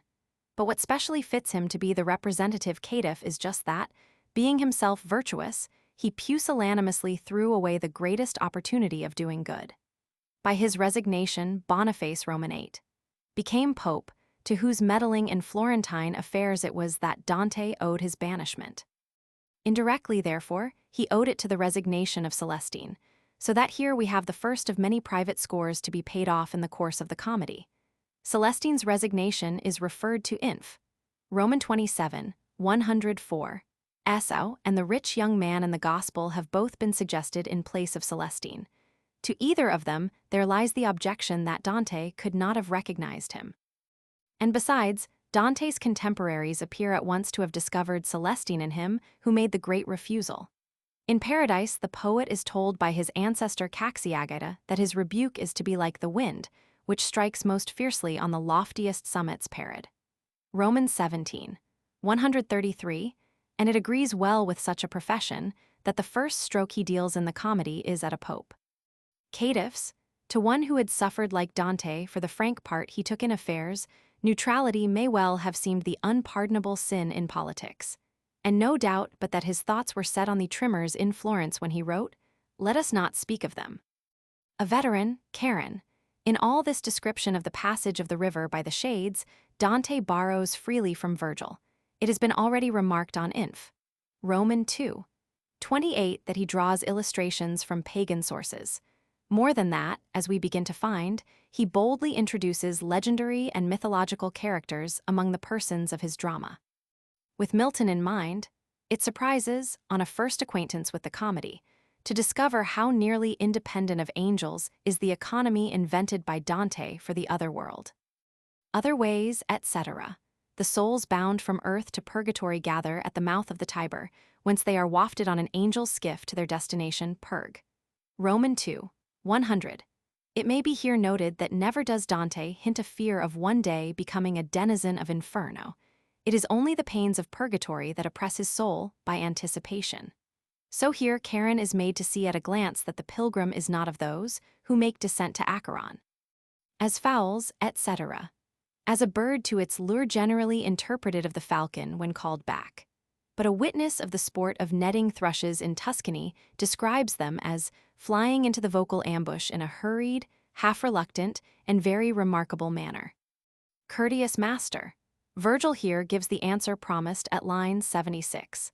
And Dante, by the epithet he uses, removes any impression that his guide had been wanting in courtesy when he bade him wait. Wherefore, Charon's displeasure only proves that he feels he has no hold on Dante. Trembled, etc. Symbolical of the increase of woe in Inferno when the doomed souls have landed on the thither side of Acheron. Hell opens to receive them. Conversely, when any purified soul is released from purgatory, the mountain of purification trembles to its base with joy. Purg. Roman 21, 58. Canto 4. Resounding thunder broke the slumber deep that drowsed my senses, and myself I shook like one by force awakened out of sleep. Then rising up I cast a steady look, with eyes refreshed, on all that lay around, and cognizance of where I found me took. In sooth, me on the valley's brink I found of the dolorous abyss, where infinite despairing cries converge with thundering sound. Cloudy it was, and deep, and dark as night. So dark that, peering eagerly to find what its depths held, no object met my sight. Descend we now into this region blind, began the poet with a face all pale. I will go first, and do thou come behind. Marking the wanness on his cheek prevail, I asked, how can I, seeing thou hast dread my wanted comforter when doubts assail, the anguish of the people? Then he said, who are below, has painted on my face pity, by thee for fear interpreted. Come, the long journey bids us move apace. Then entered he and made me enter too the topmost circle girding the abyss. Therein, as far as I by listening knew, there was no lamentation save of sighs, whence throbbed the air eternal through and through. This, sorrow without suffering made arise from infants and from women and from men, gathered in great and many companies. And the good master. Wouldst thou nothing then of who those spirits are have me relate? Yet no, ere passing further, although when on earth they sinned not, worth however great availed them not, they being unbaptized part of the faith thou holdest. If their fate was to be born ere man was Christianized, God, as behoved, they never could adore, and I myself am with this folk comprised. For such defects our guilt is nothing more we are thus lost, suffering from this alone that hopeless, we are want of bliss deplore. Greatly I sorrowed when he made this known, because I knew that some who did excel in worthiness were to that limbo gone. Tell me, O sir, I prayed him, Master, tell, that I of the belief might surety win, victorious every error to dispel, did ever any hence to bliss attain by merit of another or his own? And he, to whom my hidden drift was plain. I to this place but lately had come down, when I beheld one hither make descent, a potentate who wore a victor's crown. The shade of our first sire forth with him went, and his son Abel's, Noah's forth he drew Moses, who gave the laws, the obedient patriarch Abraham's, and King David's too, and, with his sire and children, Israel and Rachel, winning whom such toils he knew, and many more, in blessedness to dwell. And I would have thee know, earlier than these no human soul was ever saved from hell. While thus he spake, our progress did not cease, but we continued through the wood to stray, the wood, I mean, with crowded ghosts for trees. Ere from the summit far upon our way we yet had gone, I saw a flame which glowed, holding a hemisphere of dark at bay. 'Twas still a little further on our road, yet not so far but that in part one guessed that honorable people there abode. Of art and science ornament confessed, who are these honored in such high degree, and in their lot distinguished from the rest? He said, for them their glorious memory, still in thy world the subject of renown, wins grace by heaven distinguished thus to be. Meanwhile I heard a voice. Be honor shown to the illustrious poet, for his shade is now returning which a while was gone. When the voice paused nor further utterance made, 4 mighty shades drew near with one accord, in aspect neither sorrowful nor glad. Consider that one, armed with a sword, began my worthy master in my ear, before the 3 advancing like their lord, for he is Homer, poet with no peer. Horace the satirist is next in line, Ovid comes third, and Lucan in the rear. And 'tis because their claim agrees with mine upon the name they with one voice did cry, they to their honor and my praise combine. Thus I beheld their goodly company the lords of song in that exalted style which o'er all others, eagle-like, soars high. Having conferred among themselves a while, they turned toward me and salutation made, and this beholding did my master smile. An honor higher still to me was paid, for of their company they made me one, so I the 6th part, 'mong such genius played. Thus journeyed we to where the brightness shone, holding discourse which now 'tis well to hide, as, where I was, to hold it was well done. At length we reached a noble castle's side which lofty 7-fold walls encompassed round, and it was moated by a sparkling tide. This we traversed as if it were dry ground. I through 7 gates did with those sages go, then in a verdant mead people we found whose glances were deliberate and slow. Authority was stamped on every face, seldom they spake, in tuneful voices low. We drew apart to a high open space upon one side which, luminously serene, did of them all a perfect view embrace. Thence, opposite, on the enamel green were shown me mighty spirits. With delight I still am stirred them only to have seen. With many more, Electra was in sight. 'Mong them I Hector and Aeneas spied, Caesar in arms, his eyes like falcons bright, and opposite, Camilla I descried, Penthesilea too. The Latian king sat with his child Lavinia by his side.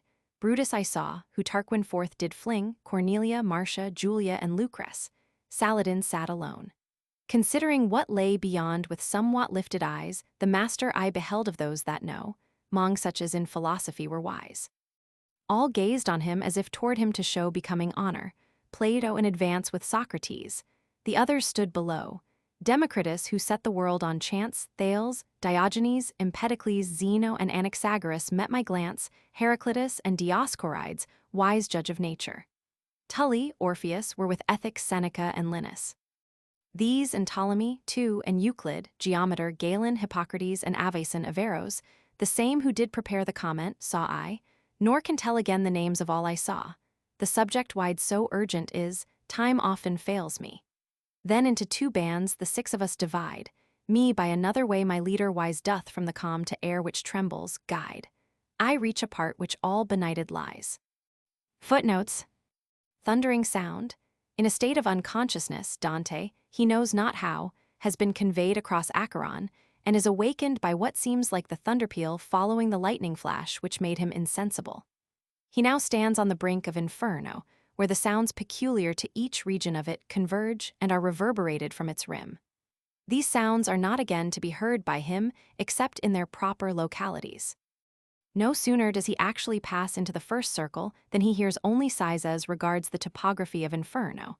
It is enough, as yet, to note that it consists of a cavity extending from the surface to the center of the earth, narrowing to its base, and with many circular ledges or terraces, of great width in the case of the upper ones, running round its wall that is, round the sides of the pit. Each terrace or circle is thus less in circumference than the one above it. From one circle to the next, there slopes a bank of more or less height and steepness. Down the bank, which falls to the comparatively flat ground of the first circle they are now about to pasta, put it otherwise, the Inferno is an inverted hollow cone. Pity, the pity felt by Virgil, has reference only to those in the circle they are about to enter, which is his own. See also Purg, Roman 3:43. Wouldst thou, etc. He will not have Dante form a false opinion of the character of those condemned to the circle which is his own.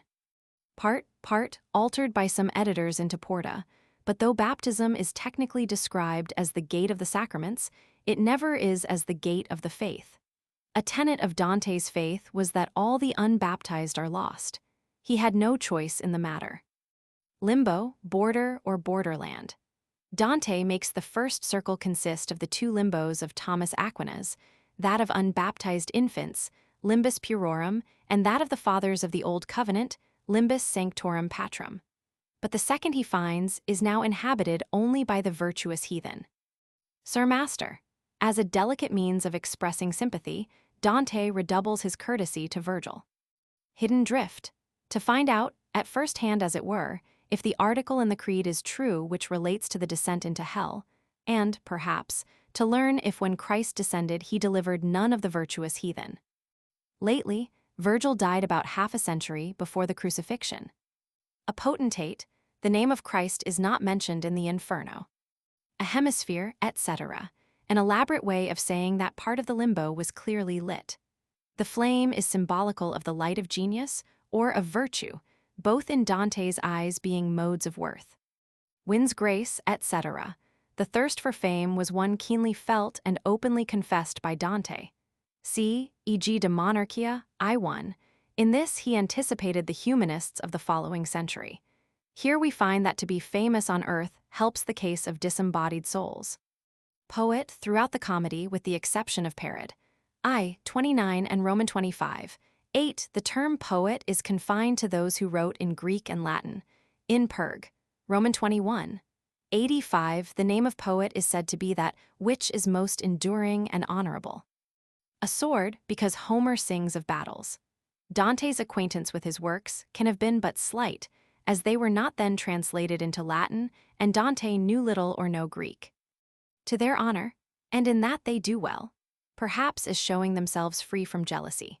But the remark of Benvenuto of Imola is, poets love and honor one another, and are never envious and quarrelsome like those who cultivate the other arts and sciences. I quote with misgiving from Tamburini's untrustworthy Italian translation. Benvenuto lectured on the comedy in Bologna for some years about 1370. It is greatly to be wished that his commentary, lively and full of sidelights as it is, should be printed in full from the original Latin. The lords, etc., not the company of him Homer or Virgil who is lord of the great song and soars above all others, but the company of the great masters whose verse, etc. Did my master smile to see Dante made free of the guild of great poets, or, it may be, to think they are about to discover in him a fellow poet. A noble castle, where the light burns, and in which, as their peculiar seat, the shades of the heathen distinguished for virtue and genius reside. The 7 walls are in their number symbolical of the perfect strength of the castle, or, to take it more pedantically, may mean the 4 moral virtues and the 3 speculative. The gates will then stand for the 7 liberal arts of grammar, rhetoric, etc. The moat may be eloquence, set outside the castle to signify that only as reflected in the eloquent words of inspired men can the outside world get to know wisdom. Over the stream Dante passes easily, as being an adept in learned speech. The castle encloses a spacious mead, enameled with eternal green. Caesar in arms, etc. Suetonius says of Caesar that he was of fair complexion, but had black and piercing eyes. Brunetto Latini, Dante's teacher, says in his Tesoro, v11, of the hawk here mentioned the Grafagno that its eyes flame like fire. Brutus, introduced here that he may not be confounded with the later Brutus, for whom is reserved the lowest place of all in Inferno.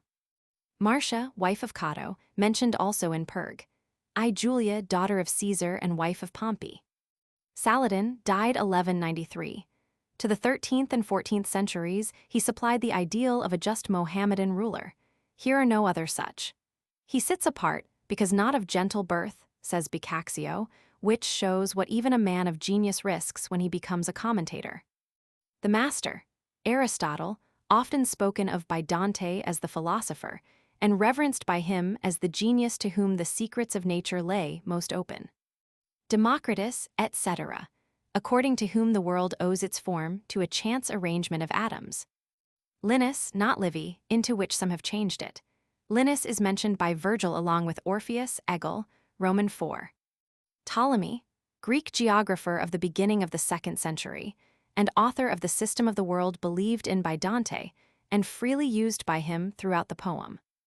Avicenna, a physician born in Bokhara and died at Ispahan, 1037. His medical canon was for centuries used as a textbook in Europe. Averroes, a Mohammedan philosopher of Cordova, died 1198. In his great commentary on Aristotle, he gives and explains every sentence of that philosopher's works. He was himself ignorant of Greek and made use of Arabic versions. Out of his Arabic, the commentary was translated into Hebrew, and thence into Latin. The presence of the three Mohammedans in this honorable place greatly puzzles the early commentators. Apart, etc., he passes into the darkness of the limbo out of the brightly lit, fortified enclosure. It is worth remarking, as one reads, how vividly he describes his first impression of a new scene, while when he comes to leave it a word is all he speaks. Canto 5. From the first circle thus I downward went into the second, which girds narrower space, but greater woe compelling loud lament. Minos waits awful there and snarls, the case examining of all who enter in, and, as he girds him, dooms them to their place. I say, each ill-starred spirit must begin on reaching him its guilt in full to tell, and he, omniscient as concerning sin sees to what circle it belongs in hell, then round him is his tale as often curled as he would have its stages deep to dwell. And evermore before him stand a world of shades, and all in turn to judgment come, confess and hear, and then are downward hurled.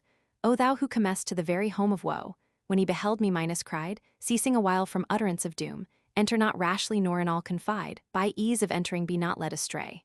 Why also growling? Answered him my guide, seek not his course predestinate to stay, for thus 'tis willed where nothing ever fails of what is willed. No further speech essay. And now by me are agonizing wails distinguished plain. Now am I come outright where grievous lamentation me assails. Now had I reached a place devoid of light, raging as in a tempest howls the sea when with it winds, blown thwart each other, fight. The infernal storm is raging ceaselessly, sweeping the shades along with it, and them it smites and whirls, nor lets them ever be. Arrived at the precipitous extreme, in shrieks and lamentations they complain, and even the power divine itself blaspheme. I understood that to this mode of pain are doomed the sinners of the carnal kind, who o'er their reason let their impulse reign. As starlings in the winter-time combined float on the wing in crowded phalanx wide, so these bad spirits, driven by that wind, float up and down and veer from side to side, nor for their comfort any hope they spy of rest, or even of suffering mollified. And as the cranes in long-drawn company pursue their flight while uttering their song, so I beheld approach with wailing cry shades lifted onward by that whirlwind strong. Master, what folk are these? I therefore said, who by the murky air are whipped along? She first of them, his answer thus was made, of whom thou wouldst a wider knowledge win, o'er many tongues and peoples, empire swayed. So ruined was she by licentious sin that she decreed lust should be uncontrolled, to ease the shame that she herself was in. She is Semiramis, of whom 'tis told she followed Ninus and his wife had been. Hers were the realms now by the Sultan ruled. The next is she who, amorous and self-slain unto Sychaeus dust did faithless show, then lustful Cleopatra. Next was seen Helen, for whom so many years in woe ran out, and I the great Achilles knew, who at the last encountered love for foe. Paris I saw and Tristram. In review 1,000 shades and more, he one by one pointed and named, whom love from life withdrew. And after I had heard my teacher run o'er many a dame of yore and many a night, I, lost in pity, was well nigh undone. Then I, O poet, if I only might speak with the two that as companions high, and on the wind appear to be so light. And he to me, when they shall come more nigh them shalt thou mark, and by the love shalt pray which leads them onward, and they will comply. Soon as the wind bends them to where we stay, I lift my voice. O wearied souls and worn, come speak with us if none the boon gainsay. Then even as doves, urged by desire, return on outspread wings and firm to their sweet nest, as through the air by mere volition borne from Dido's band those spirits issuing pressed towards where we were, athwart the air malign, my passionate prayer such influence possessed. O living creature, gracious and benign, us visiting in this obscured air, who did the earth with blood incarnadine, if in the favor of the King we were who rules the world, we for thy peace would pray, since our misfortunes thy compassion stir. Whate'er now pleases thee to hear or say we listen to, or tell, at your demand, while yet the wind, as now, doth silent stay. My native city lies upon the strand where to the sea descends the river Po for peace, with all his tributary band. Love, in a generous heart set soon aglow, seized him for the fair form was mine above, and still it irks me to have lost it so. Love, which absolves no one beloved from love, so strong a passion for him in me wrought that, as thou seest, I still its mastery prove. Love led us where we in one death were caught, for him who slew us waits Cain now. Unto our ears these words from them were brought. When I had heard these troubled souls, my brow I downward bent, and long while musing stayed, until the poet asked, What thinkest thou? And when I answered him, Alas! I said, Sweet thoughts how many, and what strong desire, these to their sad catastrophe betrayed. Then turned once more to them, I to inquire began. Francesca, these thine agonies me with compassion unto tears inspire. But tell me, at the season of sweet sighs, what sign made love, and what the means he chose to strip your dubious longings of disguise? And she to me, The bitterest of woes is to remember in the midst of pain a happy past, as well thy teacher knows. Yet none the less, and since thou art so fain the first occasion of our love to hear, like one I speak that cannot tears restrain. As we for pastime one day reading where how Lancelot by love was fettered fast all by ourselves, and without any fear moved by the tale our eyes we often cast on one another, and our color fled, but one word was it, vanquished us at last. When how the smile, long wearied for, we read was kissed by him who loved like none before, this one, who henceforth never leaves me, laid a kiss on my mouth, trembling the while all o'er. The book was Galahad, and he as well who wrote the book. That day we read no more. And while one shade continued thus to tell, the other wept so bitterly, I swooned away for pity, and as dead I fell, yea, as a corpse falls, fell I on the ground. Footnotes. The second circle of the Inferno, and the first of punishment. The lower the circle, the more rigorous the penalty endured in it. Here is punished carnal sin. Minos, son of Jupiter and king of Crete, so severely just as to be made after death one of the judges of the underworld. He is degraded by Dante, as many other noble persons of the old mythology are by him, into a demon. Unlike the fallen angels of Milton, Dante's devils have no interest of their own. Their only function is to help in working out human destinies. Downward hurled, each falls to his proper place without lingering by the way. All through Inferno there is an absence of direct divine interposition. It is ruled, as it were, by a course of nature. The sinners, compelled by a fatal impulse, advance to hear their doom just as they fall inevitably one by one into Charon's boat. Minos, by a sort of devilish instinct, sentences each sinner to his appropriate punishment. In Inf. Roman 27. 127, we find the words in which Minos utters his judgment. In Inf. Roman 21. 29, a devil bears the sinner to his own place. Why also, etc., like Charon. If Minos represents conscience, as some would have it, Dante is here again assailed by misgivings as to his enterprise, and is quieted by reason in the person of Virgil. Thus, T's willed, etc. These two lines are the same as those to Charon Inf. Roman 3. 95-96. Precipitous extreme. Opinions vary as to what is meant by ruina. As Dante is certainly still on the outer edge of the second circle or terrace, and while standing there hears distinctly the words the spirits say when they reach the ruina, it most likely denotes the steep slope falling from the first to the second circle. The spirits, driven against the wall which hems them in, burst into sharp lamentations against their irremediable fate. I understood, etc., from the nature of the punishment, which like all the others invented by Dante, bears some relation to the sin to which it is assigned. They who on earth failed to exercise self-restraint are beaten hither and thither by every wind that blows, and, as once they were blinded by passion, so now they see nothing plainly in that dim and obscure place. That Dante should assign the least grievous punishment of all to this sin throws light upon his views of life. In his eyes it had more than any other the excuse of natural bent and had least of malice. Here, it must be remarked, are no seducers. For them a lower depth is reserved. Inf. Roman 18. See also Perg. Roman 27, 15. The cranes are a kind of bird that go in a troop, as cavaliers go to battle, following one another in single file. And one of them goes always in front as their gonfalonier, guiding and leading them with its voice. Brunetto Latini, Tesoro, v. 27. What folk are these? The general crowd of sinners guilty of unlawful love are described as being close-packed like starlings.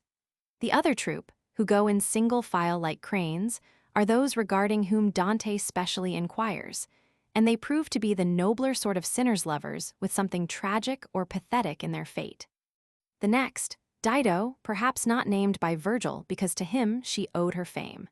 For love of Aeneas, she broke the vow of perpetual chastity made on the tomb of her husband. At the last, etc. Achilles, when about to espouse Polyxena, and when off his guard, was slain.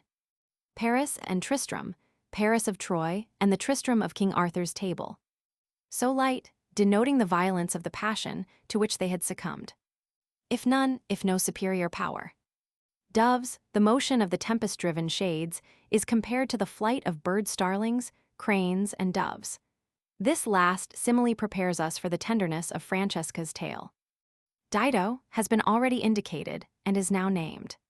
This association of the two lovers with Virgil's Dido is a further delicate touch to engage our sympathy, for her love, though illicit, was the infirmity of a noble heart. Living creature, animal, no shade but an animated body. Thy peace from all the doubts that assail him and which have compelled him to the journey. Peace, it may be, from temptation to sin cognate to her own. Even in the gloom of Inferno, her great good-heartedness is left her a consolation, if not a grace. Your demand, by a refinement of courtesy, Francesca, though addressing only Dante, includes Virgil in her profession of willingness to tell all they care to hear. But as almost always, he remains silent. It is not for his good the journey is being made.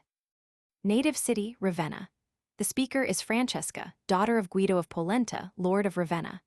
About the year 1275 she was married to Giotto deformed John Malatesta, son of the lord of Rimini, the marriage, like most of that time in the class to which she belonged, being one of political convenience.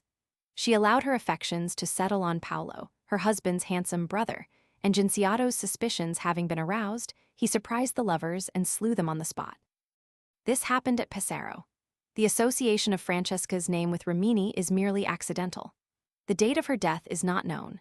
Dante can never have set eyes on Francesca, but at the Battle of Campaldino in 1289, where he was present, a troop of cavaliers from Pistia fought on the Florentine side under the command of her brother Bernardino. And in the following year, Dante being then 25 years of age, her father, Guido, was podesta in Florence. The Guido of Polenta, lord of Ravenna, whom Dante had for his last and most generous patron, was grandson of that elder Guido and nephew of Francesca. To have lost it so, a husband's right and duty were too well defined in the prevalent social code for her to complain that Giotto avenged himself. What she does resent is that she was left no breathing space for repentance and farewells. Which absolves, etc., which compels whoever is beloved to love in return. Here is the key to Dante's comparatively lenient estimate of the guilt of Francesca's sin. See line 39 and inf. Zi 83. The Church allowed no distinctions with regard to the lost. Dante, for his own purposes, invents a scale of guilt, and in settling the degrees of it he is greatly influenced by human feeling, sometimes by private likes and dislikes. The vestibule of the caitiffs, e.g., is his own creation. Caina, the division of the ninth and lowest circle, assigned to those treacherous to their kindred. Inf. Roman 32, 58. Her husband was still living in 1300, may not the words of this line be spoken by Paolo? It is as a fratricide even more than as the slayer of his wife that Giotto is to find his place in Caina. the words are more in keeping with the masculine than the feminine character. They certainly jar somewhat with the gentler censure of line 102. And immediately after, Dante speaks of what the souls have said. Thy teacher, Boethius, one of Dante's favorite authors, Convito Roman 2:13, says in his De Console, Phil, the greatest misery in adverse fortune is once to have been happy. But granting that Dante found the idea in Boethius, it is clearly Virgil that Francesca means. She sees that Dante's guide is a shade, and gathers from his grave, passionless aspect that he is one condemned forever to look back with futile regret upon his happier past. Lancelot, King Arthur's famous knight, who was too bashful to make his love for Queen Guinevere known to her. Galahad, holding the secret of both, persuaded the queen to make the first declaration of love at a meeting he arranged for between them. Her smile, or laugh, as she took Lancelot by the chin and kissed him, assured her lover of his conquest. The Arthurian romances were the favorite reading of the Italian nobles of Dante's time. Galahad, from the part played by Galahad or Gelato in the tale of Lancelot, his name grew to be Italian for pander. The book, says Francesca, was that which tells of Galahad, and the author of it proved a very Galahad to us. The early editions of the Decameron bear the second title of the Prince Gelato. Canto 6. When I regained my senses, which had fled at my compassion for the kindred too, which for pure sorrow quite had turned my head, new torments and a crowd of sufferers new I see around me as I move again, where'er I turn, where'er I bend my view.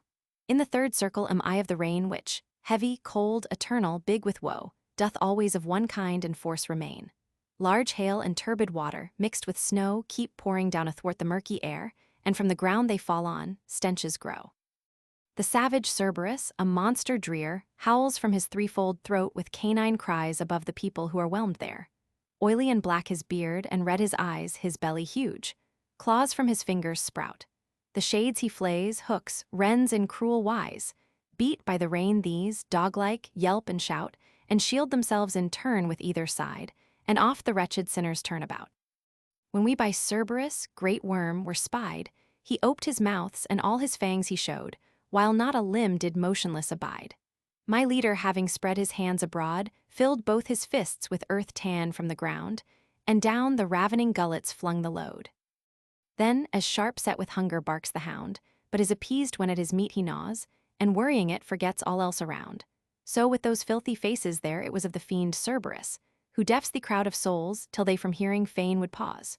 We, travelling o'er the spirits who lay cowed and sorely by the grievous showers, harassed, upon their semblances of bodies trod. Prone on the ground, the whole of them were cast, save one of them who sat upright with speed when he beheld that near to him we passed. O thou who art through this inferno led me if thou canst, he asked me, recognize, for ere I was dismantled thou wast made. And I to him, thy present tortured guise perchance hath blurred my memory of thy face, until it seems I ne'er on thee set eyes. But tell me who thou art, within this place so cruel set, exposed to such a pain, than which, if greater, none has more disgrace. And he, thy city, swelling with the bane of envy till the sack is running o'er, me in the life serene did once contain. As Syako me your citizens named of yore, and for the damning sin of gluttony I, as thou seest, am beaten by this shower. No solitary woeful soul am I, for all of these endure the self-same doom for the same fault. Here ended his reply.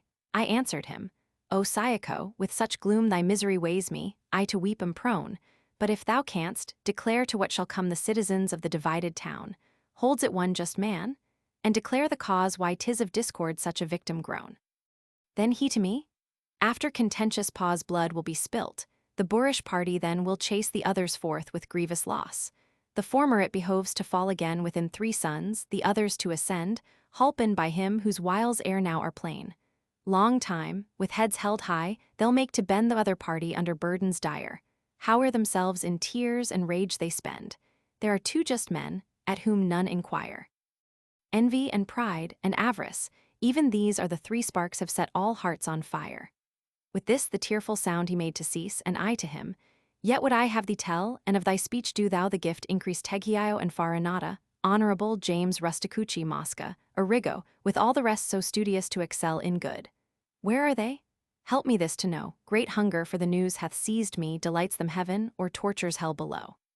He said, among the blackest souls they be them to the bottom weighs another sin, Shouldst thou so far descend, thou mayst them see. But when the sweet world thou again dost win, I pray thee bring me among men to mind, no more I tell, nor new reply begin. Then his straightforward eyes askance declined, he looked at me a moment ere his head he bowed, then fell flat 'mong the other blind. Henceforth he waketh not, my leader said, till he shall hear the angel's trumpet sound, ushering the hostile judge. By every shade its dismal sepulchre shall then be found, its flesh and ancient form it shall resume, and list what echoes in eternal round. So passed we where the shades and rainy spume made filthy mixture, with steps taken slow, touching a little on the world to come. Wherefore I said, Master, shall torments grow after the awful sentence hath been heard, or lesser prove and not so fiercely glow? Repair unto thy science, was his word, which tells, as things approach a perfect state to keener joy or suffering they are stirred. Therefore, although this people cursed by fate ne'er find perfection in its full extent to it, they then shall more approximate than now. Our course we round the circle bent, still holding speech, of which I nothing say, until we came where down the pathway went, there found we Plutus, the great enemy. Footnotes.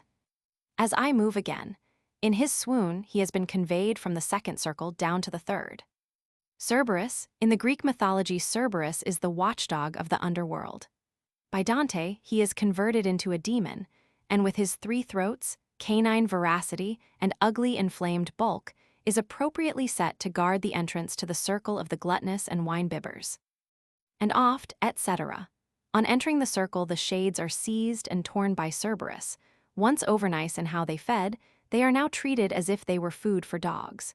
But their enduring pain is to be subjected to every kind of physical discomfort.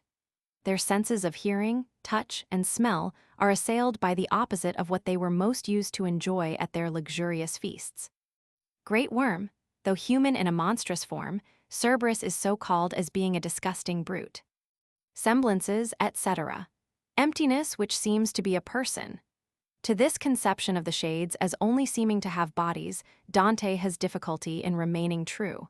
For instance, at line 101 they mix with the sleet to make a sludgy mass, and cannot therefore be impalpable.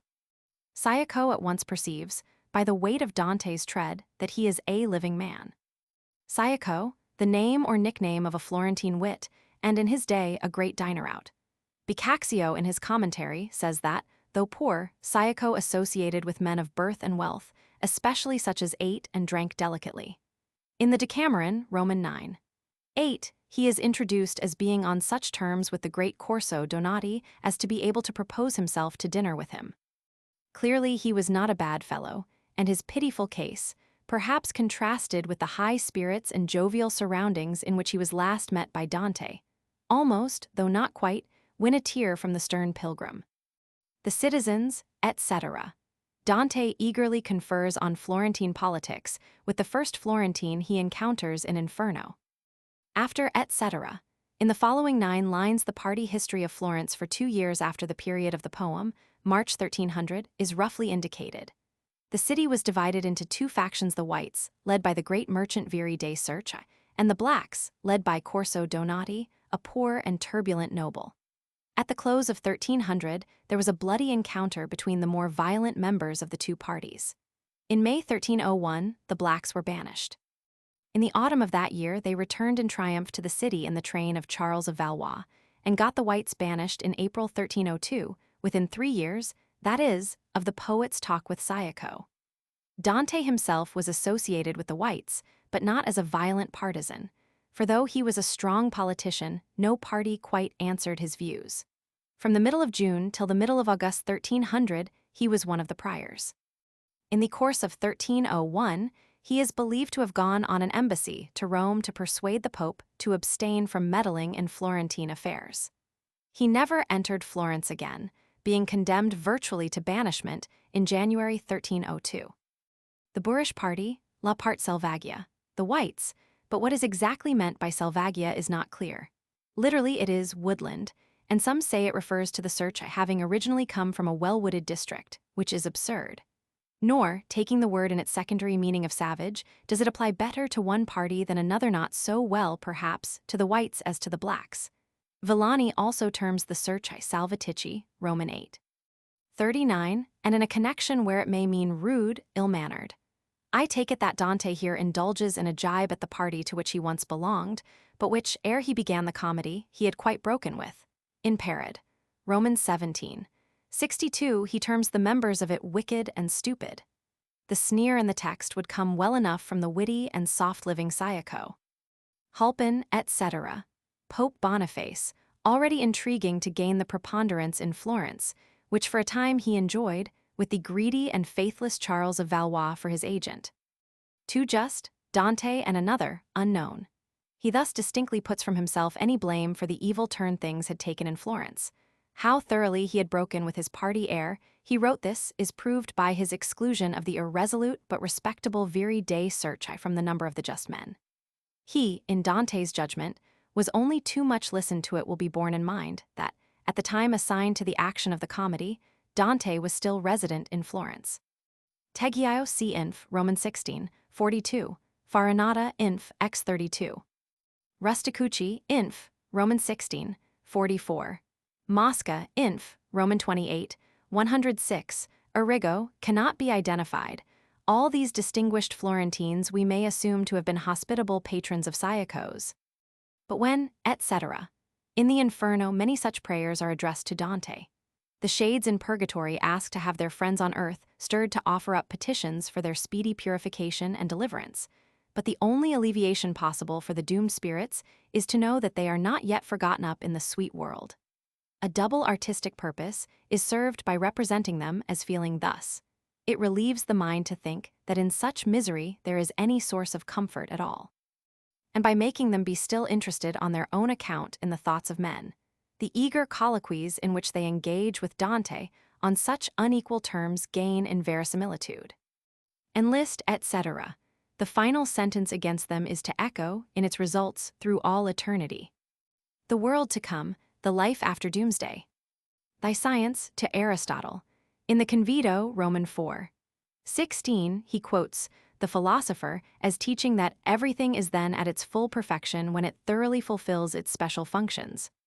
Then now, Augustine says that, after the resurrection of the flesh, the joys of the blessed and the sufferings of the wicked will be enhanced.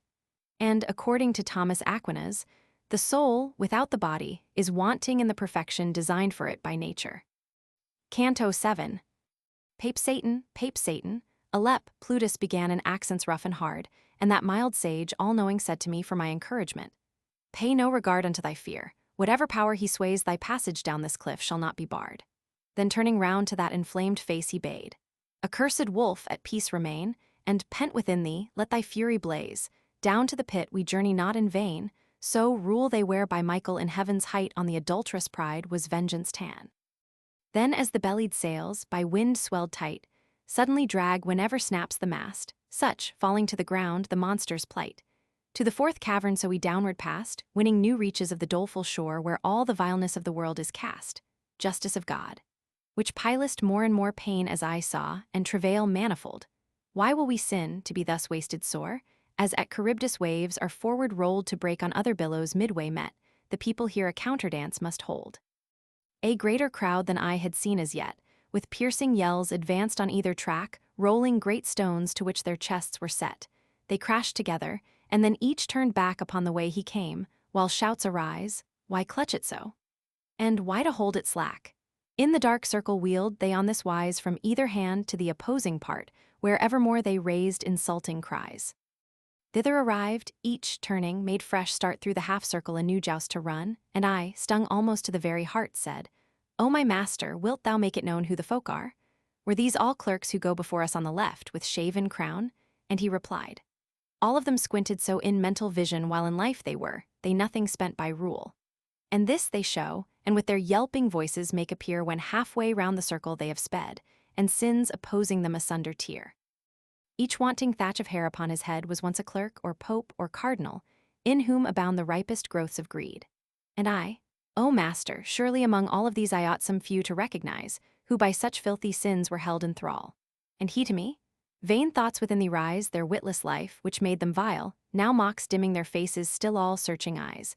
Eternally they meet with hostile shocks, these, rising from the tomb at last, shall stand with tight clenched fists, and those with ruined locks. Squandering or hoarding, they the happy land have lost, and now are marshalled for this fray, which to describe doth no fine words demand. Know hence, my son, how fleeting is the play of goods at the dispose of fortune thrown, and which mankind to such fierce strife betray. Not all the gold which is beneath the moon could purchase peace, nor all that ever was, to but one soul of these by toil undone. Master, I said, tell thou, ere making pause, who fortune is of whom thou speak'st askance, who holds all worldly riches in her claws. O foolish creatures, lost in ignorance, he answer made. Now see that the reply thou store, which I concerning her advance. He who in knowledge is exalted high, framing all heavens gave such as should them guide, that so each part might shine to all, whereby is equal light diffused on every side, and likewise to one guide and governor, of worldly splendors did control confide, that she in turns should different peoples dower with this vain good. From blood should make it pass to blood, in spite of human wit. Hence power some races failing, other some amass according to her absolute decree which hidden lurks, like serpent in the grass. Vain gainst her foresight yours must ever be. She makes provision, judges, holds her reign, as doth his power supreme each deity. Her permutations can no truce sustain, necessity compels her to be swift, so swift they follow who their turn must gain. And this is she whom they so often lift upon the cross, who ought to yield her praise, and blame on her and scorn unjustly shift. But she is blessed nor hears what any says, with other primal creatures turns her sphere, jocund and glad, rejoicing in her ways. To greater woe now let us downward steer. The stars which rose when I began to guide are falling now, nor may we linger here. We cross the circle to the other side, arriving where a boiling fountain fell into a brooklet by its streams supplied. In depth of hue the flood did purse excel, and we, with this dim stream to lead us on, descended by a pathway terrible. A marsh which by the name of Styx is known, fed by this gloomy brook, lies at the base of threatening cliffs hewn out of cold gray stone, and I, intent on study of the place, saw people in that ditch, mud-smeared. In it all naked stood with anger-clouded face, nor with their fists alone each fiercely hit the other, but with feet and chest and head, and with their teeth to shreds each other bit. Son, now behold, the worthy master said, the souls of those whom anger made a prize, and further, I would have thee certified that neath the water people utter sighs, and make the bubbles to the surface come, as thou mayst see by casting round thine eyes. Fixed in the mud, they say. We lived in gloom and the sweet air made jocund by the day, nursing within us melancholy fume. In this black mud we now our gloom display. This hymn with gurgling throats they strive to sound, which they in speech unbroken fail to say. And thus about the loathsome pool we wound for a wide arc, between the dry and soft, with eyes on those who gulp the filth, turned round. At last we reached a tower that soared aloft. Footnotes. Pape, etc. These words have exercised the ingenuity of many scholars, who on the whole lean to the opinion that they contain an appeal to Satan against the invasion of his domain. Virgil seems to have understood them, but the text leaves it doubtful whether Dante himself did. Later on, but there with an obvious purpose, we find a line of pure gibberish inf. Roman 31, 67. Plutus, the god of riches, degraded here into a demon. He guards the fourth circle, which is that of the misers and spendthrifts. Wolf, frequently used by Dante, as symbolical of greed. Pride, which in its way was a kind of greed that of dominion. Similarly, the avarice represented by the wolf of Canto 1 was seen to be the lust of aggrandizement. Virgil here answers Plutus's supposed appeal to Satan by referring to the higher power, under whose protection he and his companion come. The half-circle, this fourth circle is divided halfway round between the misers and spendthrifts, and the two bands at set periods clash against one another in their vain effort to pass into the section belonging to the opposite party. Their condition is emblematical of their sins while in life. They were one-sided in their use of wealth, so here they can never complete the circle. The monotony of their employment and of their cries represents their subjection to one idea, and as in life so now, their displeasure is excited by nothing so much as by coming into contact with the failing opposite to their own. Yet they are set in the same circle, because the sin of both arose from inordinate desire of wealth, the miser craving it to hoard, and the spendthrift to spend. In purgatory also they are placed together, see Purg. Roman 22, 40. So, on Dante's scheme, liberality is allied to and dependent on a wise and reasonable frugality. There is no hint of the enormous length of the course run by these shades. Far lower down, when the circles of the Inferno have greatly narrowed, the circuit is 22 miles inf. Roman 29. 9. Clerks, churchmen. The tonsure is the sign that a man is of ecclesiastical condition. Many took the tonsure who never became priests. Iot, etc. Dante is astonished that he can pick out no greedy priest or friar of his acquaintance when he had known so many. Dimming, etc. Their original disposition is by this time smothered by the predominance of greed. Dante treats these sinners with a special contemptuous bitterness. Scores of times, since he became dependent on the generosity of others, he must have watched how at a bare hint the faces of miser and spendthrift fell, while their eyes traveled vaguely beyond him, and their voices grew cold. Ruined locks. A spendthrift will spend his very hair, says an Italian proverb. The happy land, heaven. Her claws, Dante speaks of fortune as if she were a brutal and somewhat malicious power. In Virgil's answer, there is a refutation of the opinion of fortune given by Dante himself, in the Convito, Roman 4. 11. After describing 3 ways in which the goods of fortune come to men, he says, "In each of these 3 ways her injustice is manifest." This part of the Convito Fraticelli seems almost to prove was written in 1297. Framing, etc. According to the scholastic theory of the world, each of the 9 heavens was directed in its motion by intelligences, called angels by the vulgar, and by the heathen, gods, Convito Roman 2. 5. As these spheres and the influences they exercise on human affairs are under the guidance of divinely appointed ministers, so, Virgil says, is the distribution of worldly wealth ruled by providence through fortune. Some races failing. It was long believed, nor is the belief quite obsolete, that one community can gain only at the expense of another. Sir Thomas Browne says, "All cannot be happy at once, for because the glory of one state depends upon the ruin of another, there is a revolution and vicissitude of their greatness, and all must obey the swing of that wheel, not moved by intelligences, but by the hand of God, whereby all states arise to their zeniths and vertical points according to their predestinated periods." Rel. Med. I-17. Necessity, etc. Suggested, perhaps, by Horace's T. Semper Antate Siva Necessitas, Odd. I-35. The question of how men can be free in the face of necessity, here associated with fortune, more than once emerges in the comedy. Dante's belief on the subject was substantially that of his favorite author Boethius, who holds that ultimately, it is providence that turns the wheel of all things, and who says that if you spread your sails to the wind you will be carried, not where you would, but whither you are driven by the gale. If you choose to commit yourself to fortune, you must endure the manners of your mistress, whom they so often, etc., treat with contumely. The stars, etc. It is now past midnight, and towards the morning of Saturday, the 26th of March 1300. Only a few hours have been employed as yet upon the journey. Purse is a color between purple and black, but the black predominates. Conv, Roman 4. 20. The hue of the waters of Styx agrees with the gloomy temper of the sinners plunged in them. The place, they are now in the 5th circle, where the wrathful are punished. In gloom, these submerged spirits are, according to the older commentators, the slothful those guilty of the sin of slackness in the pursuit of good, as e.g. neglect of the means of grace. This is, theologically speaking, the sin directly opposed to the active grace of charity. By more modern critics, it has been ingeniously sought to find in this circle a place not only for the slothful, but for the proud and envious as well. To each of these classes of sinners such of them as have repented in this life a terrace of purgatory is assigned, and at first sight it does seem natural to expect that the impenitent among them should be found in Inferno. But, while in purgatory souls purge themselves of every kind of mortal sin, Inferno, as Dante conceived of it, contains only such sinners as have been guilty of wicked acts. Drift and bent of heart and mind are taken no account of.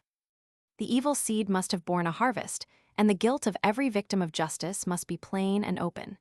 Now, pride and envy are sins indeed, but sins that a man may keep to himself. If they have betrayed the subject of them into the commission of crimes, in those crimes they are punished lower down, as is indicated at Roman 12. 49. And so we find that Lucifer is condemned as a traitor, though his treachery sprang from envy. The greater guilt includes the less. For sluggishness in the pursuit of good, the vestibule of the caitiffs seems the appropriate place. There are two kinds of wrath. One is vehement, and declares itself in violent acts. The other does not blaze out, but is grudging and adverse to all social good, the wrath that is nursed. One as much as the other affects behavior. So in this circle, as in the preceding, we have represented the two excesses of one sin. Dante's theory of sins is ably treated of in Wit's Dante Forschungen, volume Roman 2. p. 121. Canto 8. I say, continuing, that long before to its foundations we approached, nigh our eyes went travelling to the top of the tower, for hung out there, two flames we could espy. Then at such distance, scarce our eyesight made it clearly out, another gave reply, and to the sea of knowledge turned, I said, What meaneth this? And what reply would yield that other light, and who have it displayed? Thou shouldst upon the impure watery field, he said, already what approaches know, but that the fen fog holds it still concealed. Never was arrow yet from sharp-drawn bow urged through the air upon a swifter flight than what I saw a tiny vessel show, across the water shooting into sight. A single pilot served it for a crew, who shouted, Art thou come, thou guilty sprite? O Phlegias, Phlegias, this thy loud halloo, for once, my lord said, idle is and vain, thou hast us only till the mud we're through. And as one cheated inly smarts with pain when the deceit wrought on him is betrayed, his gathering ire could Phlegias scarce contain. Into the bark my leader stepped and made me take my place beside him, nor a jot till I had entered was it downward weighed. Soon as my guide and I were in the boat, to cleave the flood began the ancient prow, deeper than teas with others wont to float. Then, as the stagnant ditch we glided through, one smeared with filth in front of me arose and said, Thus coming ere thy period, who art thou? And I, as one who forthwith goes I come, but thou defiled, how name they thee? I am but one who weeps, he said. With woes, I answered him, with tears and misery, accursed soul, remain, for thou art known unto me now, all filthy though thou be. Then both his hands were on the vessel thrown, but him my wary master backward heaved, saying, Do thou mong the other dogs be gone. Then to my neck with both his arms he cleaved, and kissed my face, and, soul disdainful, said, O blessed she in whom thou wast conceived, he in the world great haughtiness displayed. No deeds of worth his memory adorn, and therefore rages here his sinful shade, and many are there by whom crowns are worn on earth, shall wallow here like swine in mire, leaving behind them names o'erwhelmed in scorn. And I? O master, I have great desire to see him well soused in this filthy tide, ere from the lake we finally retire. And he, or ever shall have been disgrayed the shore by thee, thy longing shall be met, for such a wish were justly gratified. A little after in such fierce onset the miry people down upon him bore, I praise and bless God for it even yet. Philip Argenti. At him was the roar, and then that furious spirit Florentine turned with his teeth upon himself and tore. Here was he left, nor wins more words of mine. Now in my ears a lamentation rung, whence I to search what lies ahead begin, and the good master told me, Son, ere long we to the city called of Dis draw near, where in great armies cruel burghers throng. And I, already master, I appear mosques in the valley to distinguish well vermilion, as if they from furnace were fresh come. And he, fires everlasting dwell within them, whence appear they glowing hot, as thou discernest in this lower hell. We to the moat profound at length were brought, which girds that city all disconsolate, the walls around it seemed of iron wrought. Not without fetching first a compass great, we came to where with angry cry at last, Get out, the boatman yelled, behold the gate. More than 1,000, who from heaven were cast, I saw above the gates, who furiously demanded, Who, ere death on him has passed, holds through the region of the dead his way? And my wise master made to them a sign that he had something secretly to say. Then ceased they somewhat from their great disdain, and said, Come thou, but let that one be gone who thus presumptuous enters on this reign. Let him retrace his madcap way alone if he but can, thou meanwhile lingering here, through such dark regions who hast led him down. Judge, reader, if I was not filled with fear hearing the words of this accursed threat, for of return my hopes extinguished were. Beloved guide, who more than 7 times set me in security and safely brought through frightful dangers in my progress met, leave me not thus undone. I him besought, if further progress be to us denied, let us retreat together, tarrying not. The Lord who led me thither then replied, Fear not, by one so great has been assigned our passage, vainly were all hindrance tried. Await me here, and let thy fainting mind be comforted and with good hope be fed, not to be left in this low world behind. Thus goes he, thus am I abandoned by my sweet father. I in doubt remain, with yes and no contending in my head. I could not hear what speech he did maintain, but no long time conferred he in that place, till to be first, all inward raced again. And then the gates were closed in my lord's face by these our enemies. Outside stood he, then backward turned to me with lingering pace, with downcast eyes and all the bravery stripped from his brows, and he exclaimed with sighs, "Who dare deny the doleful seats to me?" And then he said, "Although my wrath arise, fear not, for I to victory will pursue, howe'er within they plot, the enterprise. This arrogance of theirs is nothing new, they showed at once at a less secret door which stands unbolted since. Thou didst it view, and saw the dark writ legend which it bore. Thence, even now, is one who hastens down through all the circles, guideless to this shore, and he shall win us entrance to the town." Footnotes. Continuing, the account of the fifth circle, begun in the preceding canto, is continued in this. It is impossible to adopt Boccaccio's story of how the first 7 cantos were found among a heap of other papers, years after Dante's exile began, and that, continuing, marks the resumption of his work. The word most probably suggested the invention of the incident, or at least led to the identification of some manuscript that may have been sent to Dante with the opening pages of the comedy. If the tale were true, not only must Syako's prophecy, Inf. Romans 6, have been interpolated, but we should be obliged to hold that Dante began the poem while he was a prosperous citizen. Boccaccio himself, in his comment on the comedy, points out the difficulty of reconciling the story with Syako's prophecy. 2 flames, denoting the number of passengers who are to be conveyed across the Stygian pool. It is a signal for the ferryman, and is answered by a light hung out on the battlements of the city of Dis. Guilty sprite, only one is addressed, whether Virgil or Dante is not clear. Phlegias, who burnt the temple of Apollo at Delphi in revenge for the violation of his daughter by the god. Deeper, etc., because used to carry only shades. Ere thy period, the curiosity of the shade is excited by the sinking of the boat in the water. He assumes that Dante will one day be condemned to Inferno. Neither Francesca nor Syako made a like mistake. One who weeps. He is ashamed to tell his name, and hopes in his vile disguise to remain unknown by Dante, whose Florentine speech and dress, and perhaps whose features, he has now recognized. Soul disdainful, Dante has been found guilty of here glorying in the same sin which he so severely reprobates in others. But, without question, of set purpose he here contrasts righteous indignation with the ignoble rage punished in this circle. With his quick temper and zeal so often kindling into flame, he may have felt a special personal need of emphasizing the distinction. Names o'erwhelmed, etc., horrible reproaches. Philip Argenti, a Florentine gentleman related to the great family of the Adimuri and a contemporary of Dante's. Boccaccio in his commentary describes him as a cavalier, very rich and so ostentatious that he once shod his horse with silver, whence his surname. In the Decameron, Roman 9:8, he is introduced as violently assaulting tearing out his hair and dragging him in the mire the victim of a practical joke played by the Syako of Canto 6. Some, without reason, suppose that Dante shows such severity to him because he was a black, and so a political opponent of his own. Dis, a name of Pluto, the god of the infernal regions. Burgers, the city of Dis composes the 6th circle, and, as immediately appears, is populated by demons. The sinners punished in it are not mentioned at all in this canto, and it seems more reasonable to apply burgers to the demons than to the shades. They are called gravi, generally taken to mean sore burdened, and the description is then applicable to the shades. But grave also bears the sense of cruel, and may describe the fierceness of the devils.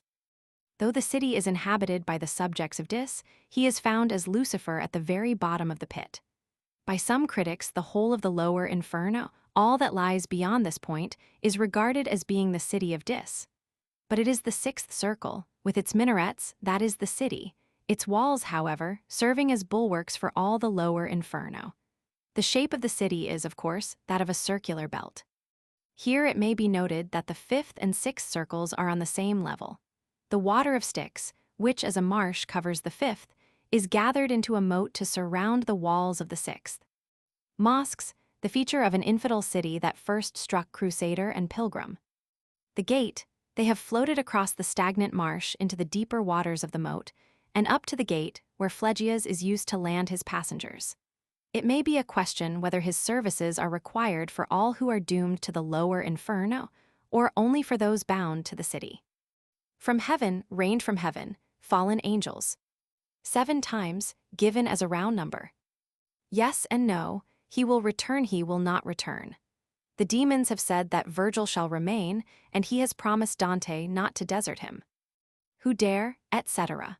Virgil knows the hindrance is only temporary, but wonders what superior devilish power can have incited the demons to deny him entrance. The incident displays the fallen angels as being still rebellious, and is at the same time skillfully conceived to mark a pause before Dante enters on the lower Inferno. They showed it, etc., at the gate of Inferno on the occasion of Christ's descent to limbo. The reference is to the words in the Missal service for Easter Eve. This is the night in which, having burst the bonds of death, Christ victoriously ascended from hell.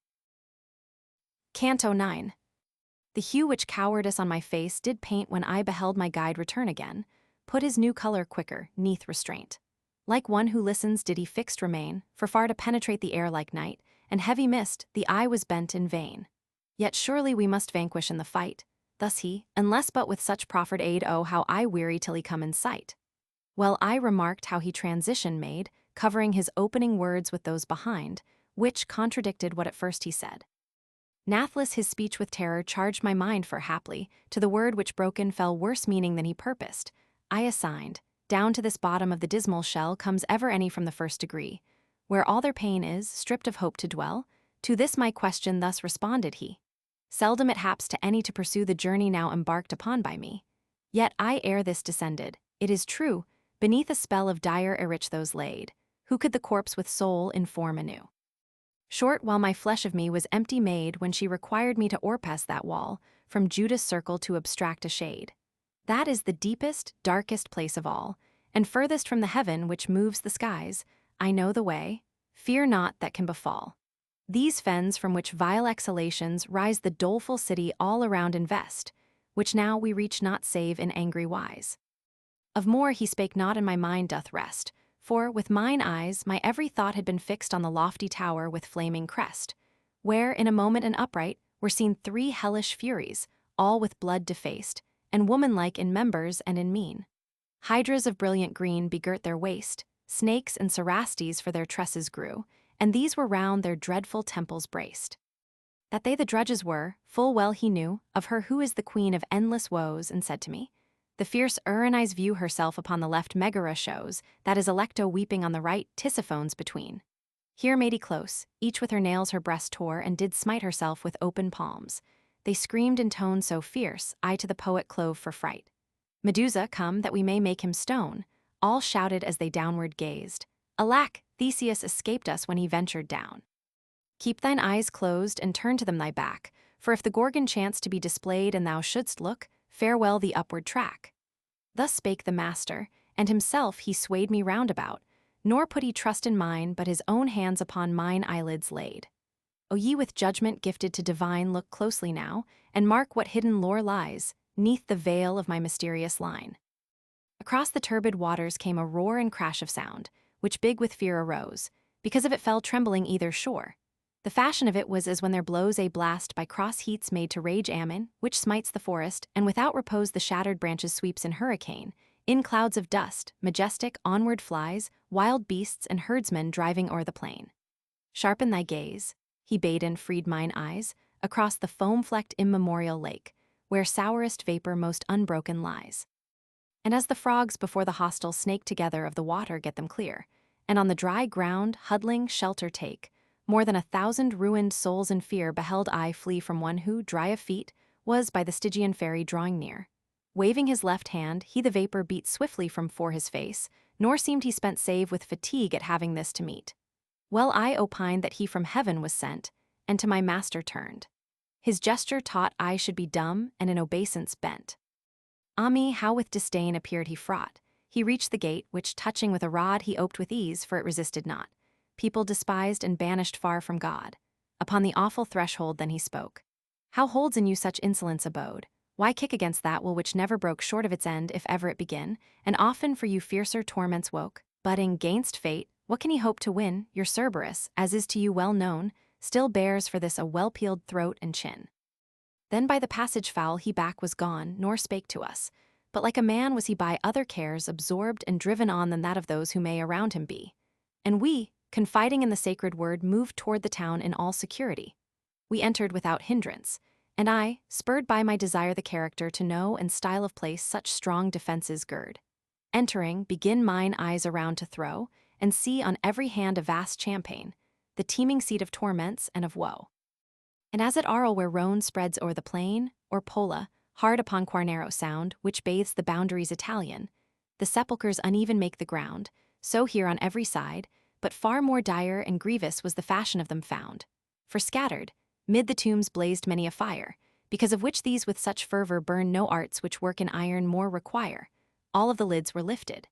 I discerned by keen laments which from the tombs arose that sad and suffering ones were there inurned. I said, O Master, tell me who are those buried within the tombs, of whom the sighs come to our ears thus eloquent of woes? And he to me, the lords of heresies with followers of all sects, a greater band than thou wouldst think, these sepulchres comprise, to lodge them like to like the tombs are planned. The sepulchres have more or less of heat. Then passed we, turning to the dexter hand, tween torments and the lofty parapet. Footnotes. New color, both have changed color, Virgil in anger and Dante in fear. Unless, to conceal his misgiving from Dante, Virgil refrains from expressing all his thought. The unless may refer to what the lying demons had told him or threatened him with, the proffered aid, to that involved in Beatrice's request.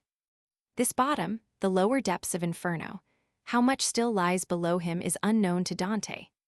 First degree, the limbo where Virgil resides.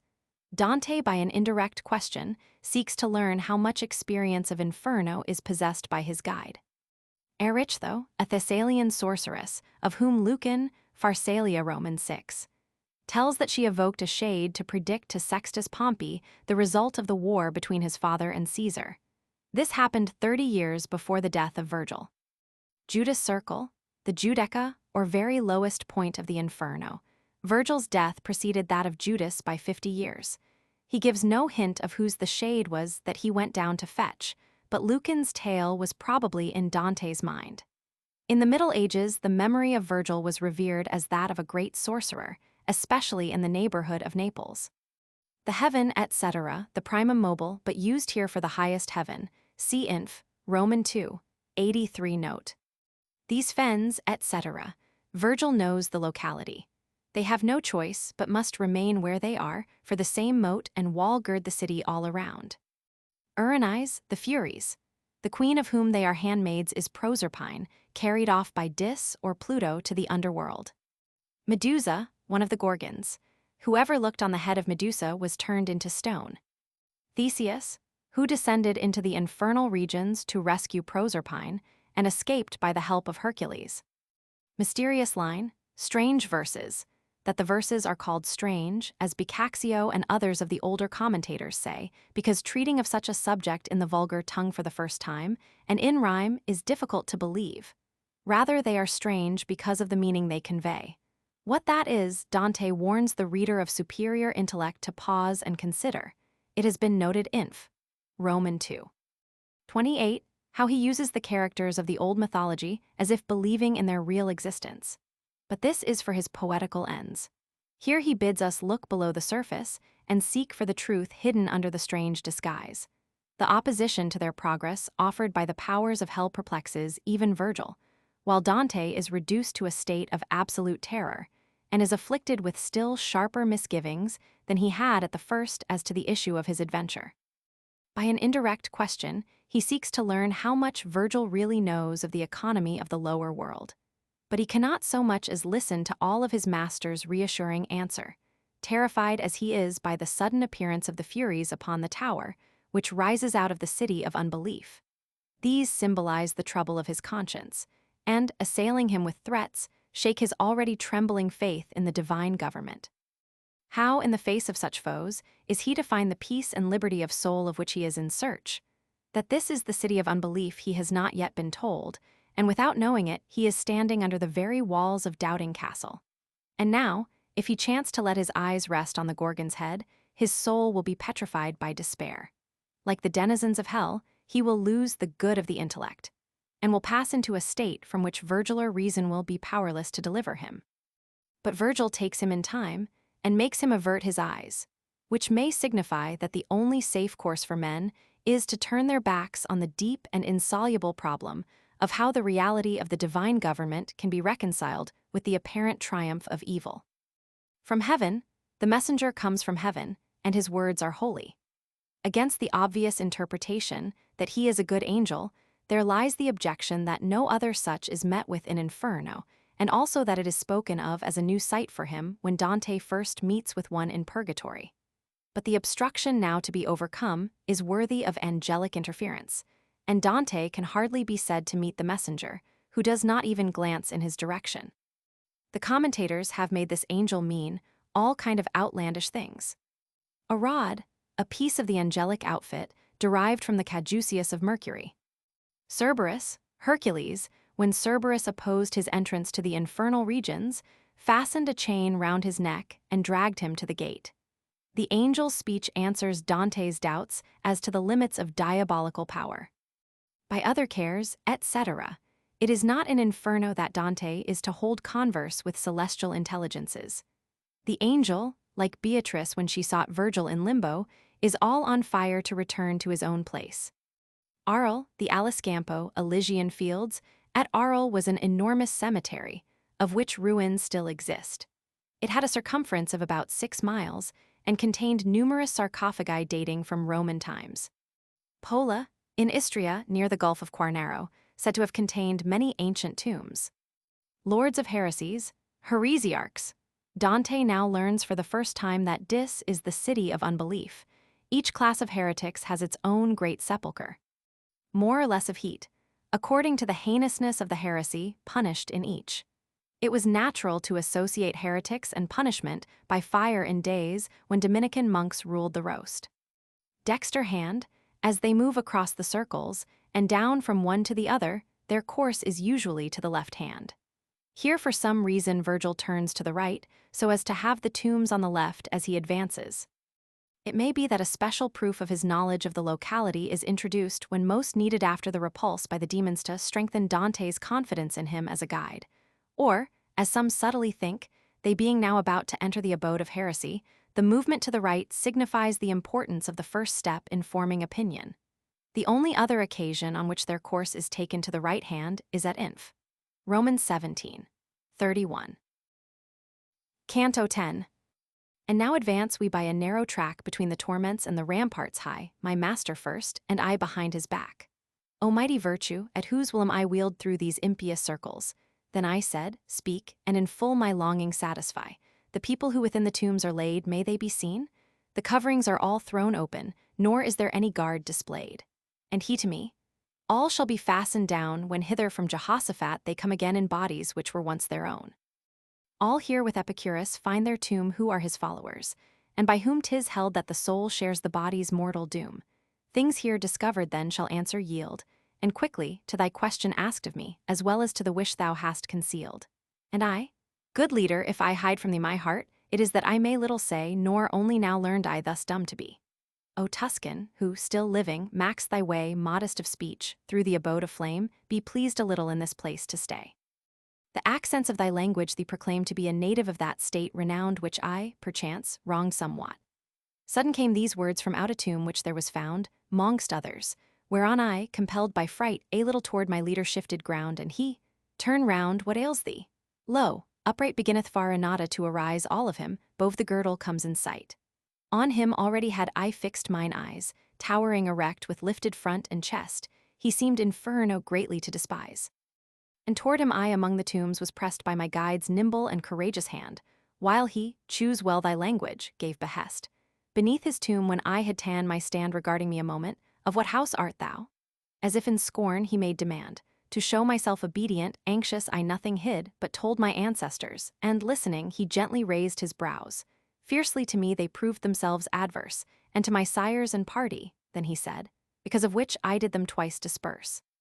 I answered him, and what although they fled, twice from all quarters they returned with might, and art not mastered yet by these you led. Beside him then there issued into sight another shade, uncovered to the chin, propped on his knees, if I surmised aright. He peered around as if he fain would win knowledge if any other was with me, and then, his hope all spent, did thus begin, weeping. By dint of genius, if it be thou visit'st this dark prison, where my son, and wherefore not found in thy company. And I to him, I come not here alone, he waiting yonder guides me, but disdain of him perchance was by your Guido shown.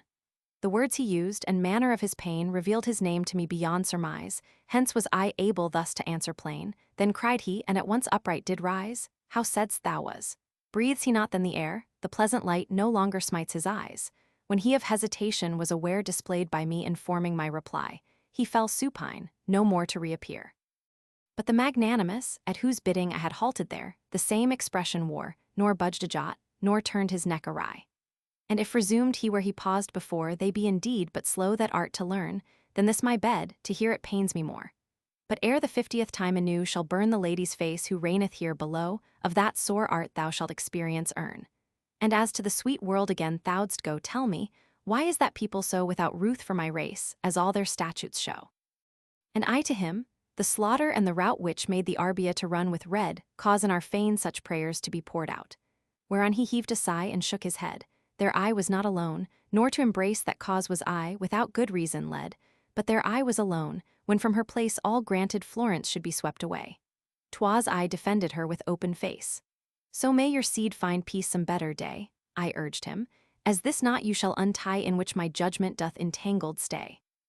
If I hear rightly, ye, it seems, descry beforehand what time brings, and yet ye seem neath other laws as touching what is nigh. Like those who see best what is far from them, we see things, said he, which afar remain, thus much enlightened by the guide supreme. To know them present or approaching, vain are all our powers. And save what they relate who hither come, of earth no news we gain. Hence mayst thou gather in how dead a state shall all our knowledge from that time be thrown when of the future shall be closed the gate.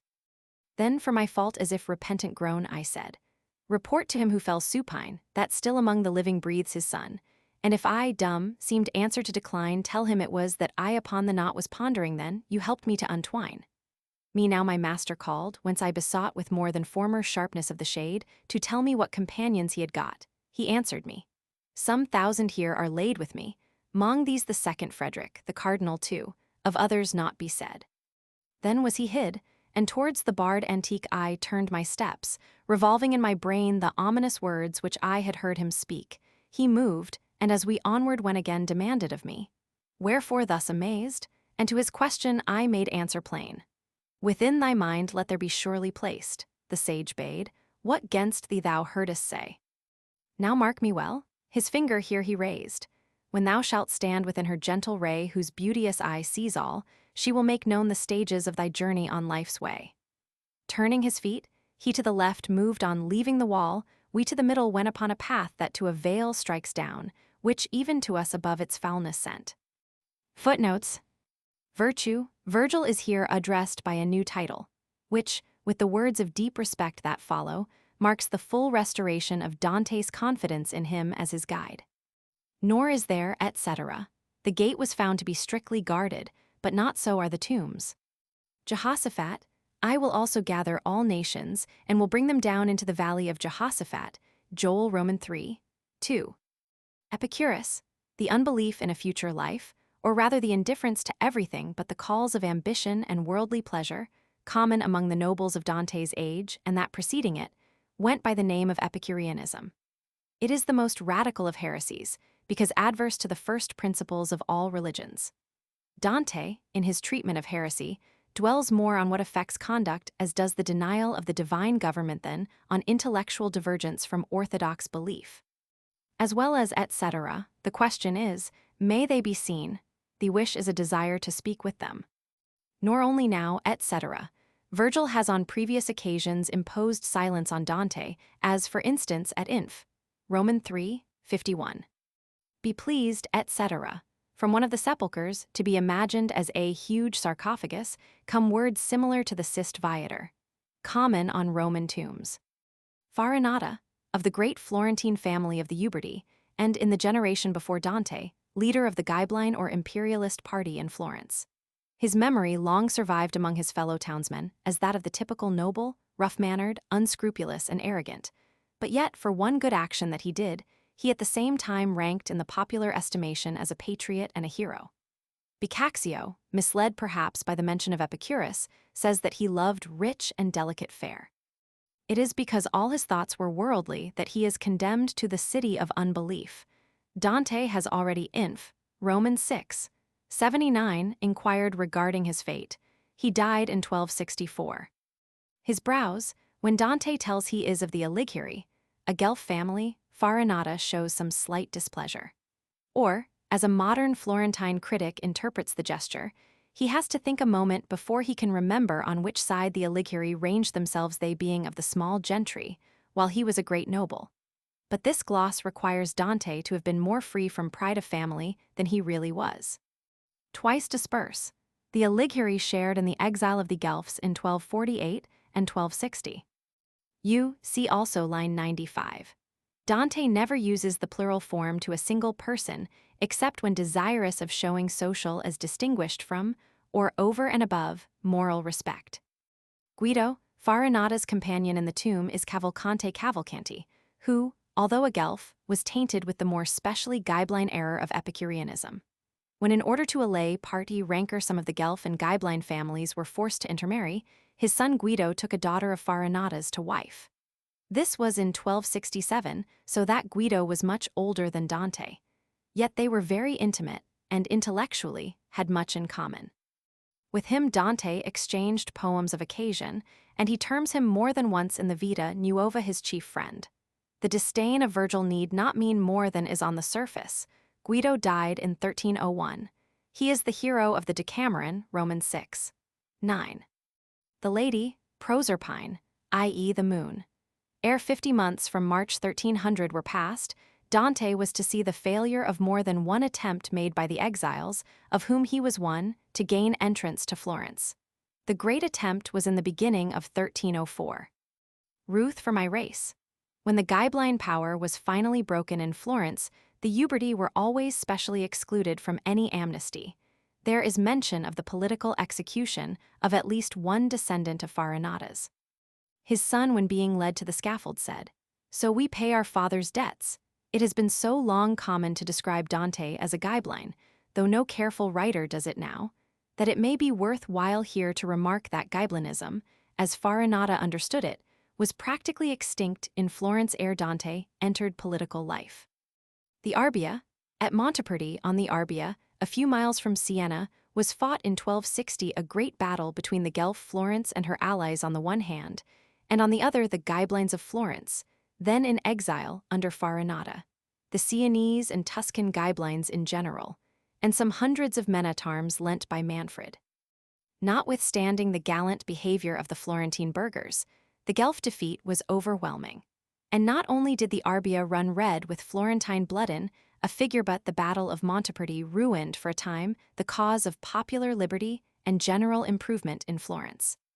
Our fane, the Parliament of the people, used to meet in Santa Reparata, the cathedral, and it is possible that the maintenance of the Uberti disabilities was there more than once confirmed by the general body of the citizens. The use of the word is in any case accounted for by the frequency of political conferences in churches, and the temple having been introduced, edicts are converted into prayers. "'Twas I, etc." Some little time after the victory of Monteperti, there was a great Ghibelline gathering from various cities at Empoli, when it was proposed, with general approval, to level Florence with the ground in revenge for the obstinate Guelphism of the population. Farinata roughly declared that as long as he lived and had a sword, he would defend his native place, and in the face of this protest, the resolution was departed from.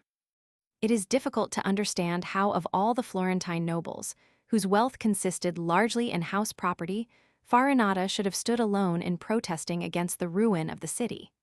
But so it seems to have been, and in this great passage Farinata is repaid for his service, in despite of Inferno. Other laws, Giotto, in Canto 6, prophesied what was to happen in Florence, and Farinata has just told him that 4 years later than now he will have failed in an attempt to return from exile. Yet Farinata does not know if his family is still being persecuted, and Cavalcanti fears that his son Guido is already numbered with the dead. Farinata replies that like the long-sighted, the shades can only see what is some distance off, and are ignorant of what is going on or about to happen, which seems to imply that they forget what they once foresaw. Guido was to die within a few months, and the event was too close at hand to come within the range of his father's vision.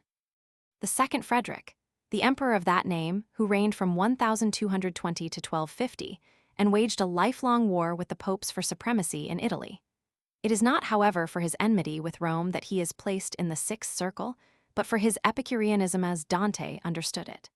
From his Sicilian court, a spirit of free inquiry spread through the peninsula. With men of the stamp of Farinata, it would be converted into crude materialism.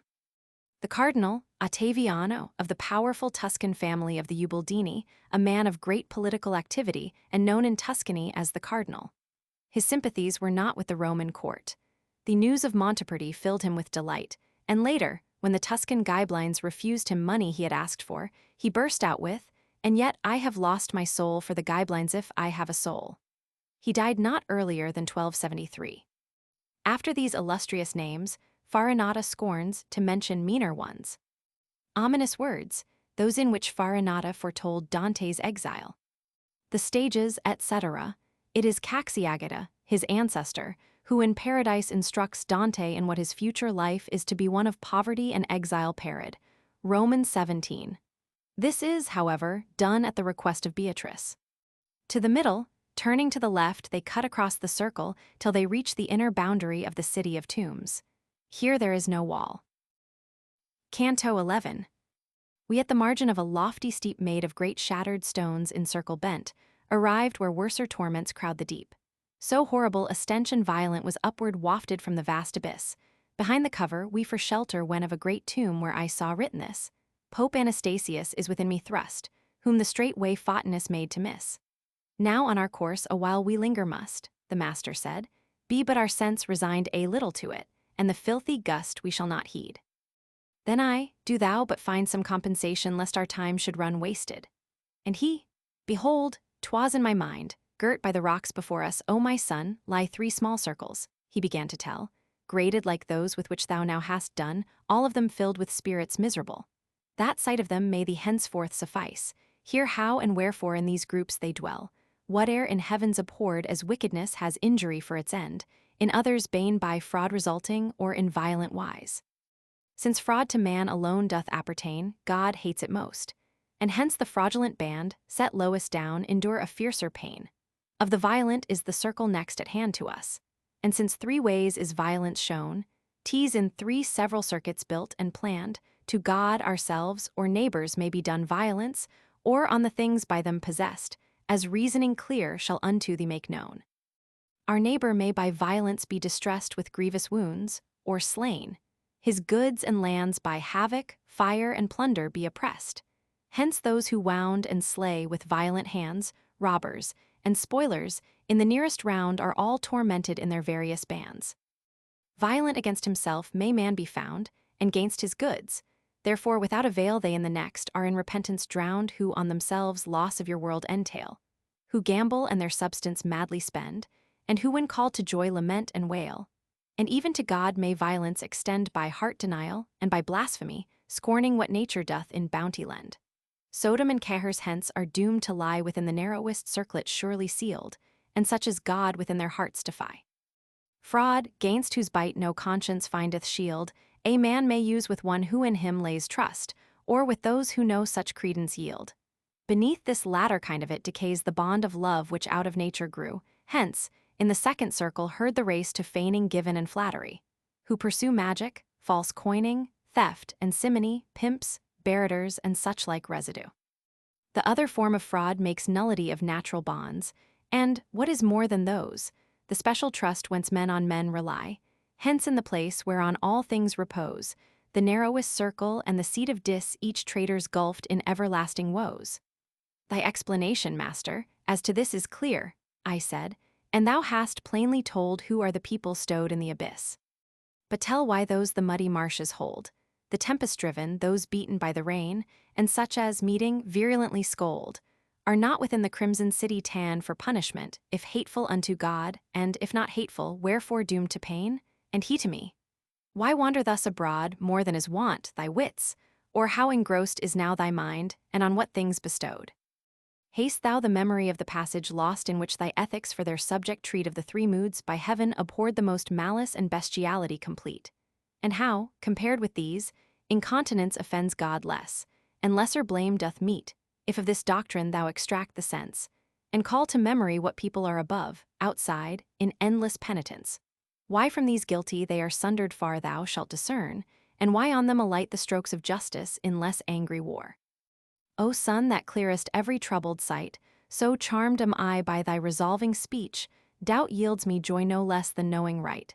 Therefore, I pray, a little backward reach, I asked, to where thou say'st that usury sins 'gainst God's bounty, and this mystery teach. He said, who gives ear to philosophy is taught by her, nor in one place alone, what nature in her course is governed by, even mind divine, and art which thence hath grown.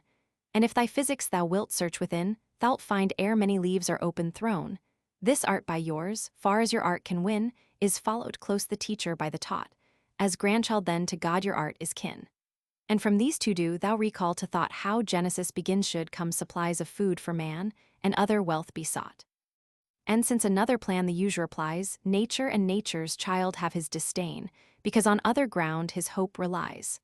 But come, for to advance I now am fain, the fishes over the horizon line quiver.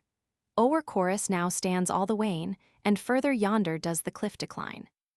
Canto 12. The place of our descent before us lay precipitous, and there was something more from sight of which all eyes had turned away, as, at the ruin which upon the shore of Adige fell upon this side of Trent through earthquake, or by slip of what before upheld it from the summit, whence it went far as the plain, the shattered rocks supply some sort of foothold to who makes descent. Such was the passage down the precipice high. And on the riven gully's very brow lay spread at large the Cretan infamy which was conceived in the pretended cow. Us when he saw, he bit himself for rage like one whose anger gnaws him through and through. Perhaps thou deemest, called to him the sage, this is the Duke of Athens drawing nigh, who war to the death with thee on earth did wage. Begone, thou brute, for this one passing by untutored by thy sister has thee found, and only comes thy sufferings to spy.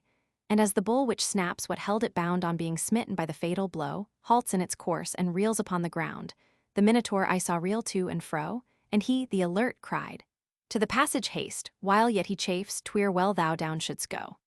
So we descended by the slippery waste of shivered stones, which many a time gave way, 'neath the new weight my feet upon them placed. I musing went, and he began to say, perchance this ruined slope thou thinkest on, watched by the brute rage I did now allay. But I would have thee know, when I came down the former time into this lower hell, the cliff had not this ruin undergone. It was not long, if I distinguish well, ere he appeared who wrenched great prey from from out the utmost circle. Trembling fell through all its parts the nauseous abyss with such a violence, the world, I thought, was stirred by love. For, as they say, by this she back to chaos has been often brought. And then it was this ancient rampart strong was shattered here and at another spot. But toward the valley look. We come ere long down to the river of blood where boiling lie all who by violence work others wrong. O insane rage, O blind cupidity, by which in our brief life we are so spurred, ere downward plunged in evil case for I. An ample ditch I now beheld engird and sweep in circle all around the plain, as from my escort I had lately heard. Between this and the rock in single train centaurs were running who were armed with bows, as if they hunted on the earth again. Observing us descend they all stood close, save 3 of them who parted from the band with bow, and arrows they incoming chose. What torment, from afar one made demand, come ye to share, who now descend the hill, I shoot unless ye answer whence ye stand. My master said, we yield no answer till we come to Chiron standing at thy side, but thy quick temper always served thee ill. Then touching me, 'tis Nessus, he who died with love for beauteous Dejanire possessed, and who himself his own vendetta plied. He in the middle, staring on his breast, is mighty Chiron who Achilles bred, and next the wrathful Pholus. They invest the fosse and in their thousands round it tread, shooting whoever from the blood shall lift, more than his crime allows, his guilty head. As we moved nearer to those creatures, swift Chiron drew forth a shaft and dressed his beard back on his jaws, using the arrow's cleft. And when his ample mouth of hair was cleared, he said to his companions, have ye seen the things the second touches straight are stirred, as they by feet of shades could ne'er have been? And my good guide, who to his breast had gone the part where join the natures, Well, I ween he lives, made answer. And if, thus alone, he seeks the valley dim, neath my control, necessity, not pleasure, leads him on. One came from where the Alleluias roll, who charged me with this office strange and new, no robber he, nor mine a felon's soul. But by that power which makes me to pursue the rugged journey whereupon I fare, accord us one of thine to keep in view, that he may show where lies the ford, and bear this other on his back to yonder strand, no spirit he, that he should cleave the air. Wheeled to the right, then Chiron gave command to Nessus. Turn, and lead them, and take tent they be not touched by any other band. We with our trusty escort forward went, threading the margin of the boiling blood where they who seethed were raising loud lament. People I saw up to the chin imbrued, these all are tyrants, the great centaur said, who blood and plunder for their trade pursued. Here for their pitiless deeds tears now are shed by Alexander and Dionysius fell, through whom in Sicily dolorous years were led. The forehead with black hair so terrible is Ezelino, that one blonde of hue Abizodest whom, as rumors tell, his stepson murdered and report speaks true. I to the poet turned who gave command, regard thou chiefly him. I follow you. Ere long the centaur halted on the strand, close to a people who, far as the throat, forth of that Bulicema seemed to stand. Thence a lone shade to us he pointed out, saying, in God's house ran he weapon through the heart which still on Thames winds cult devout. Then I saw people, some with heads in view, and some their chests above the river bore, and many of them I, beholding, knew, and thus the blood went dwindling more and more, until at last it covered but the feet. Here took we passage to the other shore.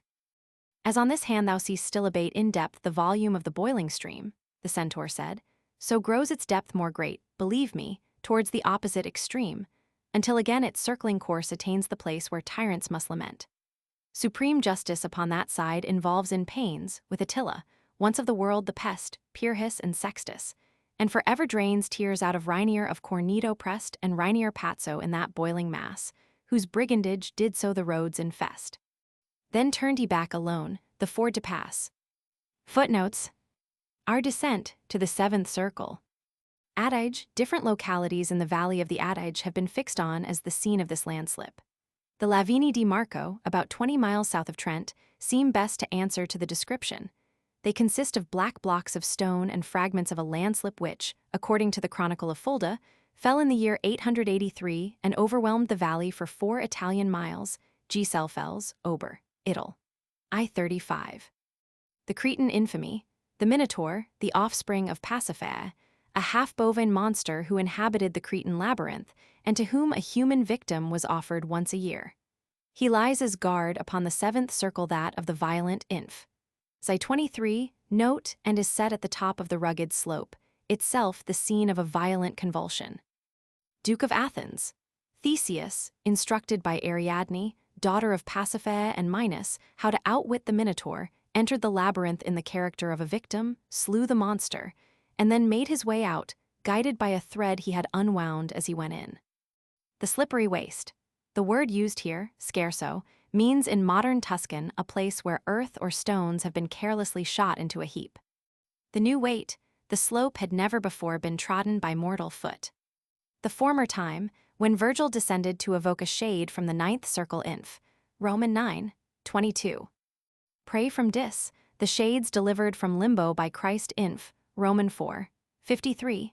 The expression in the text is probably suggested by the words of the hymn Vexilla, Predamque celit Tartaris. To chaos, the reference is to the theory of Empedocles, known to Dante through the refutation of it by Aristotle. The theory was one of periods of unity and division in nature, according as love or hatred prevailed. Another spot, see Inf. Roman 21, 112. The earthquake at the crucifixion shook even Inferno to its base. The river of blood, Phlegethon, the boiling river. Styx and Acron have been already passed. Lethe, the fourth infernal river, is placed by Dante in Purgatory. The first round or circlet of the seventh circle is filled by Phlegethon. Centaurs.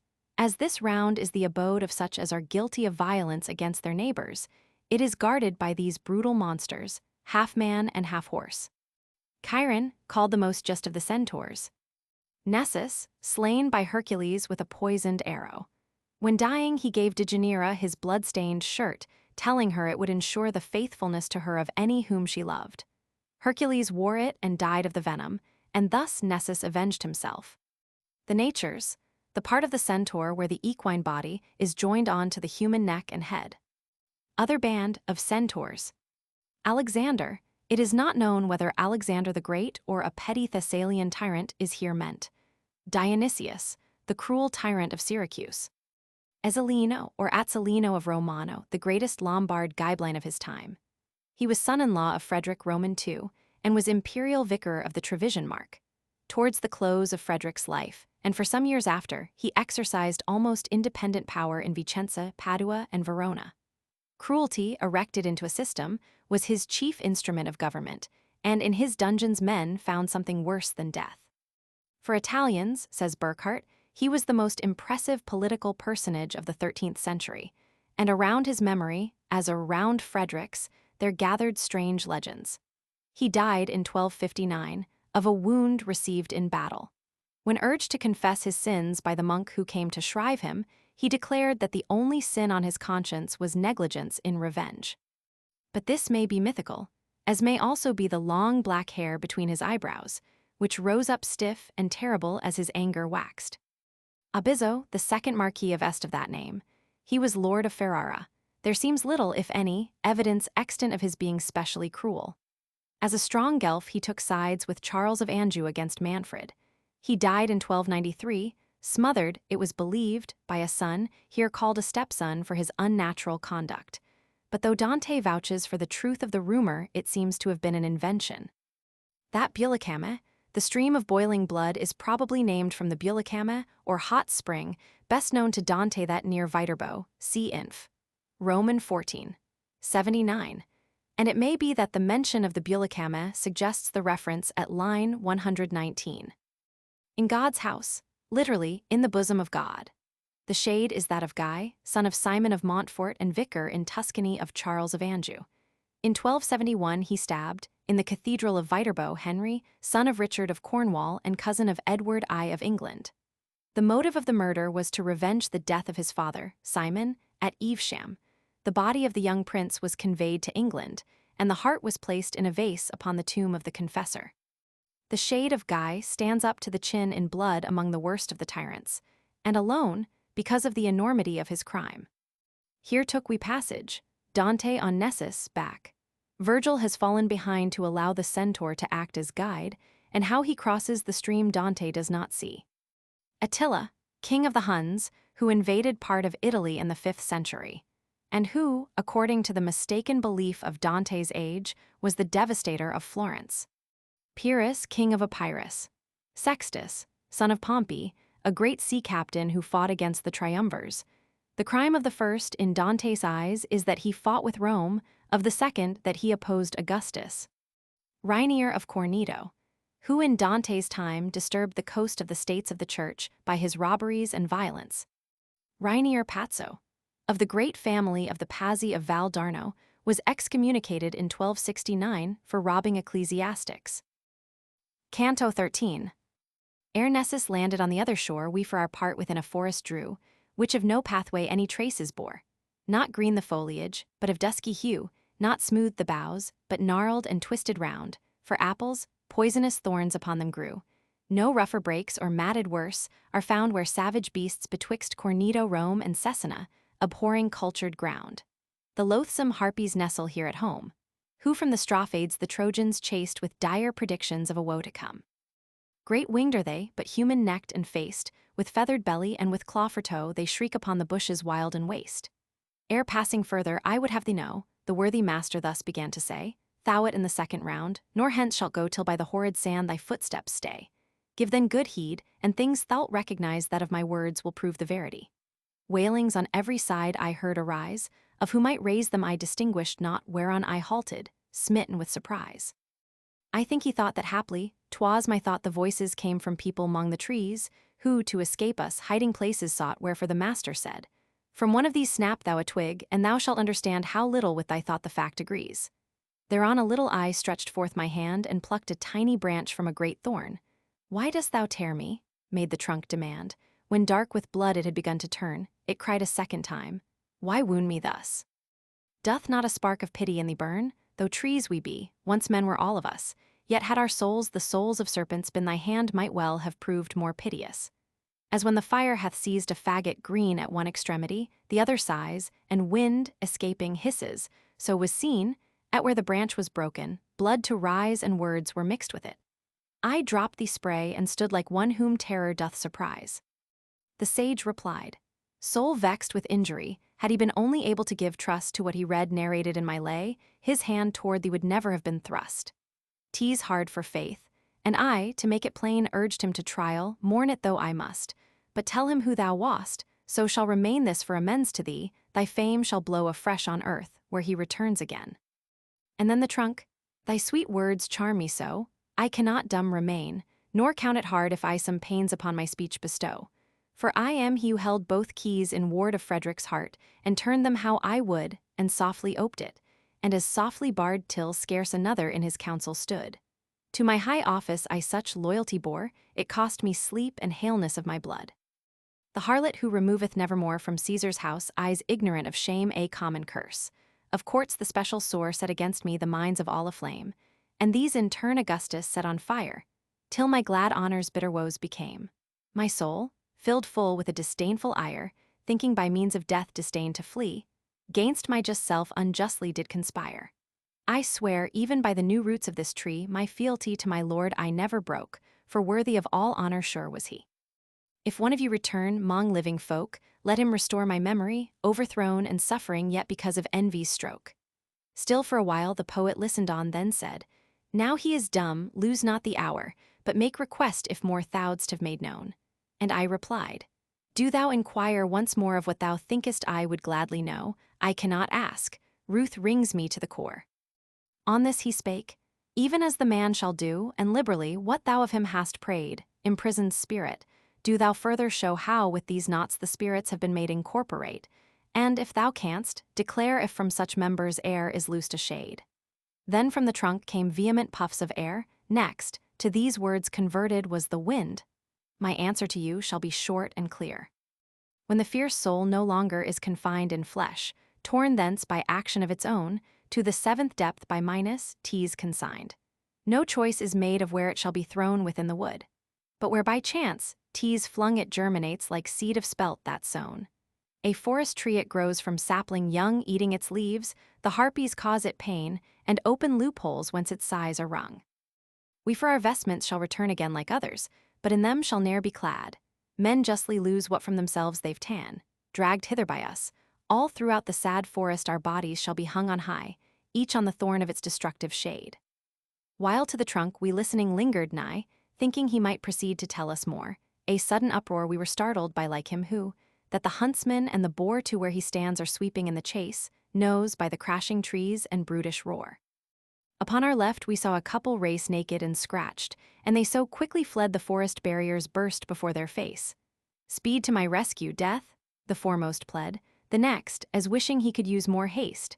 Not thus, O Lano, thee thy legs bested when one at Topo's tournament thou wast. Then, haply wanting breath, aside he stepped, merged with a bush on which himself he cast. Behind them through the forest onward swept a pack of dogs, black, ravenous, and fleet, like greyhounds from their leashes newly slipped.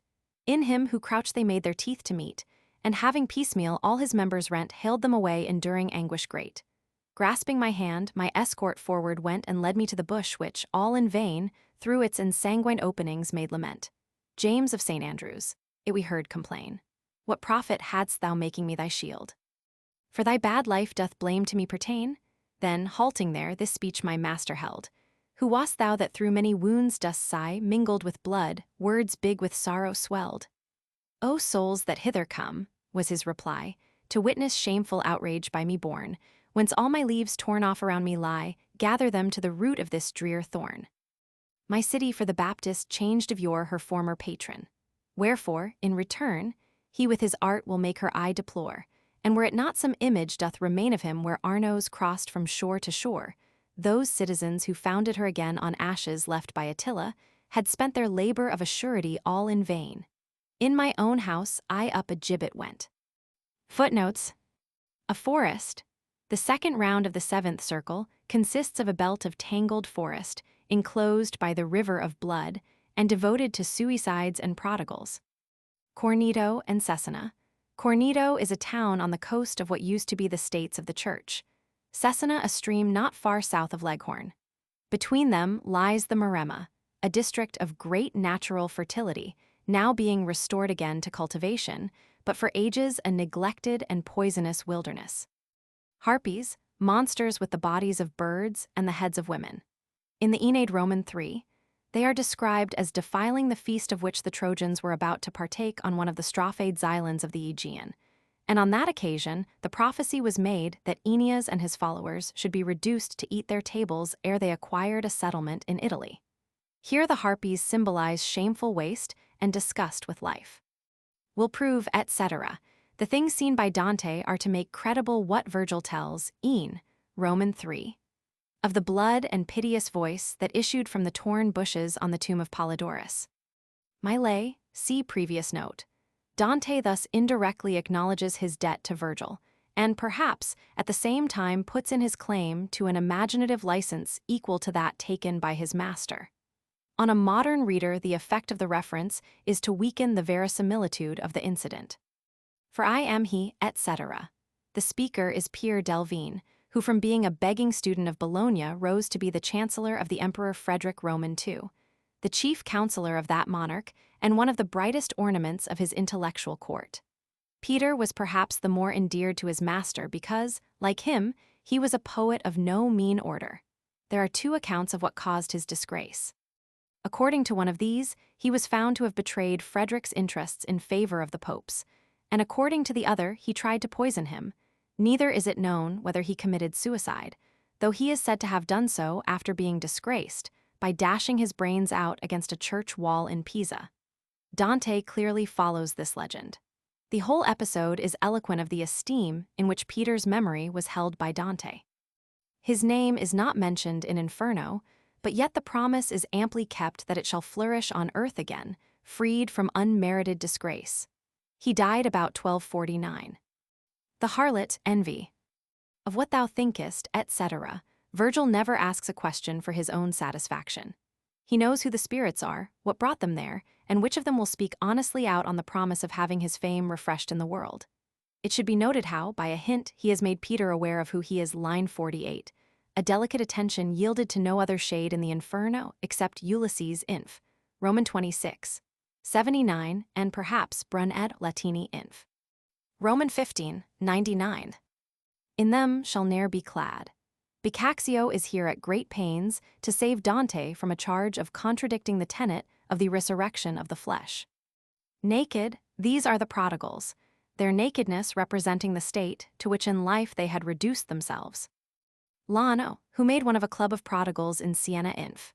Roman 29, 130, and soon ran through his fortune. Joining in a Florentine expedition in 1288 against Arezzo, he refused to escape from a defeat encountered by his side at Pieve del Topo, preferring, as was supposed, to end his life at once rather than drag it out in poverty. James of St. Andrews, Jacopo de Sant' Andrea, a Paduan who inherited enormous wealth which did not last him for long. He literally threw money away and would burn a house for the sake of the blaze. His death has been placed in 1239. My city, etc. According to tradition, the original patron of Florence was Mars. In Dante's time, an ancient statue, supposed to be of that god, stood upon the old bridge of Florence. It is referred to in Parod. Roman 16, 47 and 145. Benvenuto says that he had heard from Boccaccio, who had frequently heard it from old people, that the statue was regarded with great awe. If a boy flung stones or mud at it, the bystanders would say of him that he would make a bad end. It was lost in the Great Flood of 1333. Here the Florentine shade represents Mars as troubling Florence with wars in revenge for being cast off as a patron. Attila, a confusion with Totila. Attila was never so far south as Tuscany. Neither is there reason to believe that when Totila took the city he destroyed it, but the legend was that it was rebuilt in the time of Charles the Great. My own house, etc. It is not settled who this was who hanged himself from the beams of his own roof. One of the Igli, say some, others, one of the Mazzi. Boccaccio and Peter Dante remark that suicide by hanging was common in Florence. but Dante's text seems pretty often to have suggested the invention of details in support or illustration of it. Canto 14. Me of my native place the dear constraint led to restore the leaves which round were strewn, to him whose voice by this time was grown faint. Thence came we, where the second round joins on unto the third, wherein how terrible the art of justice can be, is well shown. But clearly of these wondrous things to tell, I say we entered on a plain of sand which from its bed doth every plant repel. The dolorous wood lies round it like a band, as that by the drear fosse is circled round. Upon its very edge we came to a stand, and there was nothing within all that bound but burnt and heavy sand, like that once trod beneath the feet of Giotto was the ground. Ah, what a terror, O revenge of God, shouldst thou awake in any that may read of what before mine eyes was spread abroad. I of great herds of naked souls took heed. Most piteously was weeping every one, and different fortunes seemed to them decreed. For some of them upon the ground lay prone, and some were sitting huddled up and bent, while others, restless, wandered up and down. More numerous were they that roaming went than they that were tormented lying low, but these had tongues more loosened to lament. O'er all the sand, deliberate and slow, broad open flakes of fire were downward rained, as 'mong the Alps in calm descends the snow. Such Alexander saw when he attained the hottest India. On his host they fell, and all unbroken on the earth remained, wherefore he bade his phalanxes tread well the ground, because when taken one by one the burning flakes they could the better quell. So here eternal fire was pouring down, as tinder 'neath the steel, so here the sands kindled, whence pain more vehement was known. And, dancing up and down, the wretched hands beat here and there for ever without rest, brushing away from them the falling brands. And I, O master, by all things confessed victor, except by obdurate evil powers who at the gate to stop our passage pressed, who is the enormous one who no way cowers beneath the fire, with fierce disdainful air lying as if untortured by the showers, and that same shade, because he was aware that touching him I of my guide was fain to learn, cried, as in life, myself I bear in death. Though Jupiter should tire again his smith, from whom he snatched in angry bout the bolt by which I at the last was slain, though one by one he tire the others out at the black forge in Mongibolo placed, while, ho, good Vulcan, help me! He shall shout the cry he once at Phlegra's battle raised, though hurled with all his might at me shall fly his bolts, yet sweet revenge he shall not taste. Then spake my guide, and in a voice so high never till then heard I from him such tone. O Capaneus, because unquenchably thy pride doth burn, worse pain by thee is known. Into no torture save thy madness wild fit for thy fury couldst thou be thrown. Then, to me turning with a face more mild, he said, of the 7 kings was he of old, who leaguered Thebes, and as he God reviled him in small reverence still he seems to hold, but for his bosom his own insolence supplies fit ornament, as now I told. Now follow, but take heed lest passing hence thy feet upon the burning sand should tread, but keep them firm where runs the forest fence. We reached a place nor any word we said where issues from the wood a streamlet small, I shake, but to recall its color red. Like that which does from Bulicama fall, and Losel women later, 'mong them share, so through the sand this brooklet's waters crawl. Its bottom and its banks I was aware were stone, and stone the rims on either side. From this I knew the passage must be there. Of all that I have shown thee as thy guide, since when we by the gateway entered in, whose threshold unto no one is denied, nothing by thee has yet encountered been so worthy as this brook to cause surprise, or which the falling fire flakes quenched or seen. These were my leader's words. For full supplies, I prayed him of the food of which to taste keen appetite he made within me rise. In middle sea there lies a country waste, known by the name of Crete. I then was told, under whose king the world of yore was chased. There stands a mountain, once the joyous hold of woods and streams. As Ida 'twas renowned, now 'tis deserted like a thing grown old. For a safe cradle 'twas by Rhea found, to nurse her child in, and his infant cry lest it betrayed him, she with clamors drowned. Within the mount an old man towereth high. Towards Damietta are his shoulders thrown on Rome, as on his mirror rests his eye. His head is fashioned of pure gold alone, of purest silver are his arms and chest. 'Tis brass to where his legs divide. Then down from that is all of iron of the best, save the right foot, which is of bacon clay, and upon this foot doth he chiefly rest. Save what is gold, doth every part display a fisher dripping tears. These, gathering all together, through the grotto pierce away. From rock to rock into this deep they fall, feed Acheron and Styx and Phlegethon, then downward travelling by this straight canal, far as the place where further slope is none cossetus form, and what that pool may be I say not now. Thou'lt see it further on. If this brook rises, he was asked by me, within our world, how comes it that no trace we saw of it till on this boundary? And he replied, Thou knowest that the place is round, and far as thou hast moved thy feet, still to the left hand sinking to the base, nathless thy circuit is not yet complete. Therefore if something new we chance to spy, amazement needs not on thy face have seat. I then, but master, where doth Lethe lie and phlegethon? Of that thou sayest not, of this thou say'st he, those tears its flood supply.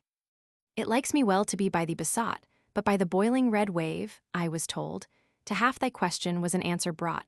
Leth, not in this pit shalt thou behold, thither to wash themselves the spirits go when penitence has made them spotless souled. Then said he, From the wood 'tis fitting now that we depart, behind me press thou nigh, keep we the margins, for they do not glow, and over them, ere fallen, the fire flakes die. Footnotes. Dear constraint, the mention of Florence has awakened Dante to pity, and he willingly complies with the request of the unnamed suicide inf. Roman 13, 142. As a rule, the only service he consents to yield the souls with whom he converses in Inferno is to restore their memory upon earth. A favor he does not feign to be asked for in this case, out of consideration, it may be, for the family of the sinner. Cato of Utica, who, after the defeat of Pompey at Pharsalia, led his broken army across the Libyan desert to join King Juba. Some of them, etc. In this, the third round of the seventh circle are punished those guilty of sins of violence against God, against nature, and against the arts by which alone a livelihood can honestly be won.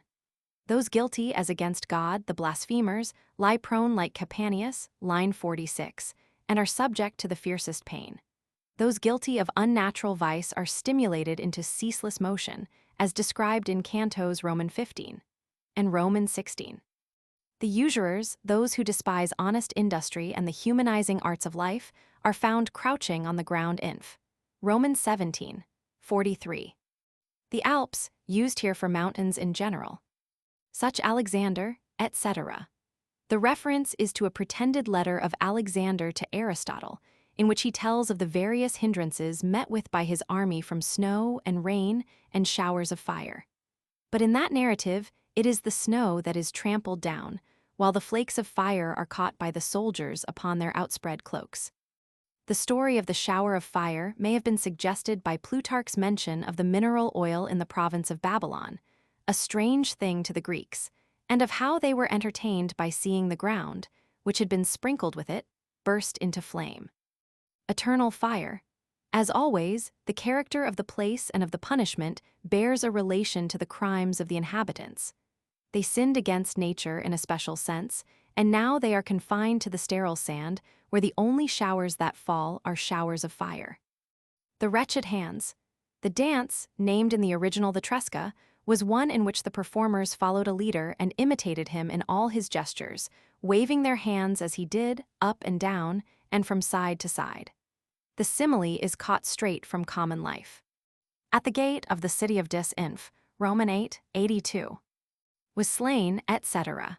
Campanius, one of the 7 kings, as told below, when storming the walls of Thebes, taunted the other gods with impunity, but his blasphemy against Jupiter was answered by a fatal bolt. Mongibolo, a popular name of Etna, under which mountain was situated the smithy of Vulcan and the Cyclopes. Phlegra, where the giants fought with the gods. Fit ornament, etc. Even if untouched by the pain he affects to despise, he would yet suffer enough from the mad hatred of God that rages in his breast. Campanius is the nearest approach to the Satan of Milton found in the Inferno. From the need of getting law enough by which to try the heathen Dante, is led into some inconsistency. After condemning the virtuous heathen to limbo for their ignorance of the one true God, he now condemns the wicked heathen to this circle for despising false gods. Jupiter here stands for, as need scarcely be said, the supreme ruler, and in that sense he is termed God, line 69. But it remains remarkable that the one instance of blasphemous defiance of God should be taken from classical fable. The forest fence. They do not trust themselves so much as to step upon the sand, but look out on it from the verge of the forest which encircles it, and which as they travel they have on the left hand. Bulicame, a hot sulfur spring a couple of miles from Viterbo, greatly frequented for baths in the Middle Ages, and, it is said, especially by light women. The water boils up into a large pool, whence it flows by narrow channels, sometimes by one and sometimes by another, as the purposes of the neighboring peasants require. Sulphurous fumes rise from the water as it runs. The incrustation of the bottom, sides, and edges of those channels gives them the air of being solidly built. The passage. On each edge of the canal there is a flat pathway of solid stone, and Dante sees that only by following one of these can a passage be gained across the desert, for to set foot on the sand is impossible for him owing to the falling flakes of fire. There may be found in his description of the solid and flawless masonry of the canal a trace of the pleasure taken in good building by the contemporaries of Arnolfo. Nor is it without meaning that the sterile sands, the abode of such as despised honest labor, is crossed by a perfect work of art which they are forbidden ever to set foot upon. The gateway, at the entrance to Inferno, whose king, Saturn, who ruled the world in the Golden Age. He, as the devourer of his own offspring, is the symbol of time, and the image of time is therefore set by Dante in the island where he reigned. Her child, Jupiter, hidden in the mountain from his father Saturn. Feed Acheron, etc. The idea of this image is taken from the figure in Nebuchadnezzar's dream in Daniel Roman 2. But here, instead of the four empires, the materials of the statue represent the 4 ages of the world, the foot of clay on which it stands being the present time, which is so bad that even iron were too good to represent it. Time turns his back to the outworn civilizations of the East, and his face to Rome, which, as the seat of the empire and the church, holds the secret of the future. The tears of time shed by every age save that of gold feed the 4 infernal streams and pools of Acheron, Styx, Phlegethon, and Cocytus. Line 117 indicates that these are all fed by the same water, are in fact different names for the same flood of tears. The reason why Dante has not hitherto observed the connection between them is that he has not made a complete circuit of each or indeed of any circle, as Virgil reminds him at line 124, etc. The rivulet by which they stand drains the boiling Phlegethon where the water is all changed to blood. Because in it the murderers are punished and, flowing through the forest of the suicides, and the desert of the blasphemers, etc. Tumbles into the 8th circle as described in Canto 16, 103. Cocytus they are afterward to reach. An objection to this account of the infernal rivers as being all fed by the same waters may be found in the difference of volume of the great river of Acheron Inf. Roman 3. 71, and of this brooklet. But this difference is perhaps to be explained by the evaporation from the boiling waters of Phlegethon and of this stream which drains it. Dante is almost the only poet applied to whom such criticism would not be trifling. Another difficult point is how Cocytus should not in time have filled, and more than filled, the 9th circle. To the left hand, twice only as they descend they turn their course to the right hand Inf. Roman 9, 132 and Roman 17, 31. The circuit of the Inferno they do not complete till they reach the very base. Lethe, found in the earthly paradise, as described in Purgatorio Roman 28, 130. Canto 15. Now lies our way along one of the margins hard. Steam rising from the rivulet forms a cloud, which 'gainst the fire doth brook and borders guard. Like walls the Flemings, timorous of the flood which towards them pours betwixt Bruges and Cadsand, have made, that ocean's charge may be withstood, or what the Paduans on the Brentas strand to guard their castles and their homesteads rear. Ere Chiarentana feel the springtide bland, of the same fashion did those dikes appear, though not so high he made them, nor so vast, war the builder was that piled them here. We, from the wood when we so far had passed, I should not have distinguished where it lay though I to see it backward glance had cast, a group of souls encountered on the way, whose line of march was to the margin nigh. Each looked at us as by the new moon's ray men peer at others neath the darkening sky, sharpening his brows on us and only us, like an old tailor on his needle's eye.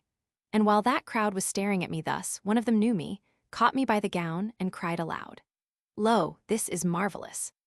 And straightway, while he thus to me held on, I fixed mine eyes upon his fire-baked face, and spite of scorching, seemed his features known, and whose they were my memory well could trace, and I, with hand stretched toward his face below, asked, "Sir Brunetto, and is this your place?" O son, he answered, no displeasure show, if now Brunetto Latini shall some way step back with thee, and leave his troop to go. I said, with all my heart for this I pray, and if you choose, I by your side will sit, if he, for I go with him, grant delay.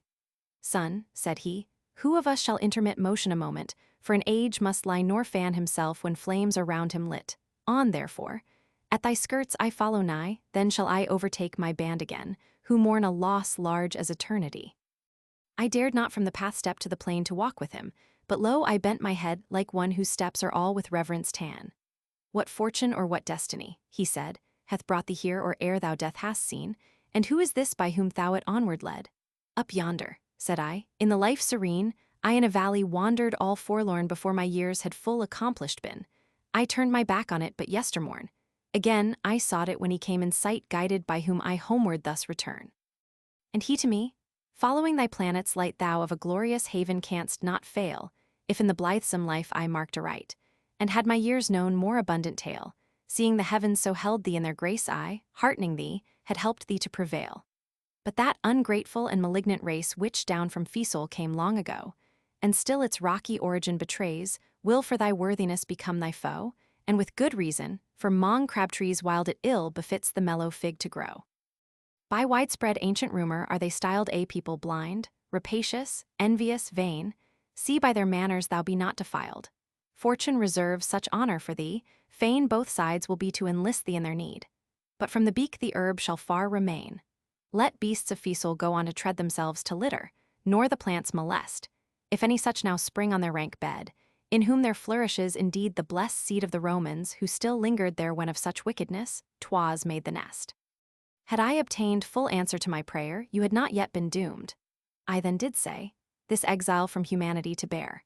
For deep within my heart and memory lives the paternal image good and dear of you, as in the world from day to day, how men escape oblivion you made clear, my thankfulness for which shall in my speech while I have life, as it behoves, appear.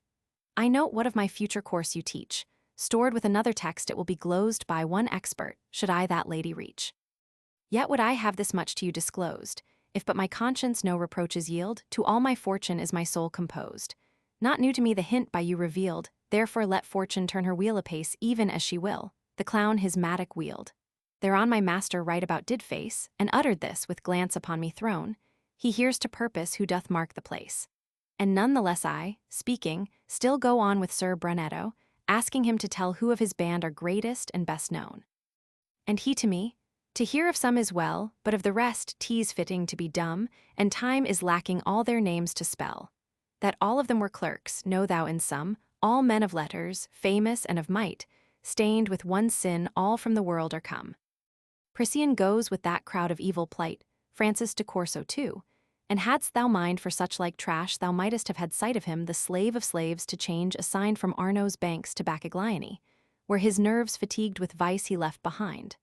More would I say, but neither must I fare nor talk at further length, for from the sand I see new dust clouds rising in the air, I may not keep with such as are at hand.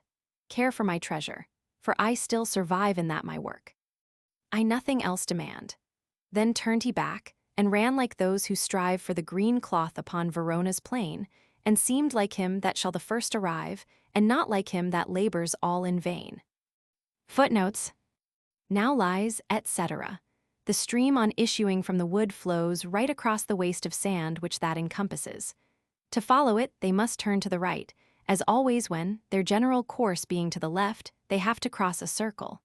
But such a veering to the right is a consequence of their leftward course, and not an exception to it. Cadsand, an island opposite to the mouth of the great canal of Bruges. Chiarentana, what district or mountain is here meant has been much disputed. It can be taken for Carinthia only on the supposition that Dante was ignorant of where the Brenta rises. At the source of that river stands the Monte Chiarentana, but it may be a question how old that name is. The district name of it is Canzana or Cairnzana. Not so high, etc. This limitation is very characteristic of Dante's style of thought, which compels him to a precision that will produce the utmost possible effect of verisimilitude in his description. Most poets would have made the walls far higher and more vast, by way of lending grandeur to the conception. Marvelous, to find Dante, whom he knew, still living and passing through the circle. With hand, etc. With my face bent to his is another reading, but there seems to be most authority for that in the text. The fiery shower forbids Dante to stoop over the edge of the causeway. To Brunetto, who is some feet below him, he throws out his open hand, a gesture of astonishment mingled with pity. Sir Brunetto Latini, a Florentine, was born in 1220. As a notary he was entitled to be called Sir or Messer. As appears from the context, Dante was under great intellectual obligations to him, not, we may suppose, as to a tutor so much as to an active-minded and scholarly friend of mature age, and possessed of a ripe experience of affairs.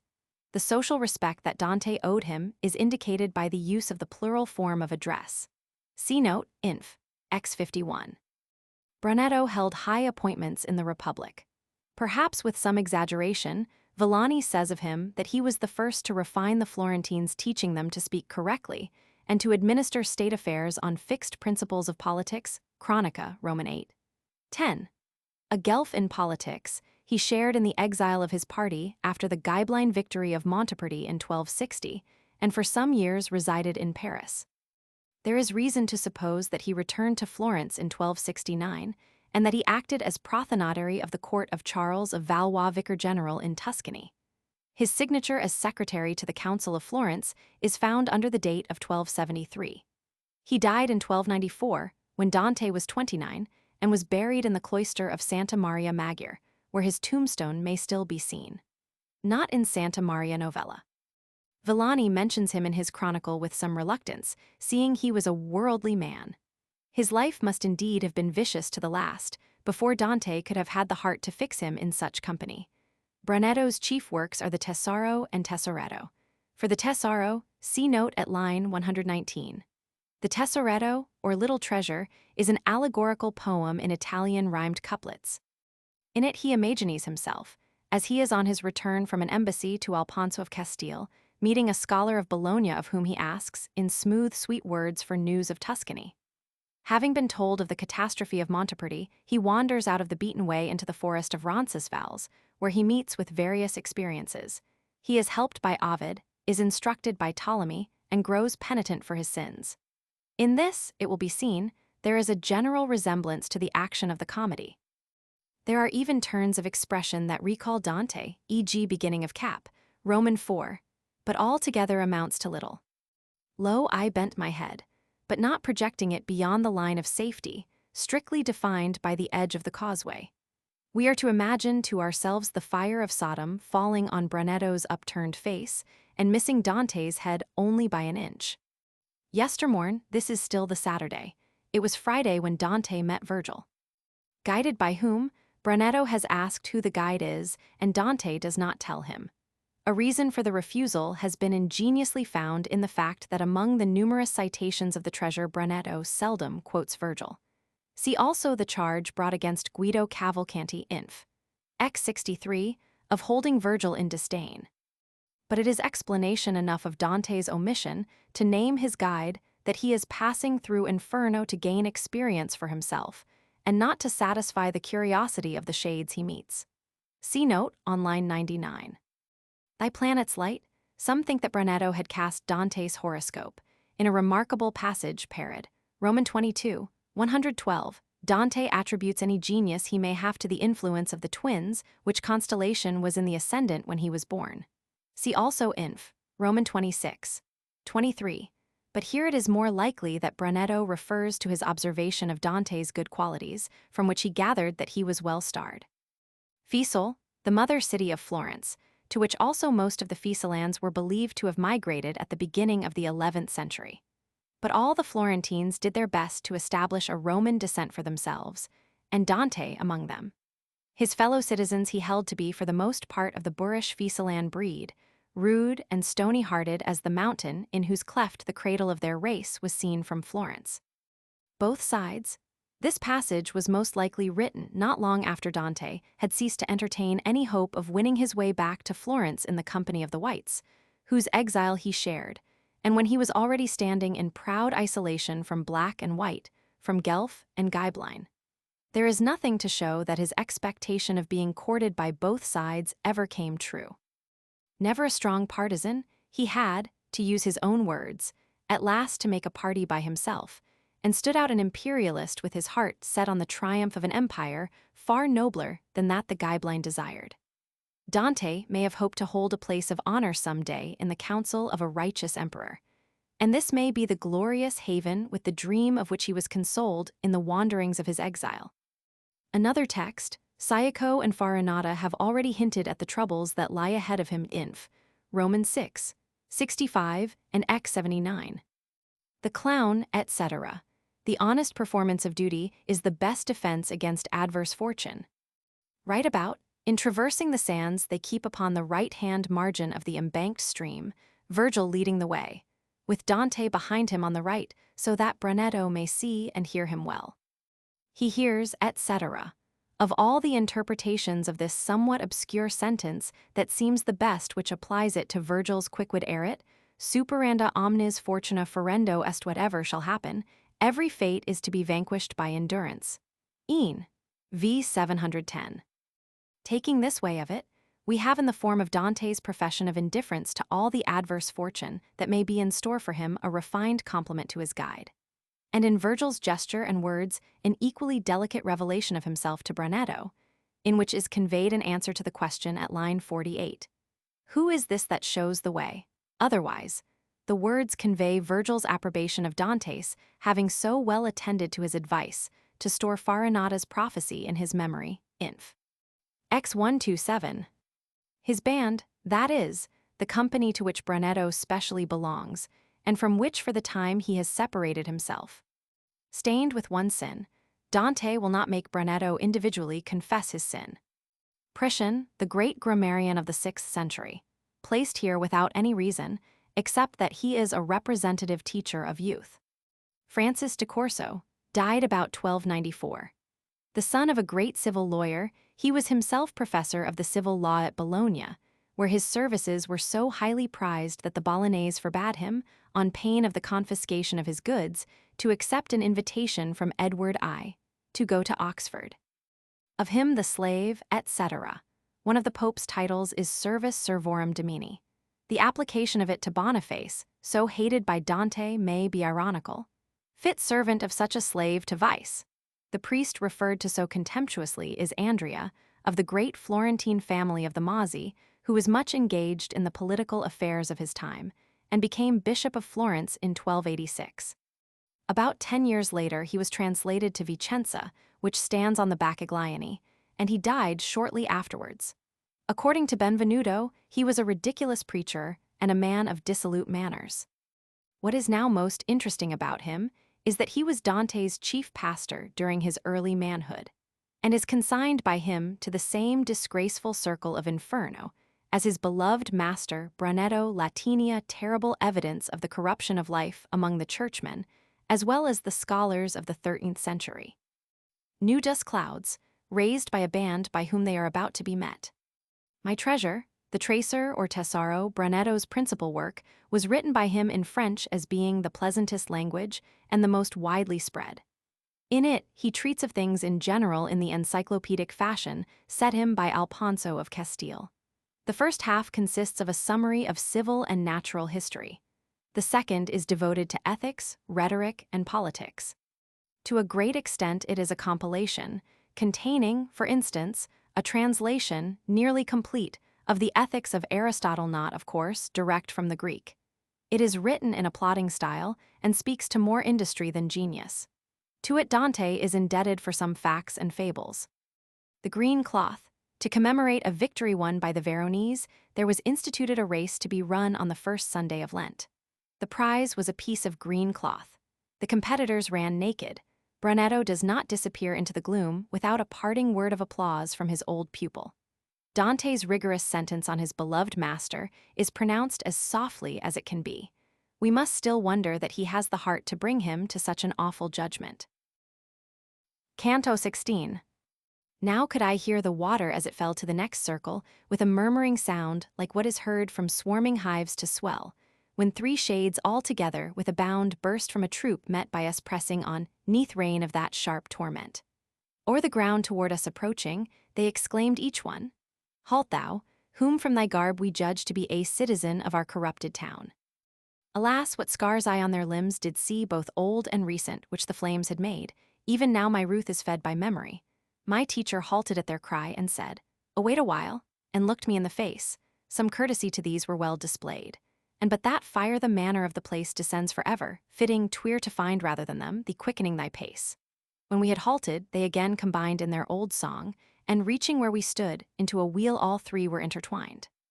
And as the athletes used, well oiled and nude, to feel their grip and wary, watch their chance, ere they to purpose strike and wrestle could. So each of them kept fixed on me his glance as he wheeled round, and in opposing ways his neck and feet seemed ever to advance. Ah, if the misery of this sand-strewn place bring us in our petitions in despite, one then began, and flayed and grimy face led at the least our fame, goodwill insight to tell us who thou art, whose living feet thus through Inferno wander without fright. For he whose footprints, as thou seest I beat, though now he goes with body peeled and nude, more than thou thinkest, in the world was great. The grandson was he of Gualdrada good, he, Guidagera, with his armed hand did mighty things, and by his counsel shrewd. The other who behind me treads the sand is one whose name should on the earth be dear, for he is Tegiao Aldebrand, and I, who am tormented with them here, James Rusticucci was. My fierce and proud wife of my ruin was chief minister.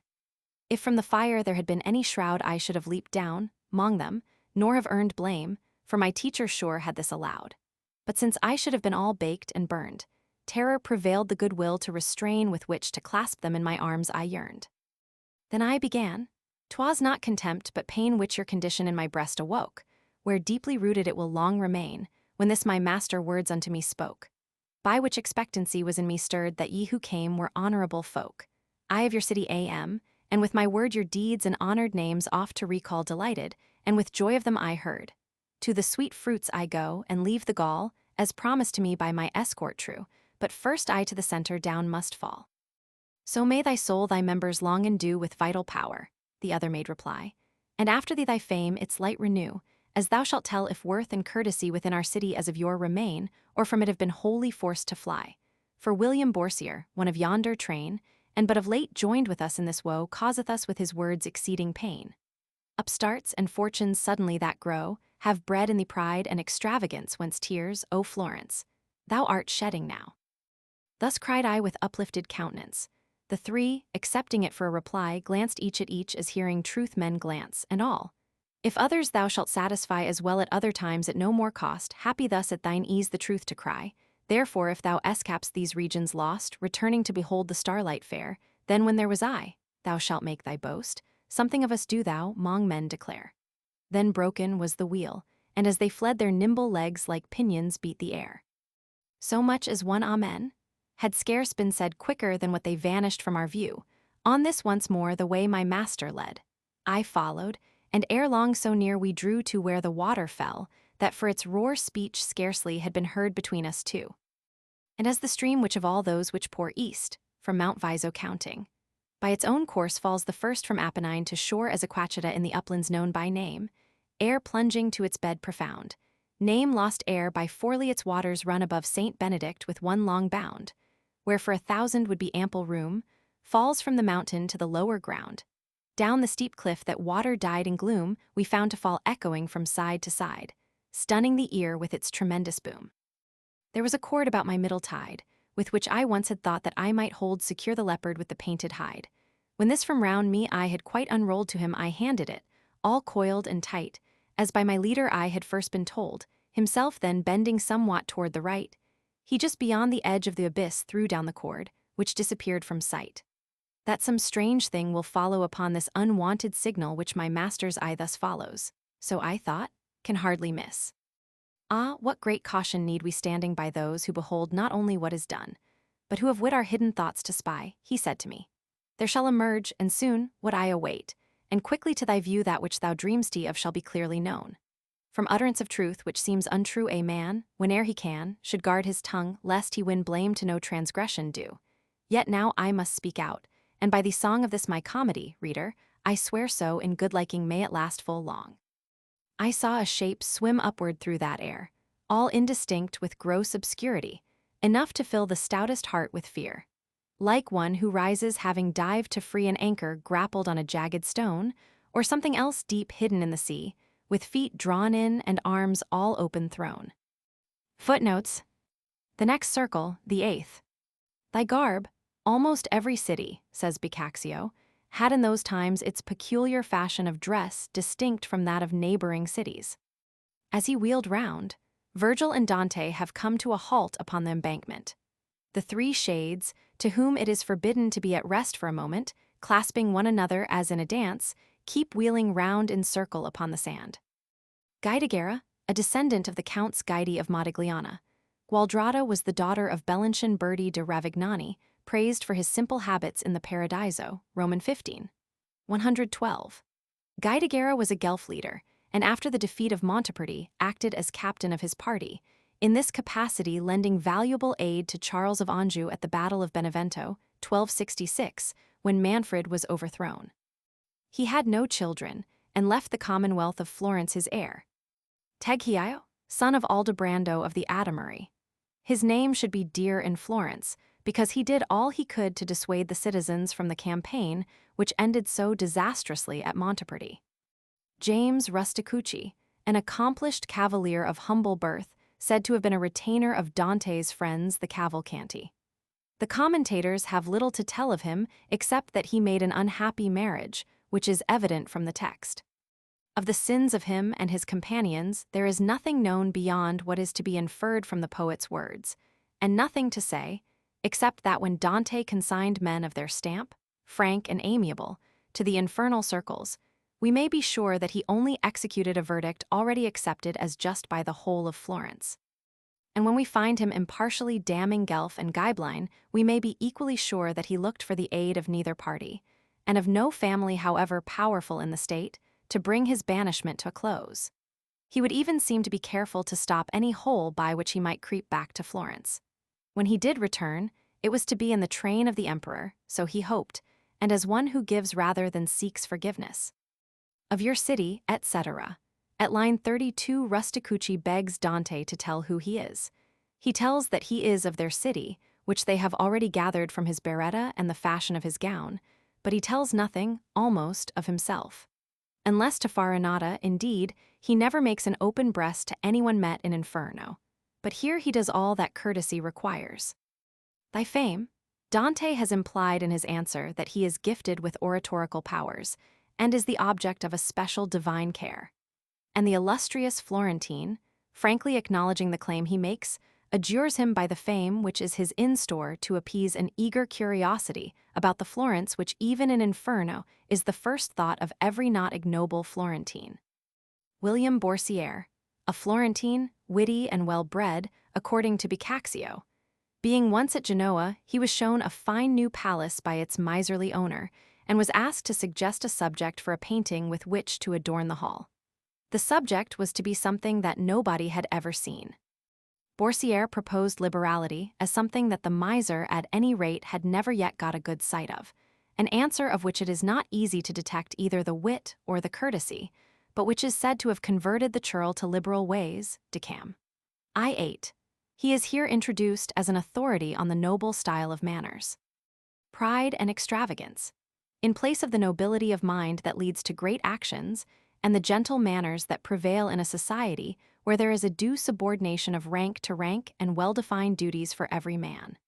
This, the aristocratic in a noble sense, was Dante's ideal of a social state, for all his instincts were those of a Florentine aristocrat, corrected though they were by his good sense and his thirst for a reign of perfect justice. During his own time, he had seen Florence grow more and more democratic, and he was irritated unreasonably, considering that it was only a sign of the general prosperity at the spectacle of the amazing growth of wealth in the hands of low-born traders, who every year were coming more to the front and monopolizing influence at home and abroad at the cost of their neighbors and rivals with longer pedigrees and shorter purses. In Paradiso, Roman 16. Dante dwells at length on the degeneracy of the Florentines. At other times, it is hinted that his outspokenness will not in the future always give equal satisfaction to those who hear. There was I, etc., forsan et hic olim meminus juvabit in, I 203. Aquaceta, The fall of the water of the brook over the lofty cliff that sinks from the 7th to the 8th circle is compared to the waterfall upon the Montone at the monastery of Saint Benedict, in the mountains above Forli. The Po rises in Monte Viso. Dante here travels in imagination from Monte Viso down through Italy, and finds that all the rivers which rise on the left hand, that is, on the northeast of the Apennine, fall into the Po, till the Montone is reached, that river falling into the Adriatic by a course of its own. Above Forli it was called Aquacheta. The Lamon, north of the Montone, now follows an independent course to the sea, having cut a new bed for itself since Dante's time. Where for 1,000, etc. In the monastery there was room for many more monks, say most of the commentators, or something to the like effect. Mr. Longfellow's interpretation seems better, where the height of the fall is so great that it would divide into 1,000 falls. Toward the right, the attitude of one about to throw. The cord, the services of Jurion are wanted to convey them down the next reach of the pit.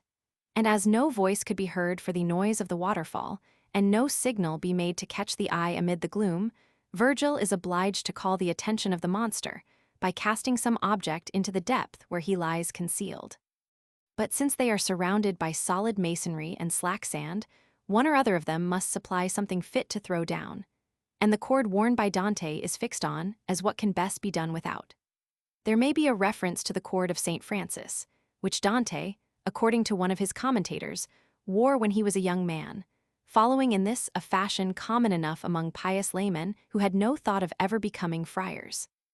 But the simile of the cord, as representing sobriety and virtuous purpose, is not strange to Dante. In Perg, Romans 7, 114, he describes Pedro of Aragon as being girt with the cord of every virtue, and Pedro was no Franciscan. Dante's cord may therefore be taken as standing for vigilance or self-control. With it, he had hoped to get the better of the leopard Inf. I-32, and may have trusted in it for support as against the terrors of Inferno. But although he has been girt with it ever since he entered by the gate, it has not saved him from a single fear, far less from a single danger, and now it is cast away as useless. Henceforth, more than ever, he is to confide wholly in Virgil and have no confidence in himself.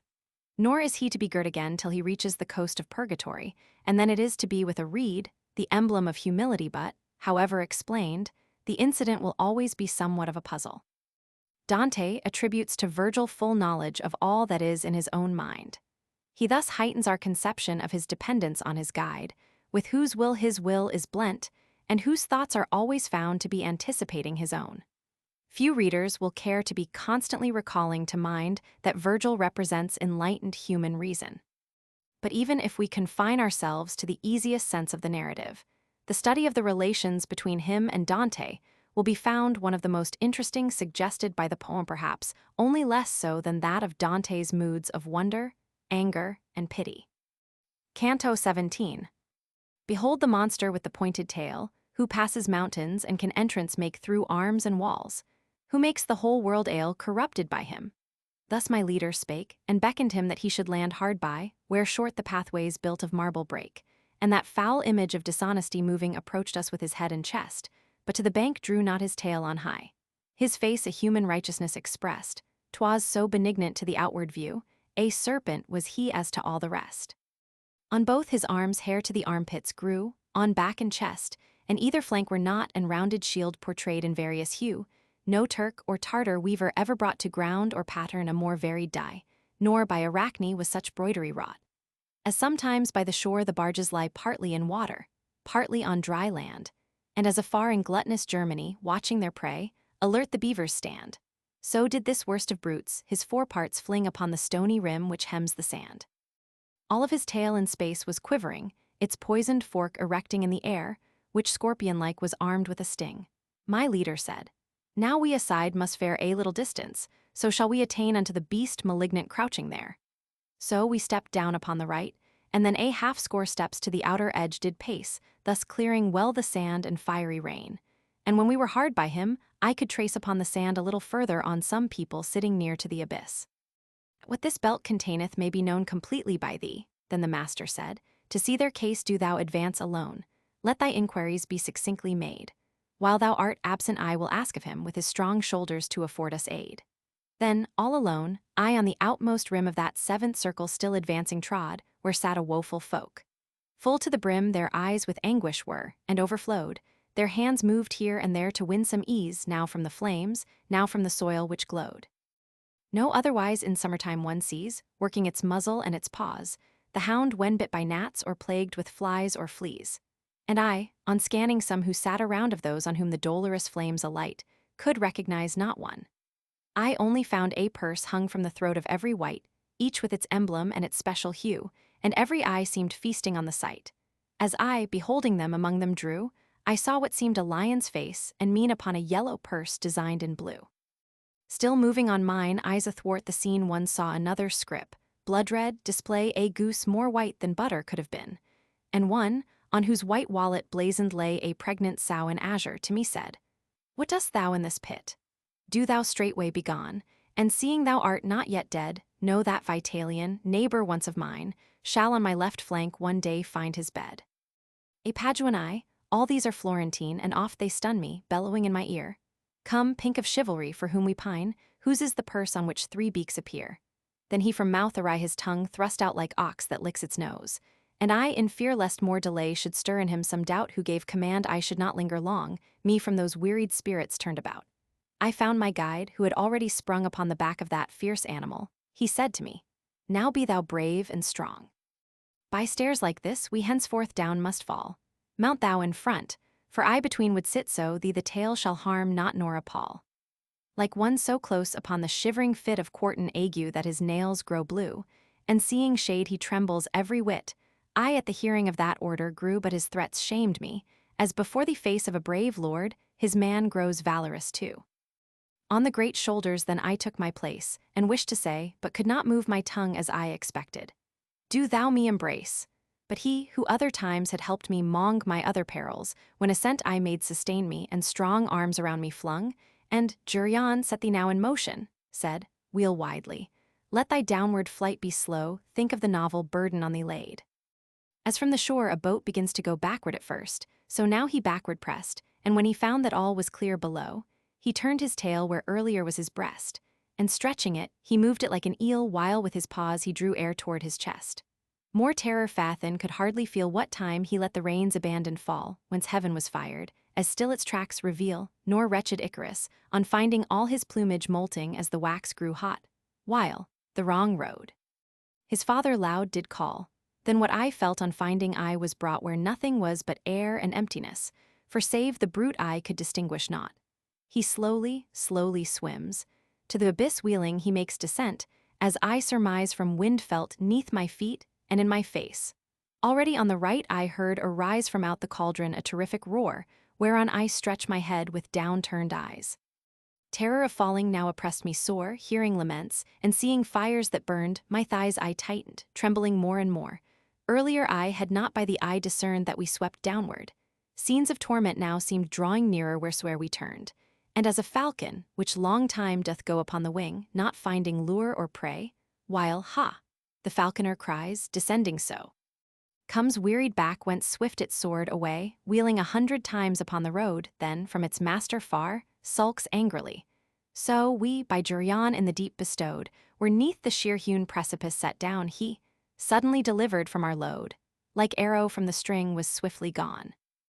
Footnotes: the monster, Jurion, a mythical king of Spain, converted here into the symbol of fraud and set as the guardian demon of the 8th circle, where the fraudulent are punished. There is nothing in the mythology to justify this account of Jurion, and it seems that Dante has created a monster to serve his purpose.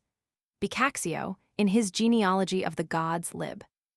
I, repeats the description of Jurion given by Dante the Florentine, in his poem written in the Florentine tongue, one certainly of no little importance among poems, and adds that Jurion reigned in the Balearic Isles, and was used to decoy travelers with his benignant countenance, caressing words, and every kind of friendly lure, and then to murder them when asleep. Who passes mountains, etc. Neither art nor nature affords any defense against fraud. The bank, not that which confines the brook, but the inner limit of the 7th circle, from which the precipice sinks sheer into the 8th, and to which the embankment by which the travelers have crossed the sand joins itself on. Virgil has beckoned Geryon to come to that part of the bank which adjoins the end of the causeway. Knot and rounded shield, emblems of subtle devices and subterfuges. Varied dye, denoting the various colors of deceit. Arachne, the Lydian weaver changed into a spider by Minerva. Seaperg, Roman 12, 43. Gluttonous Germany. The habits of the German men-at-arms in Italy, odious to the temperate Italians, explains this jibe. The right, this is the second and last time that, in their course through Inferno, they turn to the right. See Inf. Roman 9, 132. The action may possibly have a symbolical meaning and refer to the protection against fraud which is obtained by keeping to a righteous course. But here, in fact, they have no choice, for, traversing the Inferno as they do to the left hand, they came to the right bank of the stream which traverses the fiery sands, followed it. And now, when they would leave its edge, it is from the right embankment that they have to step down, and necessarily to the right hand. A half-score steps, etc., traversing the stone-built border which lies between the sand and the precipice. Had the brook flowed to the very edge of the seventh circle, before tumbling down the rocky wall, it is clear that they might have kept to the embankment until they were clear beyond the edge of the sand. We are therefore to figure to ourselves the water as plunging down at a point some yards, perhaps the width of the border, short of the true limit of the circle. And this is a touch of local truth, since waterfalls in time always wear out a funnel for themselves by eating back the precipice down which they tumble. It was into this funnel that Virgil flung the cord, and up it that Geryon was seen to ascend, as if by following up the course of the water he would find out who had made the signal. To keep to the narrow causeway, where it ran on by the edge of this gulf, would seem too full of risk. Woeful folk, usurers, those guilty of the unnatural sin of contemning the legitimate modes of human industry. They sit huddled up on the sand, close to its bound of solid masonry from which Dante looks down on them. But that the usurers are not found only at the edge of the plain is evident from Inf. Roman 14, 19. Could recognize, etc., though most of the group proved to be from Florence. Dante recognizes none of them, and this denotes that nothing so surely creates a second nature in a man, in a bad sense, as setting the heart on money. So in the fourth circle those who, being unable to spend moderately, are always thinking of how to keep or get money are represented as obscured from any recognition. Inf. Roman 7, 44. A pregnant sow, the azure lion on a golden field was the arms of the Ginfigliazzi, eminent usurers of Florence. The white goose on a red ground was the arms of the Ubriaci of Florence, the azure sow of the Scrovni of Padua. Vitalian, a rich Paduan noble whose palace was near that of the Scrovni. Pink of chivalry, sovereign cavalier, identified by his arms as Sir Giovanni Buonamont, still alive in Florence in 1301, and if we are to judge from the text, the greatest usurer of all. A northern poet of the time would have sought his usurers in the jury of some town he knew, but Dante finds his among the nobles of Padua and Florence. He ironically represents them as wearing purses ornamented with their coats of arms, perhaps to hint that they pursued their dishonorable trade under shelter of their noble names, their shop signs, as it were. The whole passage may have been planned by Dante so as to afford him the opportunity of damning the still-living Buonamont without mentioning his name. His tongue thrust out, as if to say, we know well what sort of fine gentleman Buonamont is. By stairs like this, the descent from one circle to another grows more difficult the further down they come. They appear to have found no special obstacle in the nature of the ground till they reach the bank sloping down to the fifth circle, the pathway down which is described as terrible. Inf. Roman 7, 105. The descent into the seventh circle is made practicable, and nothing more. Inf. Roman 12. I. Heaven was fired, as still appears in the Milky Way. In the Convito, Roman 2. 15, Dante discusses the various explanations of what causes the brightness of that part of the heavens. A terrific roar of the water falling to the ground. On beginning the descent, they had left the waterfall on the left hand, but Geryon, after fetching one or more great circles, passes in front of it, and then they have it on the right. There is no further mention of the waters of Phlegethon till they are found frozen in Cocytus. Inf. Roman 32, 23. Philaleth suggests that they flow under the eighth circle. Lure, an imitation bird used in training falcons. Dante describes the sulky, slow descent of a falcon which has either lost sight of its prey or has failed to discover where the falconer has thrown the lure. Geryon has descended thus deliberately owing to the command of Virgil. Canto 18. Of iron color, and composed of stone, a place called Maelbalge is in hell, girt by a cliff of substance like its own. In that malignant region yawns a well right in the center, ample and profound, of which I duly will the structure tell. The zone that lies between them, then, is round between the well and precipice hard and high, into 10 vales divided is the ground. As is the figure offered to the eye, where numerous moats a castle's towers enclose that they the walls may better fortify, a like appearance was made here by those. And as, again, from threshold of such place many a drawbridge to the outworks goes, so ridges from the precipice's base cutting athwart the moats and barriers run, till at the well join the extremities. From Geryon's back when we were shaken down, 'twas here we stood, until the poet's feet moved to the left, and I, behind, came on. New torments on the right mine eyes did meet with new tormentors, novel woe on woe, with which the nearer Balja was replete. Sinners, all naked in the gulf below, this side the middle met us, while they strode on that side with us but more swift did go. Even so the Romans, that the mighty crowd across the bridge, the year of Jubilee, might pass with ease, ordained a rule of road facing the castle. On that side should be the multitude which to St. Peter's hied, so to the mount on this was passage free. On the grim rocky ground, on either side, I saw horned devils armed with heavy whip which on the sinners from behind they plied. Ah, how they made the wretches nimbly skip at the first lashes! No one ever yet but sought from the second and the third to slip. And as I onward went, mine eyes were set on one of them, whereon I called in haste, this one already I have surely met. Therefore to know him, fixedly I gazed, and my kind leader willingly delayed, while for a little I my course retraced.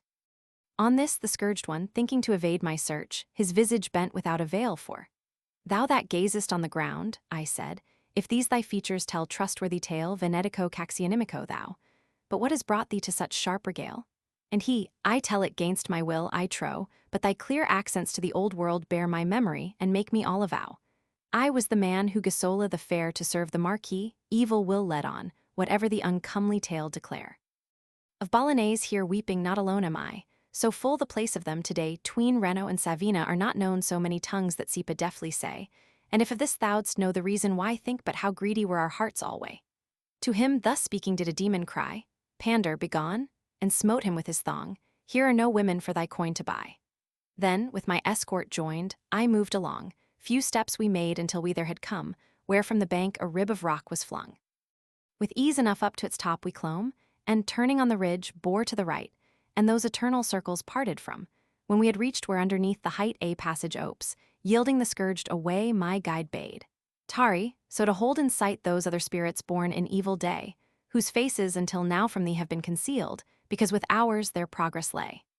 Then from the ancient bridge by us were seen the troop which toward us on that circuit sped, chased onward likewise by the scourges keen. And my good master, ere I asked him, said, that lordly one now coming hither, see, by whom, despite of pain, no tears are shed, what mean he still retains of majesty? 'Tis Jason, who by courage and by guile the Colchians of the ram deprived. 'Twas he who on his passage by the Lemnian isle, where all of womankind with daring hand upon their males had wrought a murder vile, with loving pledges, and with speeches bland the tender-eared Hypsipyle betrayed, who had herself a fraud on others planned. Forlorn he left her then, when pregnant made. That is the crime condemns him to this pain, and for Medea too is vengeance paid, who in his manner cheat compose his train. Of the first mote sufficient now is known, and those who in its jaws engulfed remain. Already had we by the straight path gone to where tees with the second bank dovetailed the buttress, whence a second arch is thrown.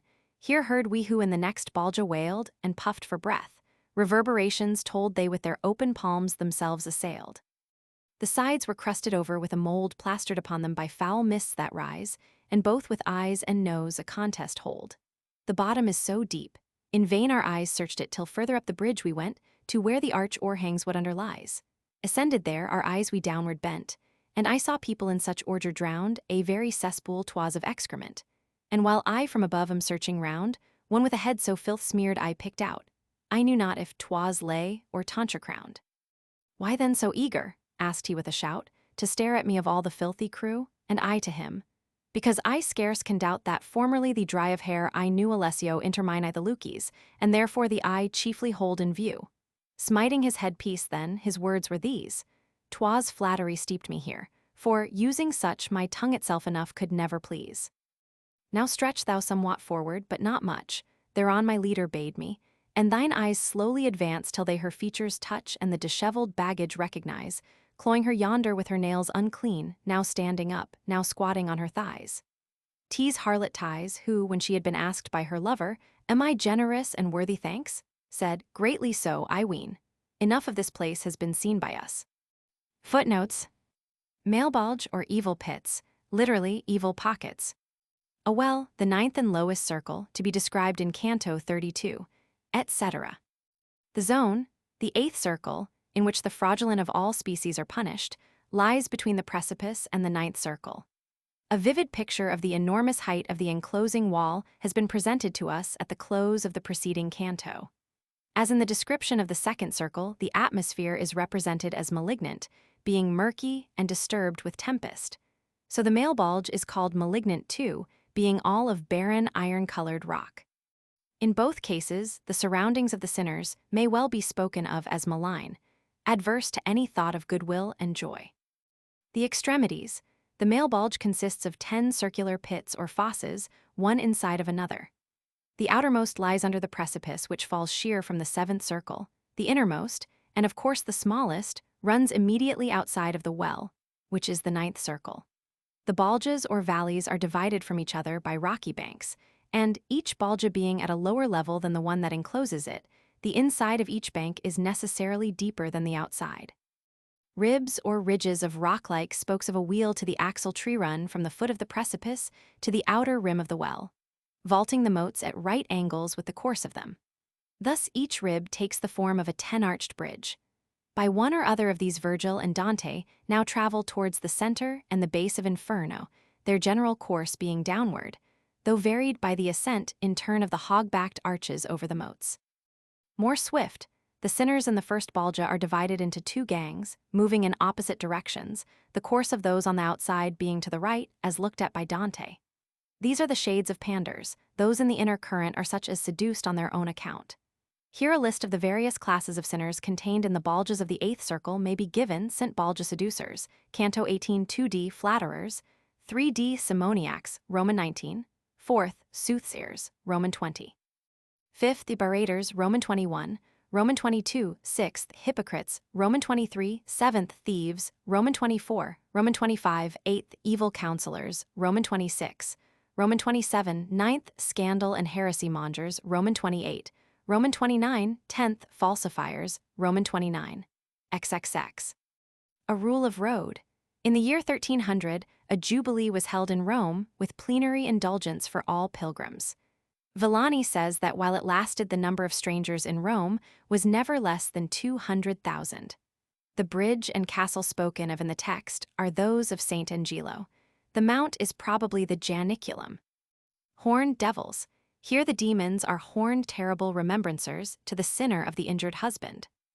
Venetico Caxianimico, a Bolognese noble, brother of Gisola, whom he inveigled into yielding herself to the Marquis of Este, Lord of Ferrara. Venetico died between 1290 and 1300. Such sharp regale, such pungent sauces. There is here a play of words on the Salse, the name of a wild ravine outside the walls of Bologna, where the bodies of felons were thrown. Benvenuto says it used to be a taunt among boys at Bologna: your father was pitched into the Salse. Thy clear accents, not broken with sobs like his own and those of his companions. Whatever, etc. Different accounts seem to have been current about the affair of Gisola. Tween Reno, etc. The Reno and Savina are streams that flow past Bologna. Sipa is Bolognese for maybe, or for yes. So Dante describes Tuscany as the country where C is heard inf. Roman 33:80. With regard to the vices of the Bolognese, Benvenuto says, Dante had studied in Bologna and had seen and observed all these things. To the right, this is only an apparent departure from their leftward course. Moving as they were to the left along the edge of the Balja, they required to turn to the right to cross the bridge that spanned it. Those eternal circles. The meaning is not clear. Perhaps it only is that they have now done with the outer stream of sinners in this Balja, left by them engaged in endless procession round and round. Medea, when the Argonauts landed on Lemnos, they found it without any males, the women, incited by Venus, having put them all to death, with the exception of Thoas, saved by his daughter Hypsipyle. When Jason deserted her, he sailed for Colchis, and with the assistance of Medea won the Golden Fleece. Medea, who accompanied him from Colchis, was in turn deserted by him. Who in the next Balja wailed? The flatterers in the second Balja. Alessio Intermine. Of the great Luci's family of the Interminelli, to which the famous Castruccio Castrucani belonged, Alessio is known to have been living in 1295. Dante may have known him personally. Benvenuto says he was so liberal of his flattery that he spent it even on menial servants. Thais, in the Eunuch of Terence, Thraso, the lover of that courtesan, asks Gnatho, their go-between, if she really sent him many thanks for the present of a slave girl he had sent her. Enormous, says Gnatho, it proves what great store Dante set on ancient instances when he thought this worth citing. Enough, etc. Most readers will agree with Virgil. Canto 19. O Simon Magus, ye his wretched crew, the gifts of God, ordained to be the bride of righteousness, ye prostitute that you with gold and silver may be satisfied. Therefore for you let now the trumpet blow, seeing that ye in the third Balja bide. Arrived at the next tomb, we to the brow of rock ere this had finished our ascent, which hangs true plumb above the pit below. What perfect art, O thou omniscient, is thine in heaven and earth and the bad world found? How justly does thy power its dooms invent? The livid stone on both banks and the ground, I saw was full of holes on every side, all of one size, and each of them was round. No larger seemed they to me nor less wide than those within my beautiful St. John for the baptizer's standing place supplied, and one of which, not many years agone, I broke to save one drowning, and I would have this for seal to undeceive men known. Out of the mouth of each were seen protrude a sinner's feet, and of the legs the small far as the calves, the rest enveloped stood. And set on fire were both the souls of all, which made their ankles wriggle with such throes as had made ropes and withs asunder fall. And as flame fed by unctuous matter goes over the outer surface only spread, so from their heels it flickered to the toes. Master, who is he, tortured more, I said, than are his neighbors, writhing in such woe, and licked by flames of deeper-hearted red? And he, if thou desirest that below I bear thee by that bank which lowest lies, thou from himself his sins and name shalt know. And I, thy wishes still for me suffice. Thou art my lord, and knowest I obey thy will, and dost my hidden thoughts surprise.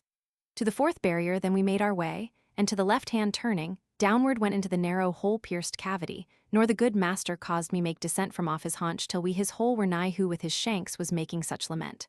Woe thou art, soul full of misery, set like a stake with lower end upcast. I said to him, make if thou canst, reply. I like a friar stood who gives the last shrift to a vile assassin, to his side called back to win delay for him fixed fast. Art thou arrived already? Then he cried, art thou arrived already, Boniface? By several years the prophecy has lied. Art so soon wearied of the wealthy place, for which thou didst not fear to take with guile then ruin the fair lady? Now my case was like to theirs who linger on, the while they cannot comprehend what they are told, and as befooled from further speech resile. But Virgil bade me, speak out loud and bold, I am not he thou thinkest, no, not he.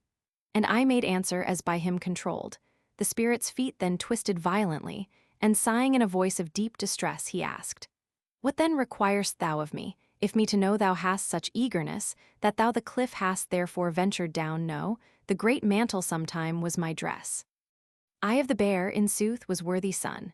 As once, the cubs to help, my purse with gain I stuffed, myself I in this purse have stown. Stretched out at length beneath my head remain all the simoniacs that before me went, and flattened lie throughout the rocky vein. I in my turn shall also make descent, soon as he comes who I believed thou wast, when I asked quickly what for him was meant. O'er me with blazing feet more time has passed, while upside down I fill the topmost room, then he his crimsoned feet shall upward cast, for after him one viler still shall come, a pastor from the west, lawless of deed, to cover both of us his worthy doom. A modern Jason he, of whom we read in Maccabees, whose king denied him not. With the French king so shall this man succeed. Perchance I ventured further than I ought, but I spake to him in this measure free.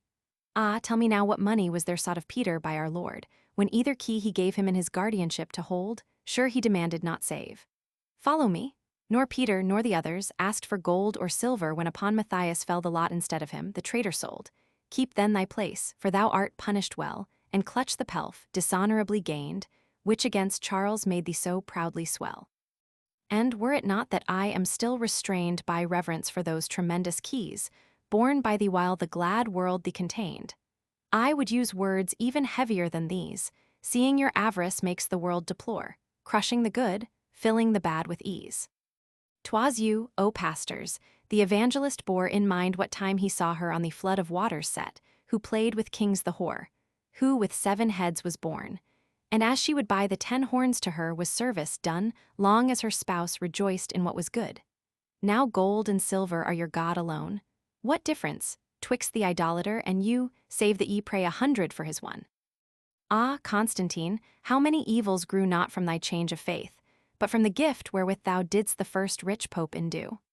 While I my voice continued to uplift to such a tune, by rage or conscience stirred both of his souls he made to twist and shift. My guide, I well believe, with pleasure heard. Listening he stood with lips so well content to me propounding truthful word on word. Then round my body both his arms he bent, and having raised me well upon his breast, climbed up the path by which he made descent. Nor was he by his burden so oppressed, but that he bore me to the bridge's crown, which with the 4th joins the 5th rampart's crest.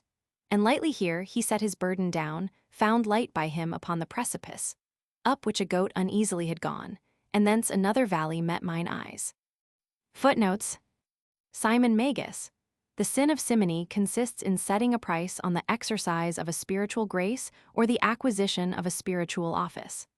Dante assails it at headquarters, that is, as it was practiced by the popes, and in their case it took, among other forms, that of ecclesiastical nepotism.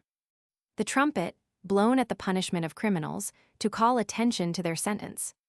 The next tomb, the 3rd Balja, appropriately termed a tomb, because its manner of punishment is that of a burial, as will be seen. St. John, the Church of St. John's, in Dante's time as now the Baptistry of Florence, in Parod, Roman 25. He anticipates the day, if it should ever come, when he shall return to Florence, and in the church where he was baptized a Christian be crowned as a poet. Down to the middle of the 16th century all baptisms, except in cases of urgent necessity, were celebrated in St. John's, and even there only on the eves of Easter and Pentecost.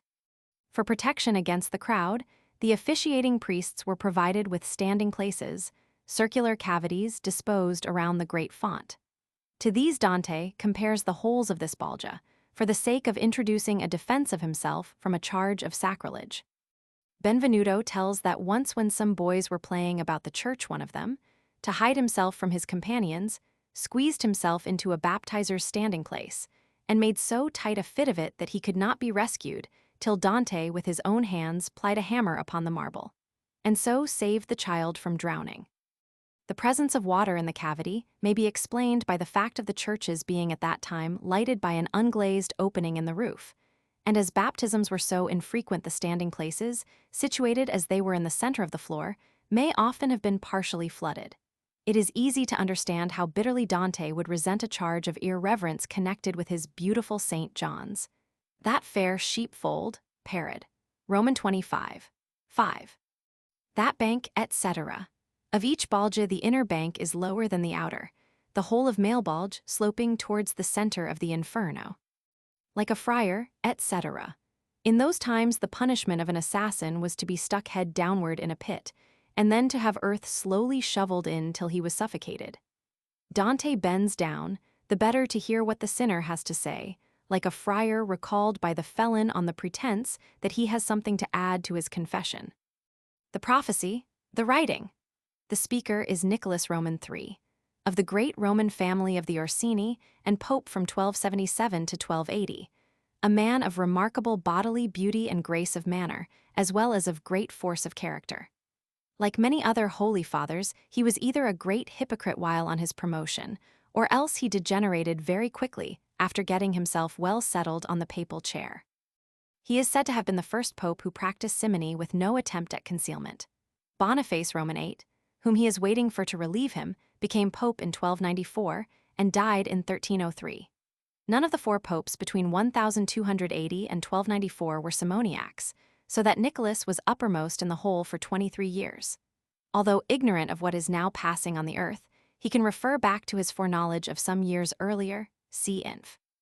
X99, as if to a prophetic writing, and finds that according to this it is still 3 years too soon, it being now only 1300, for the arrival of Boniface. This is the usual explanation of the passage. To it lies the objection that foreknowledge of the present that can be referred back to is the same thing as knowledge of it, and with this, the spirits in Inferno are not endowed. But Dante elsewhere shows that he finds it hard to observe the limitation. The alternative explanation, supported by the use of scritto, writing, in the text, is that Nicholas refers to some prophecy once current about his successors in Rome. The fair lady, the church, the guile is that shown by Boniface in getting his predecessor Celestine V to abdicate Inf. Roman 3, 60. As befooled, Dante does not yet suspect that it is with a pope he is speaking. He is dumbfounded at being addressed as Boniface. All the simoniacs, all the popes that had been guilty of the sin. A pastor from the West, Boniface died in 1303 and was succeeded by Benedict VI, who in his turn was succeeded by Clement V, the pastor from the West. Benedict was not stained with simony, and so it is Clement that is to relieve Boniface, and he is to come from the West, that is, from Avignon, to which the Holy See was removed by him, or the reference may simply be to the country of his birth. Elsewhere he is spoken of as the Gascon who shall cheat the noble Henry of Luxembourg, Parod, Romans 17, 82. This passage has been read as throwing light on the question of when the Inferno was written. Nicholas says that from the time Boniface arrives till Clement relieves him will be a shorter period than that during which he has himself been in Inferno, that is to say, a shorter time than 20 years. Clement died in 1314, and so, it is held, we find a date before which the Inferno was, at least, not published. But Clement was known for years before his death to be ill of a disease usually soon fatal. He became pope in 1305, and the wonder was that he survived so long as 9 years. Dante keeps his prophecy safe if it is a prophecy, and there does seem internal evidence to prove the publication of the Inferno to have taken place long before 1314. It is needless to point out how the censure of Clement gains in force if read as having been published before his death. Jason, or Joshua, who purchased the office of high priest from Antiochus Epiphanes and innovated the customs of the Jews to Machab, Roman 4, 7. Punished well, at line 12 Dante has admired the propriety of the divine distribution of penalties. He appears to regard with a special complacency that which he invents for the simoniacs. They were industrious in multiplying benefices for their kindred. Boniface, for example, besides cardinals, appointed about 20 archbishops and bishops from among his own relatives. Here all the simoniacal popes have to be contented with one place among them. They paid no regard to whether a post was well filled or not. Here they are set upside down. Charles, Nicholas was accused of taking a bribe to assist Peter of Aragon in ousting Charles of Anjou from the kingdom of Sicily. By reverence, etc., Dante distinguishes between the office and the unworthy holder of it. So in Purgatory he prostrates himself before a Pope Purg, Roman 19, 131. Her spouse. In the preceding lines, the vision of the woman in the Apocalypse is applied to the corruption of the Church, represented under the figure of the seven-hilled Rome seated in honor among the nations and receiving observance from the kings of the earth till her spouse, the Pope, began to prostitute her by making merchandise of her spiritual gifts. Of the beast there is no mention here, his qualities being attributed to the woman. Constantine, etc. In Dante's time, and for some centuries later, it was believed that Constantine, on transferring the seat of empire to Byzantium, had made a gift to the Pope of rights and privileges almost equal to those of the emperor. Rome was to be the Pope's, and from his court in the Lateran, he was to exercise supremacy over all the West. The donation of Constantine, that is, the instrument conveying these rights, was a forgery of the Middle Ages. Canto 20. Now of new torment must my verses tell, and matter for the 20th canto when of lay the first, which treats of souls in hell. Already was I eager to begin to peer into the visible profound, which tears of agony was bathed in, and I saw people in the valley round like that of penitents on earth the pace at which they weeping came, nor uttering sound. When I beheld them with more downcast gaze, that each was strangely screwed about I learned, where chest is joined to chin. And thus the face of every one round to his loins was turned, and stepping backward all were forced to go, for naught in front could be by them discerned. Smitten by palsy, although one might show perhaps a shape thus twisted all awry I never saw, and am to think it slow. As reader, God may grant thou profit by thy reading, for thyself consider well if I could then preserve my visage dry when close at hand to me was visible our human form so wrenched that tears rained down out of the eyes, between the buttocks fell. In very sooth I wept, leaning upon a boss of the hard cliff, till on this wise my escort asked. Of the other fools art one, here piety revives as pity dies, for who more irreligious is than he in whom God's judgments to regret give rise? Lift up thy head, and thou shalt see him for whom earth yawned as the Thebans saw, all shouting meanwhile. Whither dost thou flee, Amphiaraus? Wherefore thus withdraw from battle? But he sinking found no rest till Minos clutched him with all grasping claw. Lo, how his shoulders serve him for a breast, because he wished to see too far before backward he looks, to backward course addressed. Behold Tiresias, who was changed all o'er, till for a man a woman met the sight, and not a limb its former semblance bore, and he behoved a second time to smite the same two twisted serpents with his wand, ere he again in manly plumes was dight. With back to him, see Aaron's next at hand, who up among the hills of Luni, where peasants of near Carrara till the land, among the dazzling marbles held his lair within a cavern, whence could be descried the sea and stars of all obstruction bare. The other one, whose flowing tresses hide her bosom, of the which thou seest not, and all whose hair falls on the further side, was Manto, who through many regions sought, where I was born, at last her foot she stayed. It likes me well thou shouldst of this be taught. When from this life her father exit made, and Bacchus city had become enthralled, she for long time through many countries strayed. Neath mountains, by which Germany is walled and bounded at Tyrol, a lake there lies high in fair Italy, Benacus called. The waters of 1,000 springs that rise, twixt Val Camonica and Garda flow down Pennine, and their flood this lake supplies. And from a spot midway, if they should go thither, the pastors of Verona, Trent, and Brescia might their blessings all bestow. Peschiera, with its strength for ornament, facing the Brescians and the Bergames lies where the bank to lower curve is bent. And there the waters, seeking more of ease, for in Benacus is not room for all forming a river laps by green degrees. The river, from its very source, men call no more Benacus 'tis as Mincio known, which into Po does at Governo fall. A flat it reaches ere it far has run spreading o'er which it feeds a marshy fen, whence oft in summer pestilence has grown. Wayfaring here the cruel Virgin, when she found land girdled by the marshy flood, untilled and uninhabited of men, that she might scape all human neighborhood stayed on it with her slaves, her arts to ply, and there her empty body was bestowed. On this the people from the country nigh into that place came crowding, for the spot, girt by the swamp, could all attack defy, and for the town built o'er her body sought a name from her who made it first her seat, calling it Mantua, without casting lot. The dwellers in it were in number great, till stupid Casalodi was befooled and victimized by Pinamont's cheat. Hence, shouldst thou ever hear, now be thou schooled. Another story to my town assigned, let by no fraud the truth be overruled. And I, thy reasonings, master, to my mind so cogent are, and win my faith so well, what others say I shall black embers find. But of this people passing onward tell, if thou, of any, something canst declare, for all my thoughts on that intently dwell. And then he said, the one whose bearded hair falls from his cheeks upon his shoulders done was, when the land of Greece of males so bare was grown the very cradle scarce held one, an augur. He with couches gave the sign in ollies through the first rope knife to run. Eurypylus was he called, and in some line of my high tragedy is sung the same, as thou know'st well, who madst it wholly thine. That other, thin of flank, was known to fame as Michael Scott, and of a verity he knew right well the black art's inmost game, Guido Benatti, and as didn't see who mourns he ever should have parted from his thread and leather. But too late mourns he, lo the unhappy women who left loom, spindle, and needle that they might divine, with herb and image hastening men's doom. But come, for where the hemispheres confine Cain and the thorns is falling, to a light underneath Seville on the ocean line. The moon was full already yesternight, which to recall thou shouldst be well content, for in the wood she somewhat helped thy plight. Thus spake he to me while we forward went. Footnotes. Lay the first, the Inferno.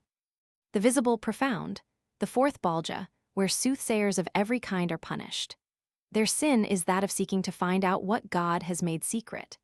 That such discoveries of the future could be made by men, Dante seems to have had no doubt, but he regards the exercise of the power as a fraud on providence, and also credits the adepts in the black art with ruining others by their spells, line 123.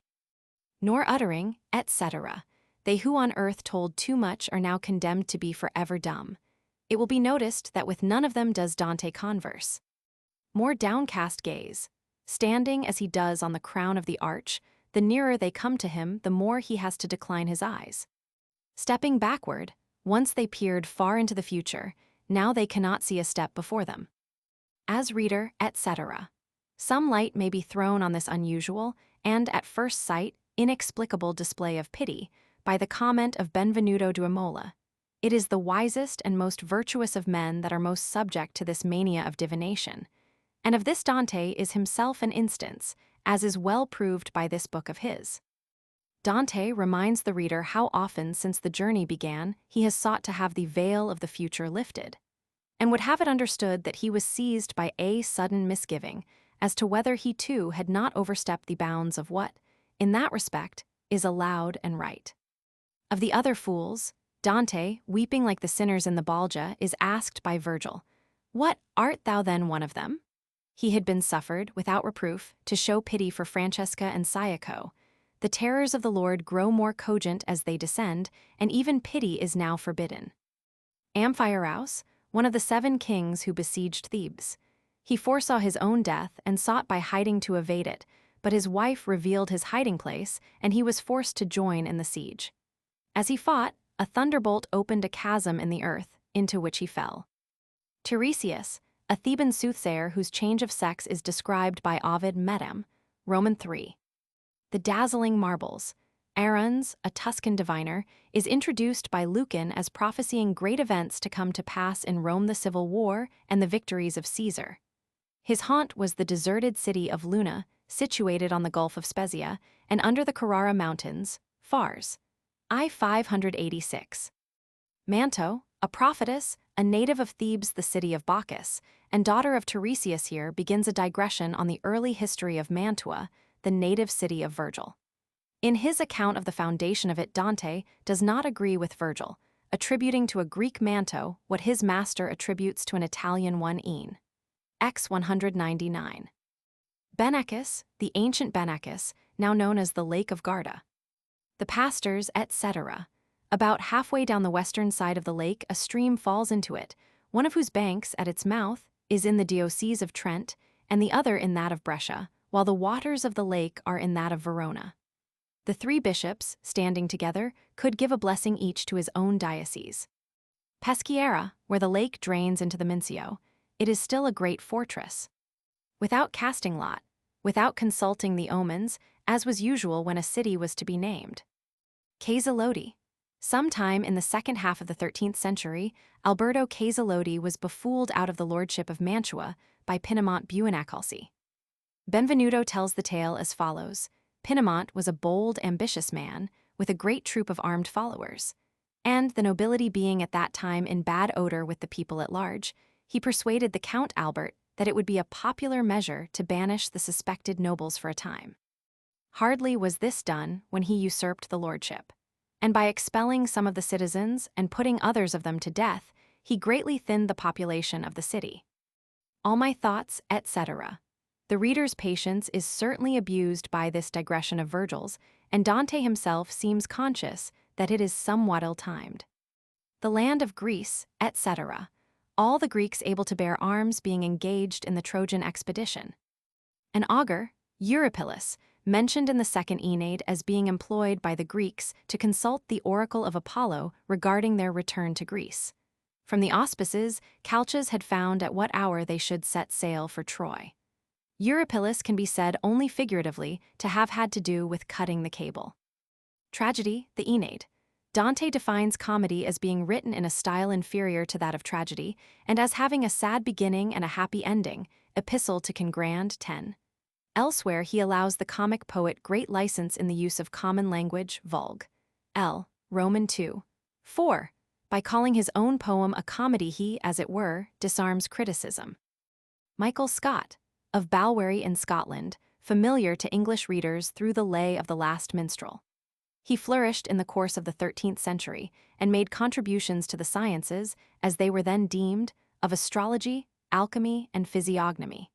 He acted for some time as astrologer to the Emperor Frederick Roman II, and the tradition of his accomplishments powerfully affected the Italian imagination for a century after his death. It was remembered that the terrible Frederick, after being warned by him to beware of Florence, had died at a place called Firenzuola, and more than one Italian city preserved with fear and trembling his dark sayings regarding their fate. Villani frequently quotes his prophecies, and Boccaccio speaks of him as a great necromancer who had been in Florence. A commentary of his on Aristotle was printed at Venice in 1496. The thinness of his flanks may refer to a belief that he could make himself invisible at will. Guido Bonatti was a Florentine, a tiler by trade, and was living in 1282. When banished from his own city, he took refuge at Forli and became astrologer to Guido of Montefeltro, Inf. Roman 27, and was credited with helping his master to a great victory. Asdent, a cobbler of Parma, whose prophecies were long renowned, lived in the 12th century. He is given in the Convito, Roman 4. 16, as an instance that a man may be very notorious without being truly noble. Herb and image, part of the witch's stock in trade. All that was done to a waxen image of him was suffered by the witch's victim. Cain and the thorns, the moon. The belief that the spots in the moon are caused by Cain standing in it with a bundle of thorns is referred to at Parod. Roman 2, 51. Although it is now the morning of the Saturday, the yesternight refers to the night of Thursday, when Dante found some use of the moon in the forest. The moon is now setting on the line dividing the hemisphere of Jerusalem, in which they are, from that of the Mount of Purgatory. According to Dante's scheme of the world, Purgatory is the true opposite of Jerusalem, and Seville is 90 degrees from Jerusalem. As it was full moon the night before last, and the moon is now setting, it is now fully an hour after sunrise. But, as has already been said, it is not possible to reconcile the astronomical indications thoroughly with one another. Virgil serves as clock to Dante, for they can see nothing of the skies. Canto 21. Conversing still from bridge to bridge we went, but what our words I in my comedy care not to tell. The top of the ascent holding, we halted the next pit to spy of Mailbulge, with plaints bootless all, there, darkness full of wonder met the eye. As the Venetians in their arsenal boil the tenacious pitch at wintertide, to caulk the ships with for repairs that call, for then they cannot sail. And so, instead, one builds his bark afresh, one stops with tow his vessel's ribs, by many a voyage tried, one hammers at the poop, one at the prow, some fashion oars and others cables twine, and others at the jib and mainsails so, not by fire but by an art divine, pitch of thick substance boiled in that low hell, and all the banks did as with plaster line. I saw it but distinguished nothing well except the bubbles by the boiling raised, now swelling up and ceasing now to swell. While down upon it fixedly I gazed, beware, beware, my leader to me said, and drew me thence close to him. I, amazed, turned sharply round, like him who is delayed, fain to behold the thing he ought to flee, then, losing nerve, grows suddenly afraid, nor lingers longer what there is to see, for a black devil I beheld advance over the cliff behind us rapidly. Ah me, how fierce was he of countenance, what bitterness he in his gesture put, as with spread wings he o'er the ground did dance, upon his shoulders, prominent and acute, was perched a sinner fast by either hip, and him he held by tendon of the foot, he from our bridge. Ho, Mailbranch! Grip an elder brought from Santa Zita's town, stuff him below, myself once more I slip back to the place where lack of such is none. There, save Bonchero, barates every man, and no grows yes that money may be won. He shot him down, and o'er the cliff began to run, nor unchained mastiff o'er the ground, chasing a robber, swifter ever ran. The other sank, then rose with back bent round. But from beneath the bridge the devils cried, not here the sacred countenance is found, one swims not here as on the Circeo's tide, so if thou wouldst not with our grapplers deal, do not on surface of the pitch abide. Then he 100 hooks was made to feel. Best dance down there, they said the while to him, where if thou canst, thou on the sly mayst steal. So scullions by the cooks are set to trim the cauldrons, and with forks the pieces steep down in the water, that they may not swim. And the good master said to me, Now creep behind a rocky splinter for a screen, so from their knowledge thou thyself shalt keep. And fear not thou, although with outrage keen I be opposed, for I am well prepared, and formerly have in like contest been. Then passing from the bridge's crown he fared to the sixth bank, and when thereon he stood he needed courage doing what he dared, in the same furious and tempestuous mood in which the dogs upon the beggar leap, who, halting suddenly, seeks alms or food. They issued forth from underneath the deep vault of the bridge, with grapplers gainst him stretched. But he exclaimed, Aloof and harmless keep, ere I by any of your hooks be touched, come one of you and to my words give ear, and then advise you if I should be clutched. All cried, Let Malicota then go near. On which one moved, the others standing still, he coming said, What will this help him here?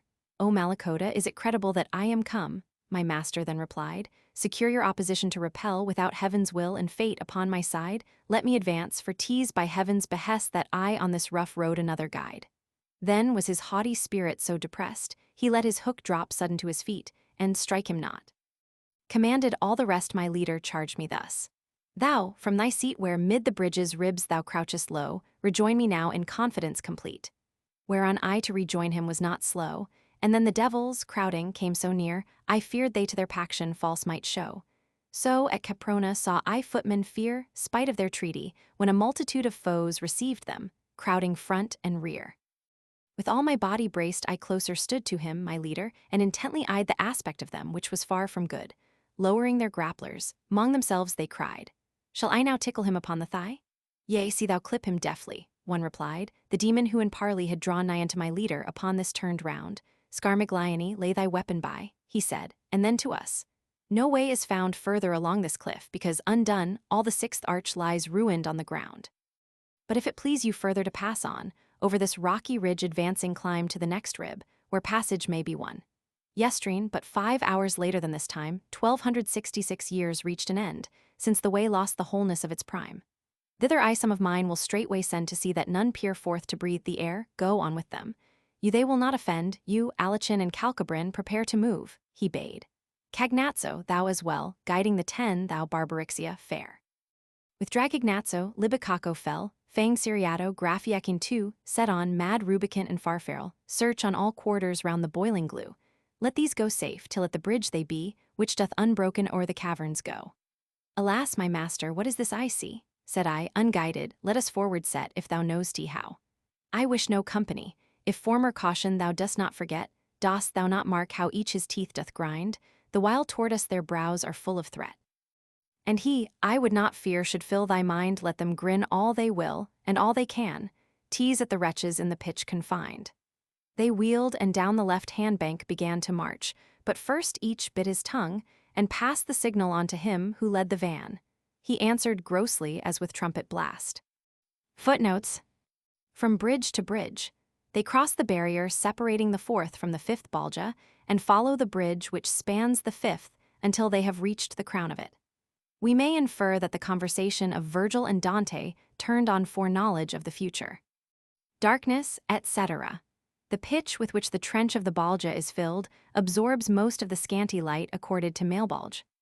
The Venetians, but for this picturesque description of the old arsenal and a passing mention of the Rialto in one passage of the Paradiso, and of the Venetian coinage in another, it could not be gathered from the comedy, with all its wealth of historical and geographical references, that there was such a place as Venice in the Italy of Dante. Unlike the statue of Time Inf. Roman 14. The queen of the Adriatic had her face set eastwards. Her back was turned, and her ears closed as in a proud indifference to the noise of party conflicts, which filled the rest of Italy. A sinner, this is the only instance in the Inferno of the arrival of a sinner at his special place of punishment. See Inf. v. 15 note. Male branch, evil clause, the name of the devils who have the sinners of this balja in charge. Santa Zita's town. Zita was a holy serving woman of Lucca, who died sometime between 1270 and 1280, and whose miracle-working body is still preserved in the church of San Frediano. Most probably, although venerated as a saint, she was not yet canonized at the time Dante writes of, and there may be a Florentine sneer hidden in the description of Lucca as her town. Even in Lucca there was some difference of opinion as to her merits, and a certain unlucky Scipione was pitched into the Certio for making fun of the popular enthusiasm about her. See Philalethes, Got. Com. In Lucca, the officials that were called priors in Florence were named elders. The commentators give a name to this sinner, but it is only guesswork. Save Bonchero, Barates, etc. It is the Barators, those who trafficked in offices and sold justice, that are punished in this Balja. The greatest Barator of all in Lucca, say the commentators, was this Bonchero, but there seems no proof of it, though there is of his arrogance. He was still living in 1314. The Sacred Countenance, an image in cedar wood of Byzantine workmanship, still preserved and venerated in the Cathedral of Lucca. According to the legend, it was carved from memory by Nicodemus, and after being a long time lost was found again in the 8th century by an Italian bishop traveling in Palestine. He brought it to the coast at Joppa, where it was received by a vessel without sail or oar, which, with its sacred freight, floated westwards and was next seen at the port of Luna. All efforts to approach the bark were vain, till the bishop of Lucca descended to the seashore, and to him the vessel resigned itself and suffered him to take the image into his keeping. Believe what you like of all this, says Benvenuto. It is no article of faith. The sinner has come to the surface, bent as if in an attitude of prayer, when he is met by this taunt. The Certio, the stream which flows past Lucca. 100 hooks, so many devils with their pronged hooks were waiting to receive the victim. The punishment of the Barators bears a relation to their sins. They wrought their evil deeds under all kinds of veils and excuses, and are now themselves effectually buried out of sight. The pitch sticks as close to them as bribes ever did to their fingers. They misused wards and all subject to them, and in their turn are clawed and torn by their devilish guardians. Formerly, etc., on the occasion of his previous descent Inf. Roman 9, 22. The 6th bank, Dante remains on the crown of the arch overhanging the pitch-filled moat. Virgil descends from the bridge by the left hand to the bank on the inner side of the 5th Balja. What will this, etc., as if he said, what good will this delay do him in the long run? At Caprona, Dante was one of the mounted militia sent by Florence in 1289 to help the Lucchese against the Pisans, and was present at the surrender by the Pisan garrison of the castle of Caprona. Some make the reference to be to a siege of the same stronghold by the Pisans in the following year, when the Lucchese garrison, having surrendered on condition of having their lives spared, were met as they issued forth with cries of "Hang them! Hang them!" But of this second siege, it is only a Pisan commentator that speaks. The next rib, Malakota informs them that the arch of rock across the 6th Balja, in continuation of that by which they have crossed the 5th, is in ruins, but that they will find a whole bridge if they keep to the left hand along the rocky bank on the inner edge of the pitch-filled moat. But, as appears further on, he is misleading them. It will be remembered that from the precipice enclosing the male bulge, there run more than one series of bridges or ribs into the central well of Inferno. Yestrine, etc. This is the principal passage in the comedy for fixing the date of the journey. It is now, according to the text, 1266 years and a day since the crucifixion. Turning to the Convito, Roman 4. 23, we find Dante giving his reasons for believing that Jesus, at his death, had just completed his 34th year. This brings us to the date of 1300 AD. But according to church tradition, the crucifixion happened on the 25th March, and to get 34 years his life must be counted from the Incarnation, which was held to have taken place on the same date, namely the 25th March. It was in Dante's time optional to reckon from the Incarnation or the birth of Christ. The journey must therefore be taken to have begun on Friday the 25th March, a fortnight before the Good Friday of 1300, and, counting strictly from the Incarnation, on the first day of 1301, the first day of the new century. So we find Boccaccio in his unfinished commentary saying in Inf. Roman 3, that it will appear from Canto 21. That Dante began his journey in Maxai. The hour is now 5 hours before that at which the earthquake happened which took place at the death of Jesus. This is held by Dante, Convito Roman 4. 23, who professes to follow the account by St. Luke, to have been at the 6th hour, that is, at noon, thus the time is now 7 in the morning. Alicino, etc. The names of the devils are all descriptive. Alicino, for instance, is the swooper. But in this and the next canto, we have enough of the horrid crew without considering too closely how they are called. Unbroken, Malacoda repeats his lie. Each bit his tongue, etc. The demons, aware of the cheat played by Malacoda, show their devilish humor by making game of Virgil and Dante. Benvenuto is amazed that a man so involved in his own thoughts as Dante was should have been such a close observer of low life as this passage shows him. He is sure that he laughed to himself as he wrote the canto. Canto 22.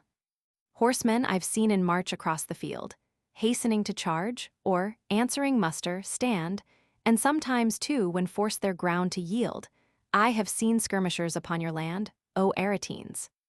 And those on foray sent, with trumpet and with bell to sound command, have seen jousts run and well-fought tournament, with drum and signal from the castle shown, and foreign music with familiar blent. But ne'er by blast on such a trumpet blown beheld I horse or foot to motion brought, nor ship by star or landmark guided on. With the 10 demons moved we from the spot, ah, cruel company! But with the good in church, and in the tavern with the sot. Still to the pitch was my attention glued fully to see what in the balja lay, and who were in its burning mass imbrued. As when the dolphins vaulted backs display, warning to mariners they should prepare to trim their vessel ere the storm makes way. So, to assuage the pain he had to bear, some wretch would show his back above the tide, then swifter plunge than lightnings cleave the air. And as the frogs close to the marsh's side with muzzles thrust out of the water stand, while feet and bodies carefully they hide, so stood the sinners upon every hand. But on beholding Barbarixia nigh beneath the bubbles disappeared the band. I saw what still my heart is shaken by, when waiting, as it sometimes comes to pass that one frog plunges, one at rest doth lie, and Graphiacon, who nearest to him was, him upward drew, clutching his pitchy hair, to me he bore the look an otter has. I of their names ere this was well aware, for I gave heed unto the names of all when they at first were chosen. Now prepare, and Rubicante, with thy talons fall upon him and flay well. With many cries and one consent the accursed ones did call. I said, O master, if in any wise thou canst, find out who is the wretched wight thus at the mercy of his enemies. Whereon my guide drew full within his sight, asking him whence he came, and he replied, In kingdom of Navarre I first saw light. Me servant to a lord my mother tied, through her eye from a scoundrel sire did spring, waster of goods and of himself beside. As servant next to Theobald, righteous king, I set myself to ply baratorship, and in this heat discharge my reckoning. And Ciriato, close upon whose lip on either side a boar-like tusk did stand, made him to feel how one of them could rip. The mouse had stumbled on the wild cat band, but Barbarixia locked him in embrace, and, off while I shall hug him, gave command. Round to my master then he turned his face. Ask more of him if more thou wouldest know, while he against their fury yet finds grace. My leader asked, Declare now if below the pitch, mong all the guilty there lies here elation, he replied. Short while ago from one eye parted who to them lived near, and would that I might use him still for shield, then hook or claw I should no longer fear, said Libicaco. Too much grace we yield. And in the sinner's arm he fixed his hook, and from it clean a fleshy fragment peeled. But seeing Dragignazzo also took aim at his legs, the leader of the 10 turned swiftly round on them with angry look. On this they were a little quieted. Then of him who still gazed on his wound my guide without delay demanded thus again, Who was it whom, in coming to the side, thou say'st thou didst do ill to leave behind? Gamita of Galera, he replied, a vessel full of fraud of every kind, who, holding in his power his master's foes, so used them him they bear in thankful mind. For taking bribes he let slip all of those, he says, and he in other posts did worse. And as a chieftain mong Barraters rose, Don Michael Zanch doth with him converse from Lagodero, and with endless din they gossip of Sardinian characters. But look, Ami, how yonder one doth grin. More would I say, but that I am afraid he is about to claw me on the skin. To Farfarel the captain turned his head, for, as about to swoop, he rolled his eye, and, Cursed hawk, preserve thy distance, said, If you would talk with, or would closer spy. The frighted wretch began once more to say, Tuscans or Lombards, I will bring them nigh. But let the male branch first give way, that of their vengeance they may not have fear. And I to the same place where now I stay for me, who am but one, will bring 7 near when I shall whistle as we used to do whenever on the surface we appear. On this Cagnazzo up his muzzle threw, shaking his head and saying, Here the cheat he has contrived, to throw himself below. Then he who in devices was complete, far too malicious, in good sooth, replied, when for my friends I plan a sorer fate. This Alichin withstood not, but denied the other's counsel, saying, If thou fling thyself hence, the eye strive not to outstride. But o'er the pitch I'll dart upon the wing. Leave we the ridge, and be the bank a shield, and see if thou canst all of us outspring. O reader, here a novel trick revealed. All to the other side turned round their eyes, he first who slowest was the boon to yield. In choice of time the Navarrese was wise, taking firm stand, himself he forward flung, eluding thus their hostile purposes. Then with compunction each of them was stung, but he the most whose slackness made them fail, therefore he started, caught, upon his tongue. But little it bested, nor could prevail his wings 'gainst fear. Below the other went, while he with upturned breast aloft did sail, and as the falcon, when on its descent, the wild duck suddenly dives out of sight, returns outwitted back, and malcontent, to be befooled filled Calcabrin with spite. Hovering he followed, wishing in his mind the wretch escaping should leave cause for fight. When the barrator vanished, from behind he on his comrade with his talons fell and clawed him, bove the moat with him entwined. The other was a sparhawk terrible to claw in turn. Together then the two plunged in the boiling pool. The heat full well how to unlock their fierce embraces knew, but yet they had no power to rise again, so were their wings all plastered o'er with glue.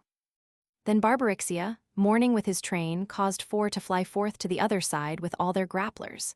Swift their flight was tan. Down to the place from either hand they glide, reaching their hooks to those who were limed fast, and now beneath the scum were being fried. And from them, thus engaged, we onward passed. Footnotes. O Aretines, Dante is mentioned as having taken part in the campaign of 1289 against Arezzo, in the course of which the Battle of Campaldino was fought.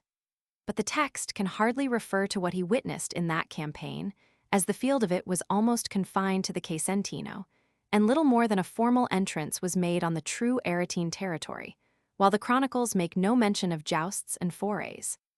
There is, however, no reason to think but that Dante was engaged in the attack made by Florence on the Ghibelline Arez in the early summer of the preceding year. In a few days the Florentines and their allies had taken above 40 castles and strongholds and devastated the enemy's country far and near, and, though unable to take the capital, they held all kinds of warlike games in front of it. Dante was then 23 years of age, and according to the Florentine constitution of that period would, in a full muster of the militia, be required to serve as a cavalier without pay and providing his own horse and arms. Bell, the use of the bell for martial music, was common in the Italy of the 13th century. The great war bell of the Florentines was carried with them into the field. Beneath the bubbles, etc. As the barrators took toll of the administration of justice and appointment to offices, something always sticking to their palms, so now they are plunged in the pitch. And as they denied to others what should be the common blessing of justice, now they cannot so much as breathe the air without paying dearly for it to the demons. Their names, the names of all the demons. All of them urge Rubicante, the mad red devil, to flay the victim, shining and sleek with the hot pitch, who is held fast by Graffiakin. In Kingdom of Navarre, etc. The commentators give the name of John Paul to this shade, but all that is known of him is found in the text. Thibault, King of Navarre and second of that name. He accompanied his father-in-law, Saint Louis, to Tunis and died on his way back in 1270. Elation, an Italian. From one, etc., a Sardinian, the barrator prolongs his answer so as to procure a respite from the fangs of his tormentors. Gamita of Galera, Friar Gamita was high in favor with Nino Visconti Perg, Roman 8. 53, the Lord of Galera, one of the provinces into which Sardinia was divided under the Pisans. At last, after bearing long with him, the gentle Judge Nino hanged Gamita for setting prisoners free for bribes. Don Michael Zanch, Enzo, King of Sardinia, married Adelasia, the Lady of Lagodero, one of the 4 Sardinian judgedoms or provinces. Of this province Zanch, seneschal to Enzo, acquired the government during the long imprisonment of his master or upon his death in 1273. Zanch's daughter was married to Brancadoria, by whom Zanch was treacherously slain in 1275 Inf. Roman 33. 137. There seems to be nothing extant to support the accusation implied in the text. They gossip, etc. Zanch's experience of Sardinia was of an earlier date than Gamita's. It has been claimed for, or charged against, the Sardinians, that more than other men they delight in gossip touching their native country. These two, if it can be supposed that, plunged among and choked with pitch, they still cared for Sardinian talk, would find material enough in the troubled history of their land. In 1300 it belonged partly to Genoa and partly to Pisa. The other's counsel, Alicino, confident in his own powers, is willing to risk an experiment with the sinner. The other devils count a bird in the hand worth two in the bush. The ridge, not the crown of the great rocky barrier between the fifth and the sixth Baljas, for it is not on that the devils are standing, neither are they allowed to pass over it. Inf. Roman 23:55. We are to figure them to ourselves as standing on a ledge running between the fosse and the foot of the enclosing rocky steepa pathway continued under the bridges, and all round the Balja for their convenience as guardians of it. The bank adjoining the pitch will serve as a screen for the sinner if the demons retire to the other side of this ledge. He first, etc., Cagnazzo, see line 106. He the most, etc., Alicino, whose confidence in his agility had led to the outwitting of the band. No power, the foolish ineptitude of the devils for anything beyond their special function of hooking up and flaying those who appear on the surface of the pitch, and their irrational fierce playfulness, as of tiger cubs, convey a vivid impression of the limits set to their diabolical power, and at the same time heighten the sense of what Dante's feeling of insecurity must have been while in such inhuman companionship. Canto 23. Silent, alone, not now with company we onward went, one first and one behind, as minor friars used to make their way. On Aesop's fable wholly was my mind intent, by reason of that contest knew the fable where the frog and mouse we find, for Mo and Esau are not more of hue than like the fable shall the fact appear if, but considered with attention due. And as from one thought springs the next, so here out of my first arose another thought, until within me doubled was my fear. For thus I judged, seeing through us were brought contempt upon them, hurt and sore despite, they needs must be to deep vexation wrought, if anger to malevolence unite, then will they us more cruelly pursue than dog the hair which almost feels its bite. All my hair bristled, I already knew, with terror when I spake. O master, try to hide us quick, and back I turn to view what lay behind.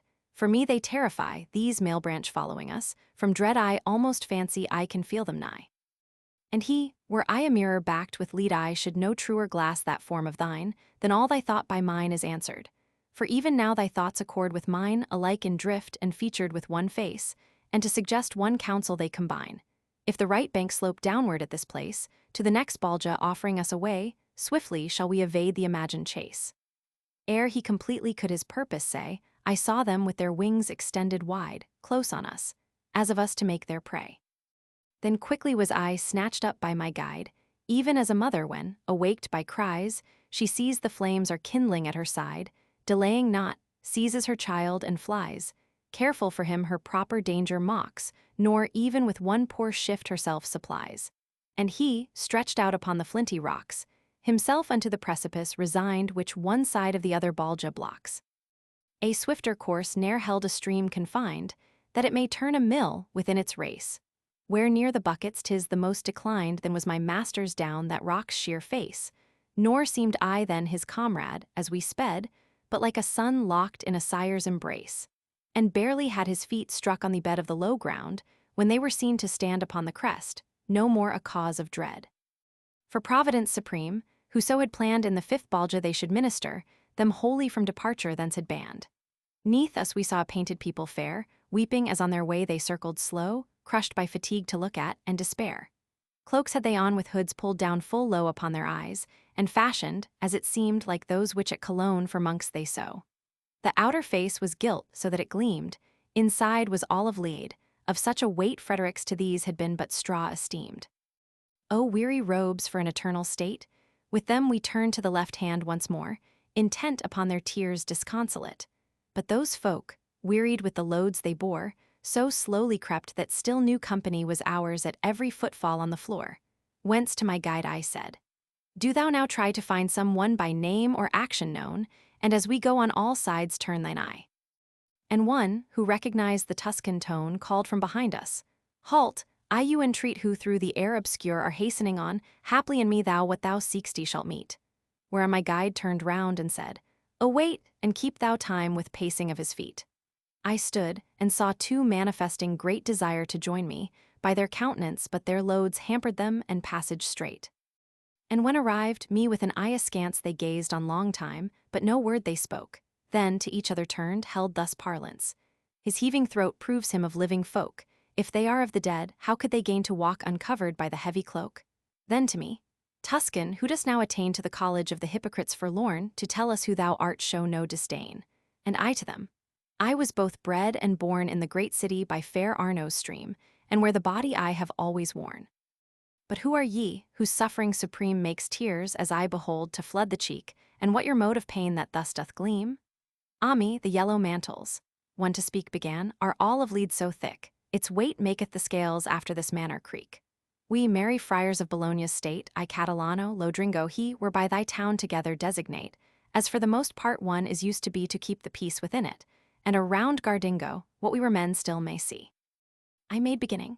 Friars, you're profound, but said no more, on suddenly seeing there one crucified by 3 stakes to the ground, who, when he saw me, writhed as in despair, breathing into his beard with heavy sigh, and Friar Catalan of this aware said, He thus fixed, on whom thou turn'st thine eye, counselled the Pharisees that it behoved one man as victim for the folk should die.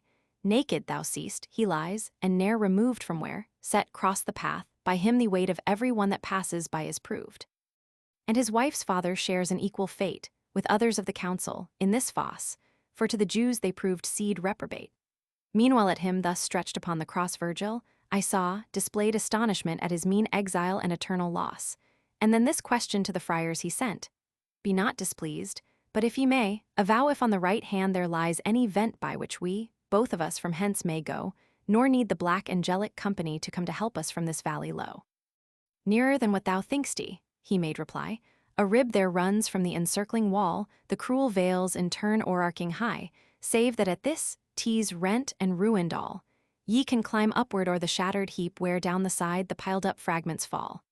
His head bent down a while my guide did keep, then said, He warned us in imperfect wise, who sinners with his hook doth clutch and steep. The friar, at Bologna many a vice I heard the devil charged with, and among the rest that false, he father is of lies.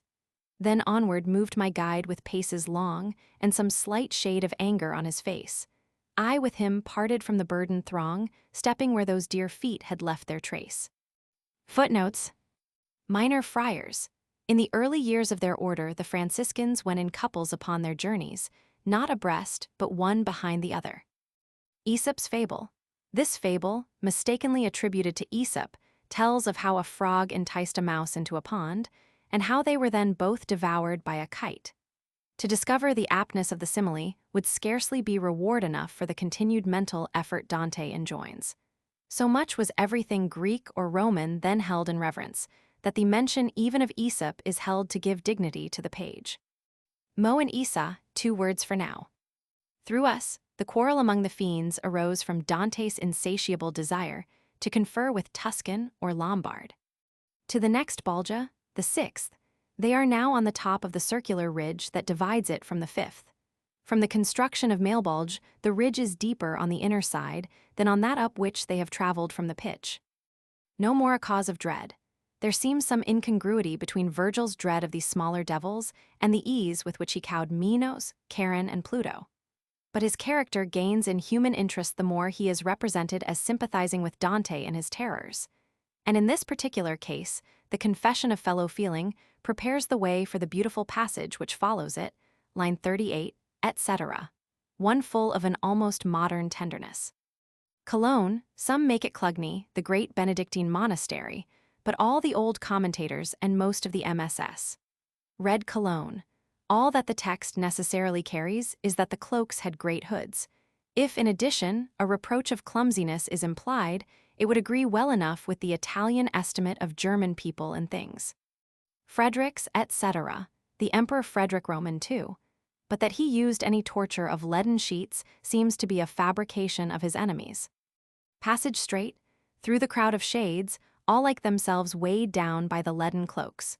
There is nothing in all literature like this picture of the heavily burdened shades. At first sight, it seems to be little of a torture compared with what we have already seen, and yet by simple touch after touch an impression is created of the intolerable weariness of the victims. As always, too, the punishment answers to the sin. The hypocrites made a fair show in the flesh, and now their mantles which look like gold are only of base lead. On earth they were of a sad countenance, trying to seem better than they were, and the load which to deceive others they voluntarily assumed in life is now replaced by a still heavier weight, and one they cannot throw off if they would. The choice of garb conveys an obvious charge of hypocrisy against the friars, then greatly fallen away from the purity of their institution, whether Franciscans or Dominicans. An eye askance, they cannot turn their heads. His heaving throat, in Purgatory Dante is known for a mortal by his casting a shadow. Here he is known to be of flesh and blood by the act of respiration. Yet, as appears from line 113, the shades, too, breathe as well as perform other functions of living bodies. At least they seem so to do, but this is all only an appearance. They only seem to be flesh and blood, having no weight, casting no shadow, and drawing breath in a way of their own. Dante, as has been said Inf. Romans 6:36, is hard put to it to make them subject to corporal pains and yet be only shadows.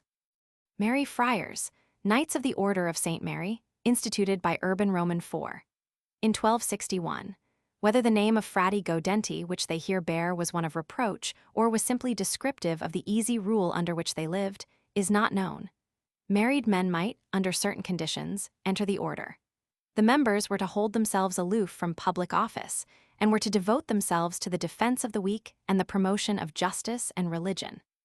The two monkish cavaliers of the text were in 1266 brought to Florence as podestas, the Pope himself having urged them to go. There is much uncertainty as to the part they played in Florence, but none as to the fact of their rule having been highly distasteful to the Florentines, or as to the other fact that in Florence they grew wealthy.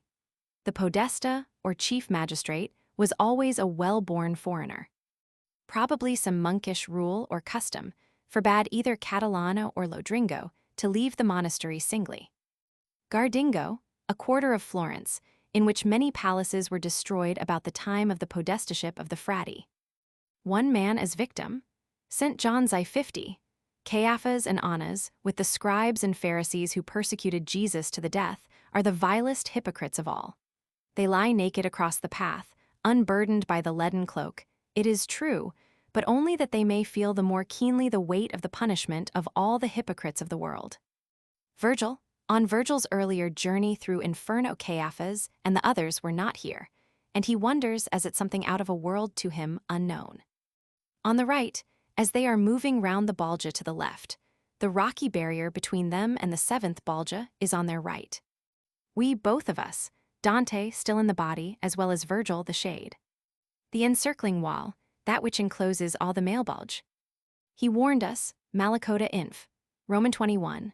109 had assured him that the next rib of rock ran unbroken across all the Baljas, but it too, like all the other bridges, proves to have been, at the time of the earthquake, shattered where it crossed this gulf of the hypocrites.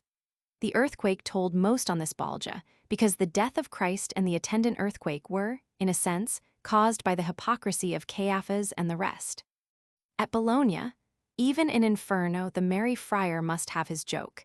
He is a gentleman, but a bit of a scholar too, and the University of Bologna is to him what Marischal College was to Captain Dalgety. Canto 24.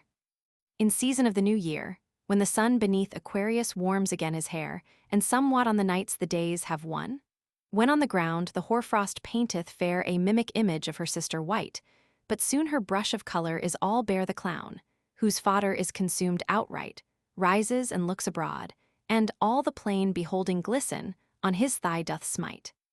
Returned indoors, like wretch that seeks in vain what he should do, restless he mourns his case, but hope revives when looking forth again, he sees the earth anew has changed its face. Then with his crook he doth himself provide, and straightway doth his sheep to pasture chase, so at my master was I terrified, his brows beholding troubled, nor more slow to where I ailed the plaster was applied. For when the broken bridge we stood below my guide turned to me with the expression sweet which I beneath the mountain learned to know. His arms he opened, after council meet held with himself, and scanning closely o'er the fragments first, he raised me from my feet, and like a man who, working, looks before, with foresight still on that in front bestowed, Me to the summit of a block he bore, and then to me another fragment showed, saying, By this thou now must clamber on, but try it first if it will bear thy load. The heavy cowled this way could ne'er have gone, for hardly we, I holpen, he so light could clamber up from shattered stone to stone. And but that on the inner bank the height of wall is not so great, I say not he, but for myself I had been vanquished quite. But male bulge to the cavity of the deep central pit is planned to fall, hence every bulge in its turn must be high on the out, low on the inner wall, so to the summit we attained at last, whence breaks away the topmost stone of all. My lungs were so with breathlessness harassed, the summit one I could no further go, and hardly there me on the ground I cast. Well it befits that thou shouldst from thee throw all sloth, the master said. For stretched in down or under awnings none can glory know, and he who spends his life nor wins renown leaves in the world no more enduring trace than smoke in air, or foam on water blown. Therefore arise, o'ercome thy breathlessness by force of will, victor in every fight when not subservient to the body base. Of stairs thou yet must climb a loftier flight, 'tis not enough to have ascended these. Up then and profit if thou hear'st he aright. Rising I fain to breathe with greater ease than what I felt, and spake. Now forward plod, for with my courage now my strength agrees. Up o'er the rocky rib we held our road, and rough it was and difficult and straight, and steeper far than that we earlier trod. Speaking I went, to hide my wearied state, when from the neighboring moat a voice we heard which seemed ill fitted to articulate. Of what it said I knew not any word, though on the arch that vaults the moat set high, but he who spake appeared by anger stirred. Though I bent downward, yet my eager eye, so dim the depth, explored it all in vain. I then, O master, to that bank draw nigh, and let us by the wall descend obtain, because I hear and do not understand, and looking down distinguish nothing plain.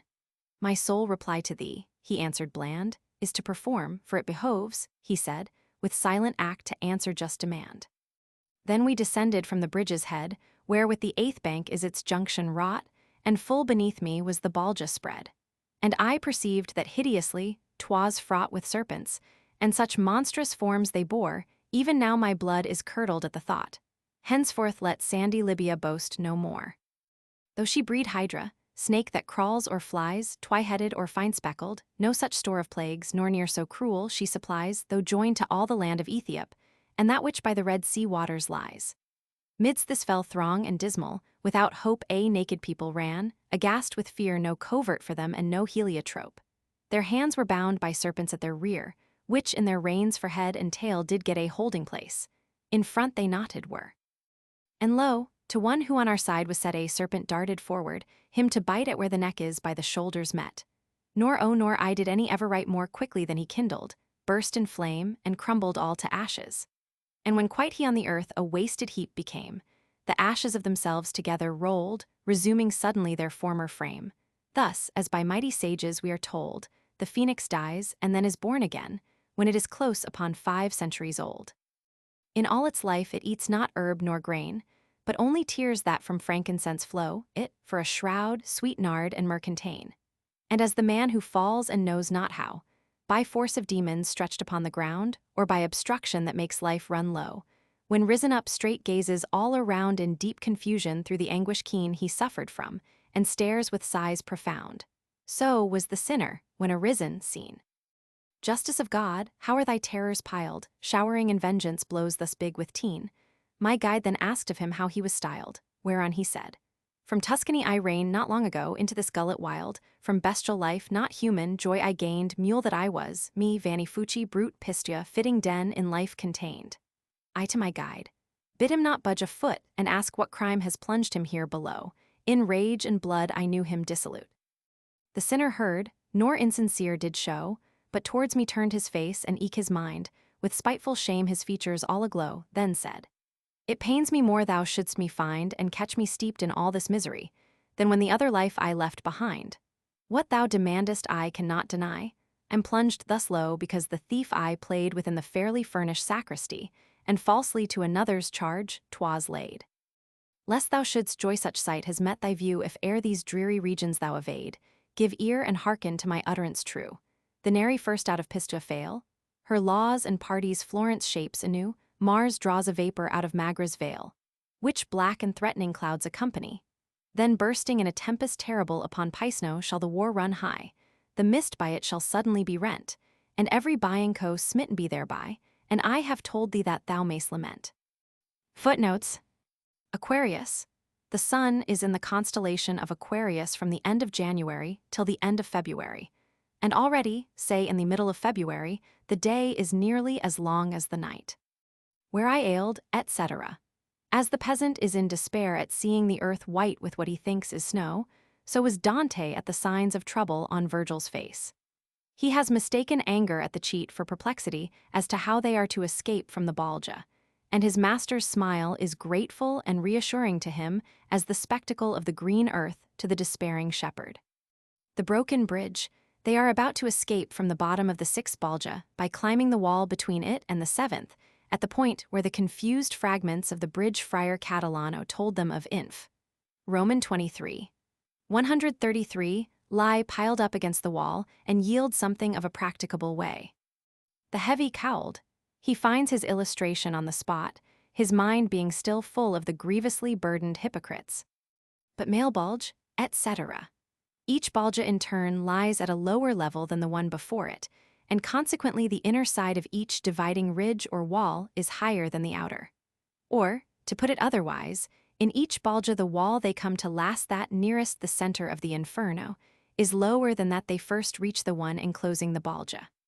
The topmost stone, the stone that had formed the beginning of the arch at this end of it. A loftier flight when he ascends the Mount of Purgatory. Steeper far, etc., rougher and steeper than the rib of rock they followed till they had crossed the fifth Balja. They are now traveling along a different spoke of the wheel. The arch, etc. He has gone on hiding his weariness till he is on the top of the arch that overhangs the seventh Balja, that in which thieves are punished. Front the bridge's head, further on they climb up again Roman 26. 13, by the projecting stones which now supply them with the means of descent.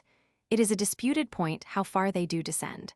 Clearly it is further than merely from the bridge to the lower level of the wall, dividing the seventh from the eighth Balja, but not so far as to the ground of the moat. Most likely the stones jut forth at the angle formed by the junction of the bridge and the rocky wall. On one of the lowest of these, they find a standing place, whence they can see clearly what is in the Balja. Heliotrope, a stone supposed to make the bearer of it invisible. Their hands, etc. The sinners in this Balja are the thieves, not the violent robbers and highwaymen, but those crime involves a betrayal of trust. After all their cunning thefts, they are naked now, and though here is nothing to steal, hands are firmly bound behind them. The ashes, etc. The sufferings of the thieves, if looked closely into, will be found appropriate to their sins. They would feign but cannot steal themselves away, and in addition to the constant terror of being found out, they are subject to pains the essence of which consists in the deprivation, the theft from them of their unsubstantial bodies, which are all that they now have to lose. In the case of this victim, the deprivation is only temporary. The phoenix, Dante here borrows very directly from Ovid Medem, Roman 15. Vanni Fucci, natural son of Epistes noble and a poet of some merit, who bore a leading part in the ruthless feuds of blacks and whites, which distracted Pistia towards the close of the 13th century. And ask, etc. Dante wishes to find out why Fucci is placed among the thieves and not in the circle of the violent. The question is framed so as to compel confession of a crime for which the sinner had not been condemned in life, and he flushes with rage at being found among the cowardly thieves. I'm plunged, etc. Fucci was concerned in the theft of treasure from the Cathedral Church of St. James at Pistia. Accounts vary as to the circumstances under which the crime was committed and as to who suffered for it.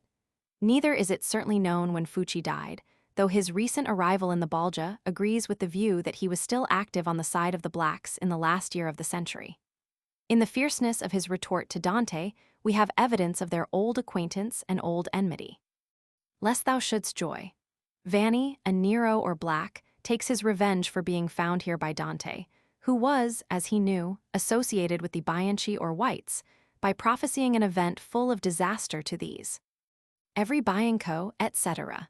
The Blacks, according to Villani Roman 8. 45, were driven from Pistia in May 1301.